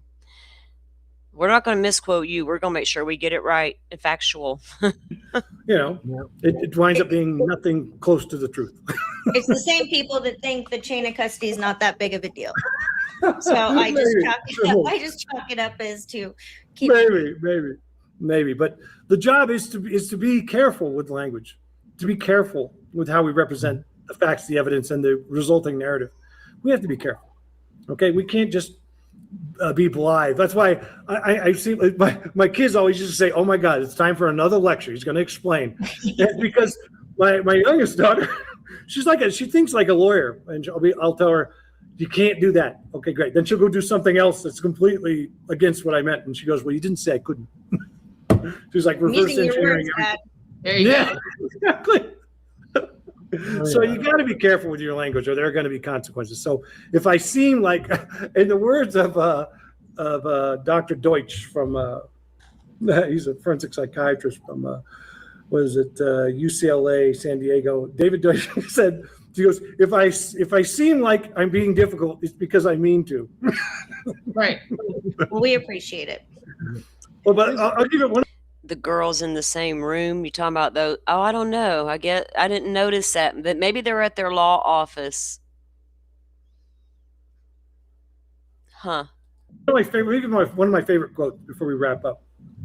My favorite quote is from a client of mine. We were working on a death penalty case in California. His name was Barnes. He's a former prosecutor turned defense attorney, really great guy. And he goes, you know what, Turvey, I like you. And I said, why? He goes, you're like me. I'm not unfriendly. I just don't like playing dumb. So, Dr. Turvey, what do you think with respect to, I'm not sure if it was something that you would speak about, but all of the phone data information that has been released as of late, is it something that's super important? Is it kind of like the beer pong table? I think most of us are sitting there when Ethan got the text from Erica that he was being cheated on.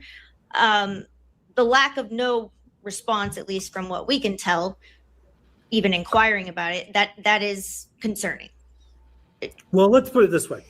First, all the things I said before that are my top 3, 4, 5 things, those are still the most important 3, 4, 5 things. However, I haven't examined that data dump, and I'm not going to. He hasn't examined the data dump, and he's not going to.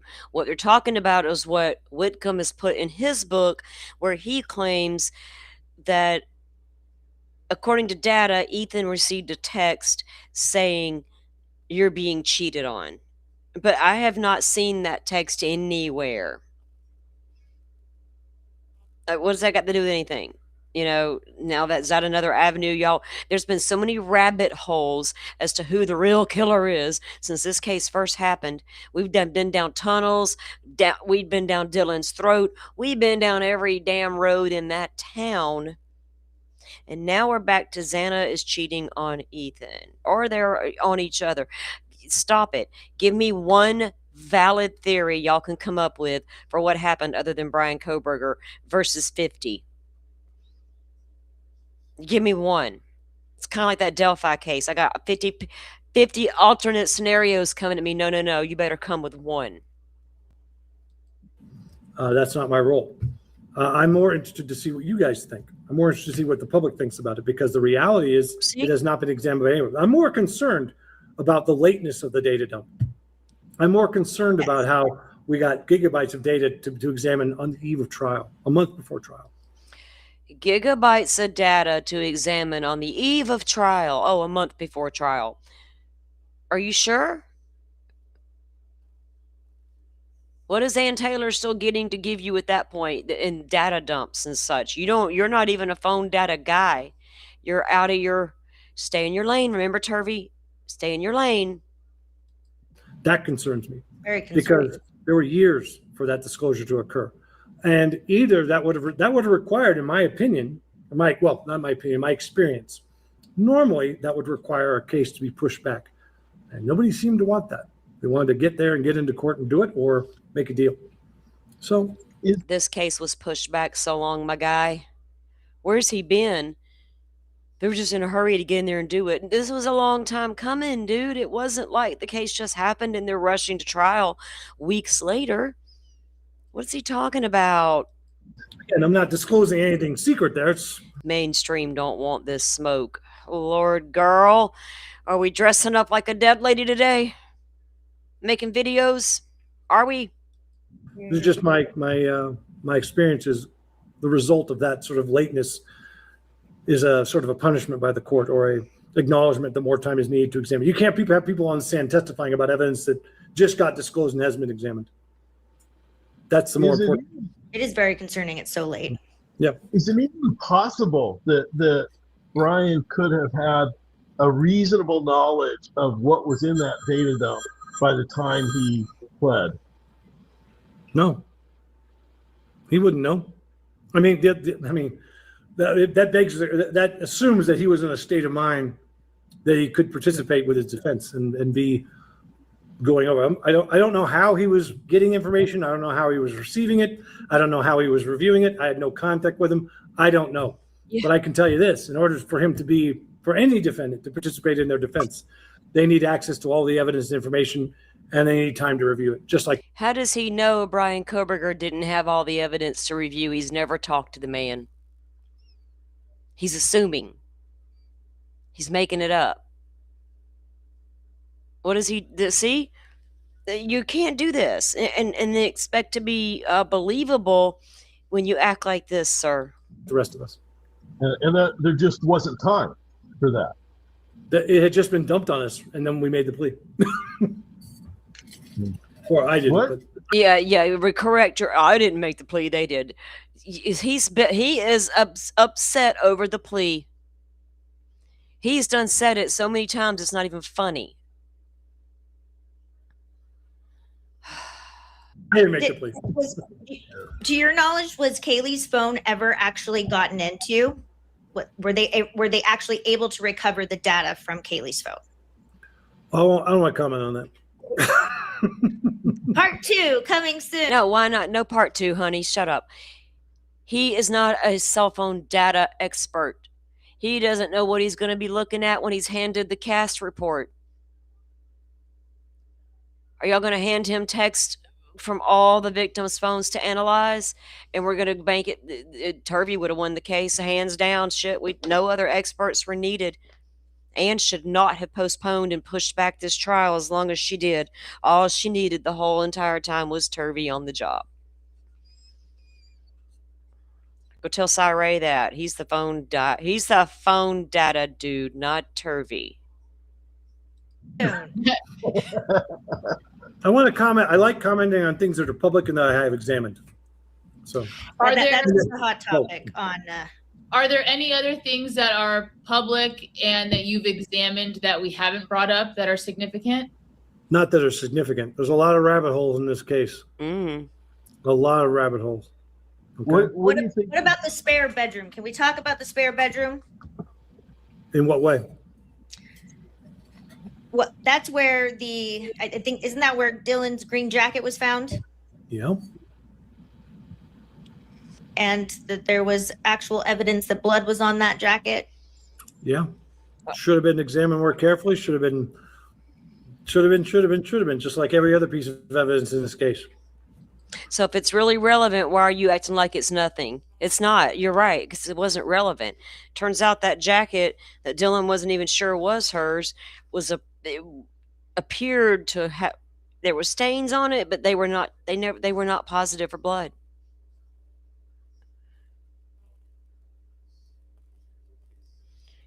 And that's going by what come out of the broken plea book, what Whitcomb has said. And Whitcomb, according to him, he was given thousands and thousands of pages of blah, blah, blah, blah, blah. You're both saying different things, and you're not actually lining up with each other. So there's that. It goes back to the general question for me is, why was everyone so unenthusiastic about testing evidence in this case? Very unenthusiastic, in my opinion. Oh, Rachel, Cyree is not gone missing. We're doing that tomorrow. Cyree is also writing a new book, but it's not a broken plea type book. It is a book for law enforcement. You can buy it for $95. But he's going to be outlining his fusion. What is the exact name of it? And he's going to be going into Europe in June and doing a big presentation over there on the Koberger case. He's just not on social media yet. But we're going to review the Turvey of it all, or the Cyray report stuff, because in his new book, we do have some of the information in there that he put in about Koberger. But we're going to review that too. But yes, Cyray's still there. He's just not out there like this guy. You know what I mean?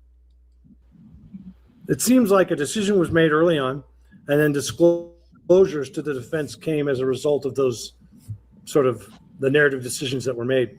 But then they were compelled by the defense to disclose stuff, and so they were slow rolling the information out.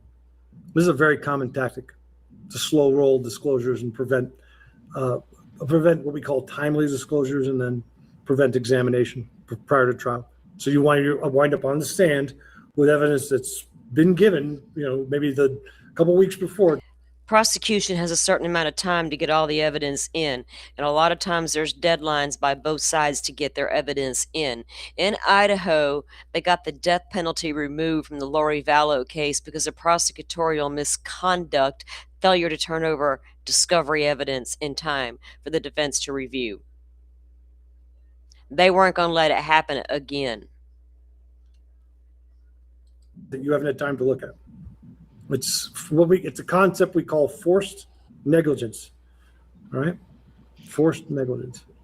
What do you think is the most persuasive exculpatory evidence? The hair in Ethan's hand. So goddamn obvious. So crazy. So goddamn obvious. Lord, it's so dude. obvious. The hair in his hands. I want to know whose it is, and I want to know how it got there. Taking the Lord's name in vain over it, I see. That's the biggest piece of evidence he has in this case that's a problem. So out of all the things, when it comes down to it, that is the biggest thing. And it is, a problem. It could have been a problem. Hopefully we'll learn more about that as documents become available. But when it comes down to it, that seems to be his thing. That untested debris from Ethan's hand. He is from Alaska. Real happy. From Alaska. Once we know whose it is, we'll know exactly how it got there. Sure. What about the idea that there was testing on the sheath and the DNA went to someone else, another man's DNA? I think people call it Four Brothers. It was from Othram. Yeah. That's it. See? The DNA went to another man's name. No, honey, that is not. What are y'all thinking? That was IGG, investigative genealogy work. They didn't test the DNA and go, this DNA could belong to that guy. Our lab. That is so misleading to the public there.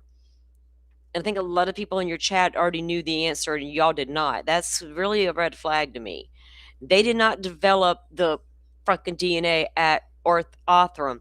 They just ran IGG on a profile that was sent to them. Let's put this into perspective. If the Innocence Project got this case and did that test and came up with that result, it would be an exoneration. They'd be popping corks, right? No, not necessarily. That gives you all the information you need to know. I want to tell you something else, though. This is something very important, not related to this case, but related to it. I have worked probably 20 cases in my career where the DNA evidence does not match the person that was convicted. I'll give you an example. There was a case of an 11-year-old and a 13-year-old girl I worked in Oklahoma City, or not Oklahoma City, in Oklahoma for the OSBI about 15, 16 years ago. And both of them had semen in their vaginas that belonged to somebody else. And they eventually arrested and convicted somebody else without ever explaining how that semen got in their vaginas. They were found shot to death on the side of the road and redressed after being shot. All right? They didn't want to know. They did not want to know. This is not uncommon. I worked in another case, Kentucky versus Southworth, where a guy was convicted of murdering his wife at the time. She was leaving him, and her body was found under a mattress in their behind a wall outside their backyard, and she had a sperm in her vagina that didn't belong to him, and nobody ever identified it. Never was identified. Convicted him. He got out on an Alford plea, but I am very troubled by how DNA is misunderstood and misused by the court, by the prosecution, by the defense, and by the courts very often. And they will ignore it when it's convenient, and they will embrace it when it's just as convenient. So is he a DNA expert too? He's jack of all trades living out there in Alaska. And there was other DNA found too. We talk about it. Just why not err on the side of caution? There's such a long list of items that were tested. Well, especially when you're going to kill the person, right? Mm-hmm. When you're going to kill him, don't you want to be sure? Don't you want to be certain? You mean put him to Apparently death? Not. Let's solve the problem. Take the death penalty away from every single state in the union, and we can stop blaming it all on the death penalty. We can take that excuse right out of your fucking hands. I'm okay with it.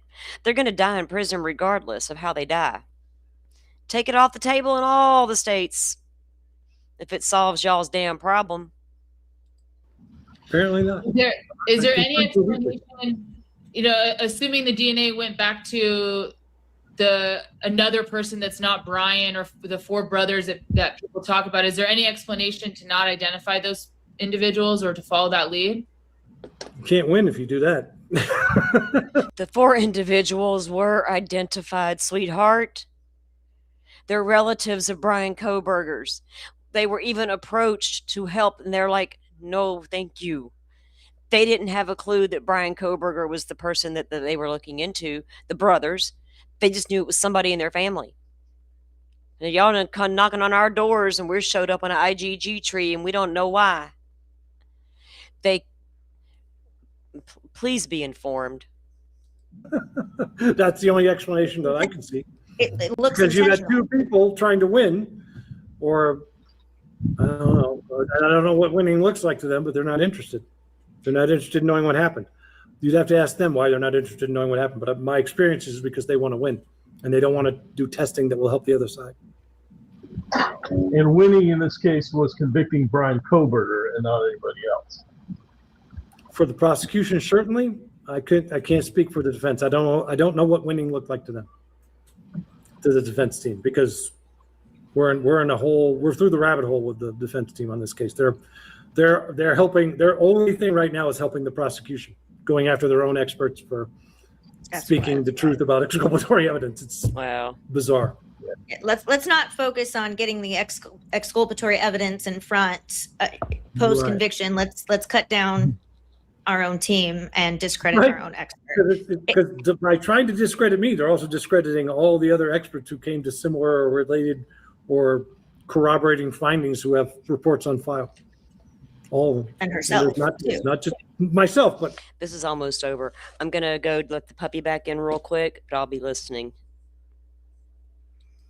I'm saying herself too. She's discrediting a lot. I don't know why you would attack your internal team. Well, that's the question. As I think that I think people are smart enough to see what's actually going on. I hope. So I don't want to be the guy that blows that whistle or points that finger, but we all know who's being investigated. We do know that, and it ain't me. Yeah, I want to understand better the DNA, and I don't know if this is beyond your scope. Because as I understand it from reading Chris's book, is we have that whole the DNA on the sheath itself came back to four brothers who were not named Kohberger. Okay, then let's make it very clear. It didn't come back from the sheath. It comes back from a piece of DNA, a partial profile from the clasp, not the sheath, from the clasp. Now there's the DNA. There's no other DNA on this thing. It's clean. That's the first thing you need to understand. The second thing is, DNA, and this is the big fight going on right now in the DNA community, DNA cannot give you conditions of transfer. You can't say when it got there. You can't say how it got there unless you're doing this in the context of a full reconstruction, right? So a DNA expert can't tell you how it got there or when. They can only tell you that it aligns with a particular profile in a particular way with particular statistics. That's all it can do. So we know that there was some DNA, and it's been described as trace DNA, just a little bit found on the clasp. That was sent to Othram. Othram, they did whatever the scientists do to that, and they come up with a whole bunch of data on a file, right? Yep. And then the using that data, they traced it supposedly to 4 brothers not named Koberger, and one of those, we're told, did not want to participate, and I guess it just ended there. Then the data file was then given. Was that given to the FBI? Or was Othram fired? Because the facts support that Othram was fired when it didn't give them the result that they were looking for and point back to BK. Well, I would just put it another way. This is what we call expert shopping. This is very common on the side of the prosecution. Like forum shopping. Well, expert shopping. They're looking for the expert. They'll give them what they want. And everybody else kind of gets left back. It's unethical. It's a problematic. And it's a Brady violation when they don't disclose it. So. Yeah. But I saw some reference that the data file, it's a discrete amount of data. You can see how big the file is. And what I remember from Chris's book is that somehow what the FBI submitted as part of the IGG or something else seems to be double the size of the file that Othram gave them. Yeah, this is a DNA expert question. I don't want to get into the procedures or the minutia of that because it's not my area. That's well outside of my scope. But Whitcomb is an expert in DNA. He used to have a DNA related company, so he knows better than I. Did Brian have a DNA expert? Yes. Yeah, Bicca. She was on. Bicca was originally, she was brought in to be the DNA expert, and then she transferred over to being an attorney, and that's all public. No secrets. I've always enjoyed listening to her. Yeah. She's a very smart woman. Very smart. Bicca's very smart. So what can we expect moving forward? I mean, I guess the same question that we asked at the beginning is, how is he still in prison? Not figuratively. I think we all get that. But yeah, he pled guilty. That's right. I mean, the answer is until somebody else is at the helm, this ship is going to stay going in this direction, and none of us are going to be able to do anything about it. Do you think the outcome of the criminal investigation could potentially have an effect on anything in this case moving forward? Yeah, depends on who gets arrested.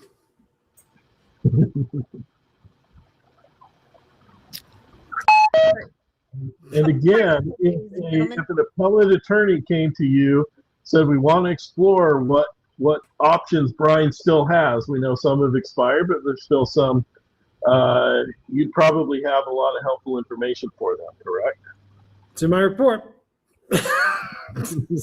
I mean, the thing is, what this requires is somebody to come in who has a exceptional legal mind and a lot of experience with death penalty cases to disentangle what's occurred and to assist with the investigation of the exculpatory evidence that clearly exists.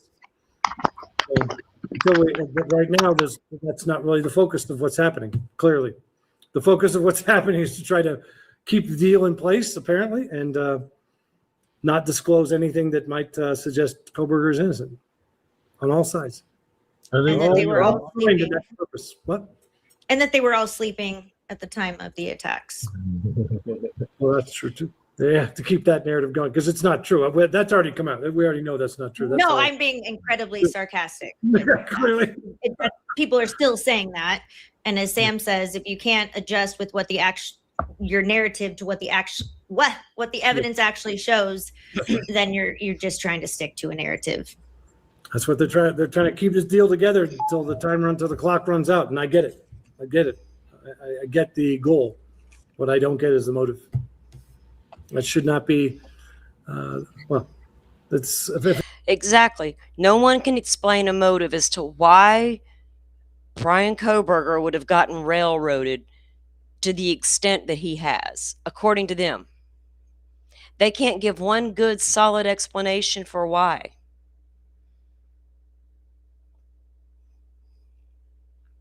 If an appellate attorney came to me and asked for my help, I'd give it to him without problem. And a lot of people have been hoping that behind the scenes, maybe that's going on, but... Is that the end game? We're fishing for appellate attorneys. Who bites today? They don't like to just buy it to win. They want to win. They don't want to take cases they cannot win. Pretty clear that's just not in the works right now. Can't Right. be. Well, his attorney is still on the case. She's still running it. So can't be. What they're trying to do is keep that deal in place and keep the ship from hitting the shore. Who's trying to keep it in place? Because Brian Koberger has the right to fire his attorney at any given time. Unless you're convinced he's such a mental case, he has no clue what's going on and Ann Taylor hasn't snookered, right? Brian Koberger has the right to fire her at any given time. He had the right to say, I don't want to sign that plea deal. I want to go to trial, ma'am. He had every right to do that. But the motive behind that, I'm unclear on. I've never understood. I haven't understood it. Still don't understand it. I have theories, but they're only theories. Well, you could share those theories as to why you think that would happen. Be interesting to hear, I'm sure.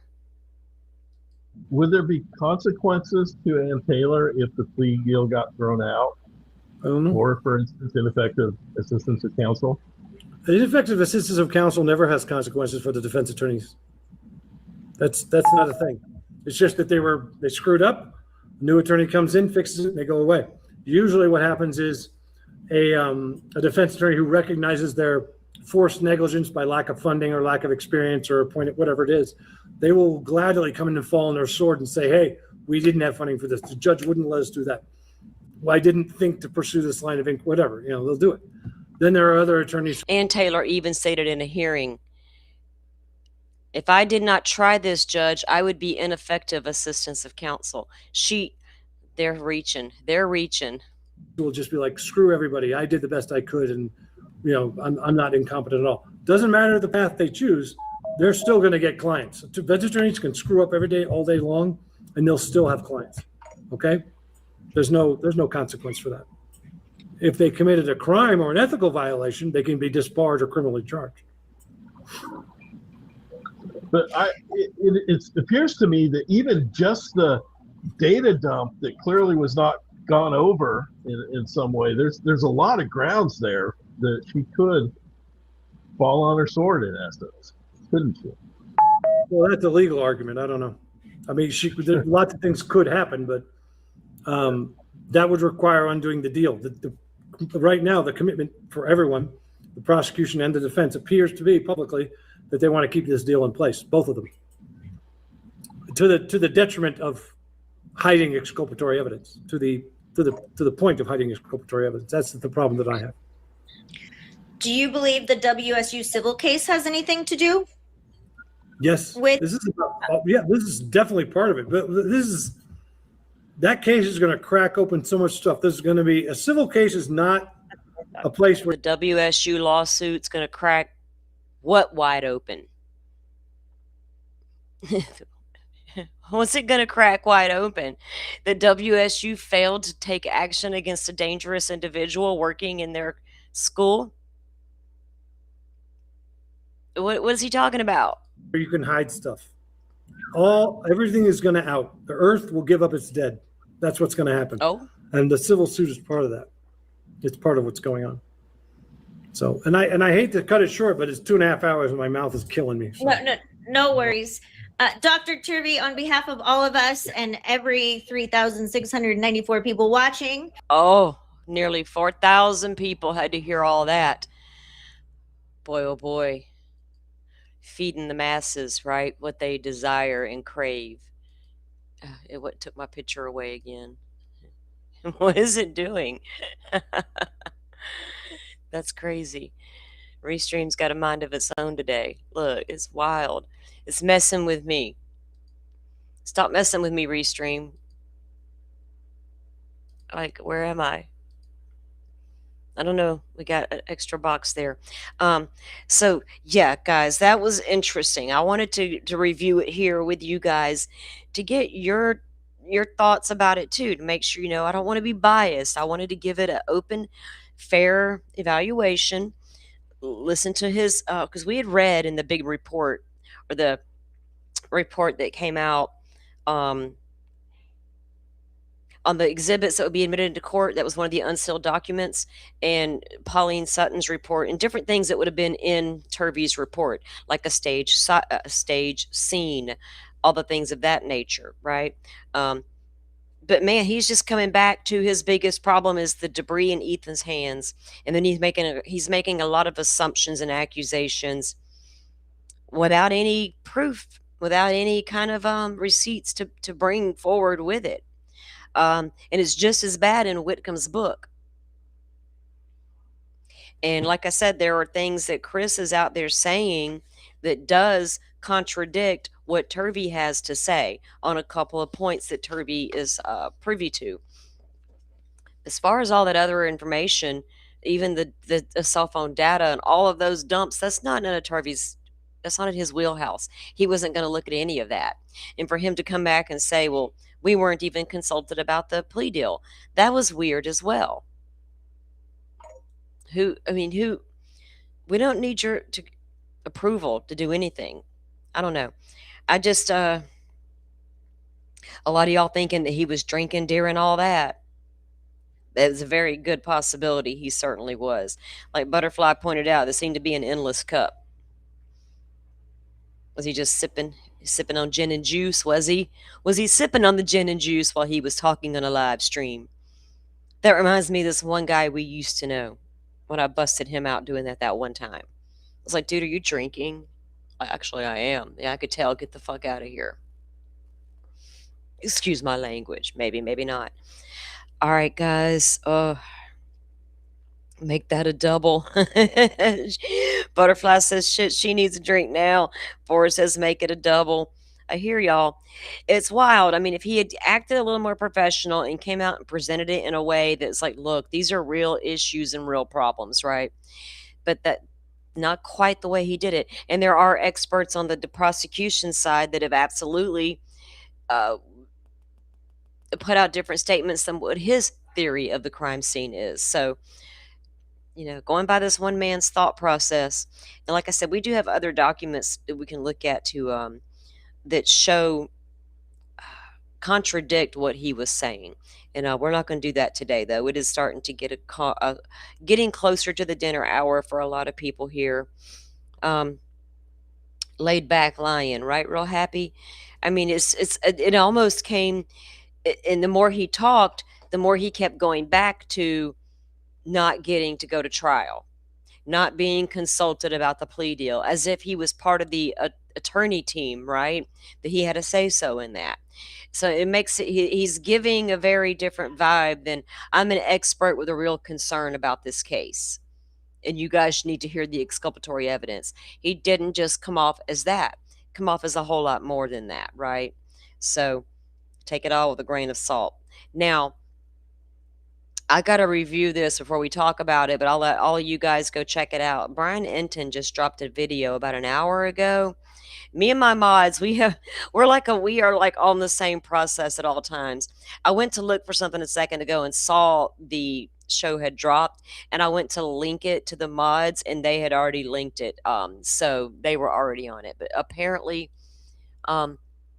I'll review it in a little while, then we can talk about it tomorrow. Let's see, where did it go? Was it Brian Enton's latest? I don't even know what it's about, but I'll show you and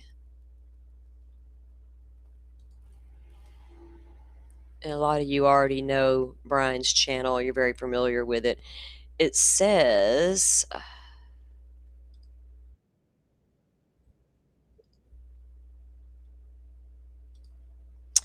so he dropped it today, and it says, it has been 103 days since Nancy Guthrie vanished from her home in Tucson, Arizona. According to the Arizona Republic, Sheriff Nanos scolded Pima County Assessor Susan Drowby, I think that's how you pronounce it, for sharing information with the FBI. Why would he do that? And what is next in the ongoing feud between the sheriff and the county leaders? Oh boy, Brian's out there getting the tea. Brian discusses the latest with Pima County Supervisor and how the ongoing controversy involving the sheriff could be impacting the Nancy Guthrie investigation.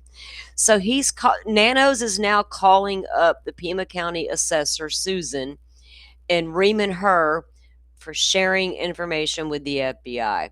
Oh, Nanos, you just keep making yourself look better and better and better. The more you see, you talk about him, he gets a little butt hurt, don't he? And that's what provokes this man. If you want Nanos to talk about him. Provokes him every time.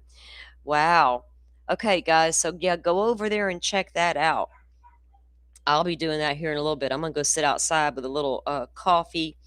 It's beautiful outside. I want to go touch some grass and enjoy it. I think I'm gonna have. I think I'm gonna have breakfast for supper. Y'all, the other day, y'all were talking about that, and I was like, you know what? That sounds good today. I think I'm in the mood for some breakfast for supper. Play it. Laugh out loud. Butterfly says, play it. Play it. We can play it if y'all want. Y'all want to play it? I can take y'all out the back and sit for a moment with me. Oh, look, I hear the puppy going ballistic, but I also hear my grandson doing the same thing. He's in there playing rough with that puppy. Y'all bless his little heart. Y'all know what happened last night. Oh, Lord. It was after dark. I was in Nerdy's Live. They were talking about the JLR stuff. And all of a sudden, my grandbaby's like, oh, my God, Grandma, look what I found. Like, what'd you find, baby? He found baby birds. Turns out he didn't just find them. We only have one tree in our entire yard. We live in the country. I'm surrounded by farm fields, okay? We have one tree. It's actually two trees side by side. Well, I lied. We got three. Those two side by side, and then one on the other side of the yard that's just a tree. Okay, these two particular trees, one is a fig tree, and it was there when we moved here, right? We left it, the only tree out there. Anyway, a bird went in there and made herself a nest because this is a very tight tree. A lot of good coverage. Grandbaby's out there shaking branches and playing with the tree, and baby birds fall out of the tree. And he thought they were just abandoned birds that fell out of the sky. I'm like, no, baby, they fell out of the tree, and we got to put them back. It was a whole thing. One of the little birds got injured, and he was so upset. He's like, I've never had a real encounter with birds like that before. I'm like, well, baby, now you know. His dad thought they really were like abandoned and fell out of the tree. I was like, no, they don't just fall out like that, y'all. And then I got the truth out of my grandbaby. He's like, well, I was shaking the tree limb. And I was like, oh, baby, you didn't know. It turned into a whole thing. So he had his first little lesson with shaking baby birds out of their tree. Yeah, I haven't checked on them today. I was out there earlier and I was kind of like watching the bird, like figure she's all mad now or something. And they were flying in and out of that tree, but I didn't go check on the baby birds. I figure I just best leave them alone. Mama not she is probably not happy when she realized her babies fell out of their. They were going to try to take care of them, and I'm like, no, we need to go put them back just in case. And that's when I realized what he had actually done to make them fall out. But anyway. Oh, you saw my comment in the live when I said, oh, I had to bail out. We found birds. Yeah, it turned into a whole thing. We were going to. Then I realized they still have a nest. So we did put them back in the nest last night, but I don't know how they've done today. I've yet to go check. So maybe I'll venture out there in a few minutes. Late night with big breakfast, Kiwi. Yes, indeed. Yeah, I think that's what I'm going to do. Oh, and I caught my cat on her tree thing a little while ago. Butterfly, you were right. She's a sneaky little heifer. So yesterday I went down to the Dollar General and I bought these little cat treats, and I came back and I strategically placed them all around her cat tree on the platforms, in the little hidey holes, as I call them, and I left it alone. This morning, and she never went over there that I saw. This morning, I get up and I happen to go, I'm like, oh, yeah. So I look, and there's not one treat left on this cat house anywhere. She got on there during the night and she found every single one of those treats, but wants to pretend to me that she doesn't like it. So I did catch her sitting on it a little earlier. Yeah. Maybe she'll get more used to it. I'll put her a few more treats in it tonight. Maybe she'll, entice her on over there. All right, guys. Thanks for joining me and watching that video with me and helping me get through it. And just seeing if we thought if there was any validity to what the guy's saying, It's so crazy they come out with these books and these reports, and I'm really interested to go and look at the stuff that Ray has to say, especially considering how the judge called him a conspiracy theorist. It's like, oh, I got catnip, Butterfly, and she likes the catnip because it's on one of her toys that she just loves. But I sprinkled the catnip on the tree the day I put it together. And all she did was walk up and rub up on it, but she refused to get up on it, even with the catnip on it. So I even put a little bit more on there yesterday. But the one thing that got her on there was the treats. So I'm going to put the treats back on there again later and see if she approaches again. I'll get some video evidence of the approach and prove that she did get on it. She's just trying to trick me. All right, guys. Yeah, I'm going to go listen to this video in a little bit while I'm chilling. Take these dogs outside, take the grandbaby outside, let him get some of that energy out of him before dinner. All right, guys. Y'all have a good one. Thanks for joining me to unpack all the business here. And y'all be safe on them YouTube streets. Take everything with a big old grain of salt. And I'll see you back here in the morning. Y'all have a good one. Thank you all for watching this here video. Please like and subscribe and follow. Much love from Little Yas to each of you.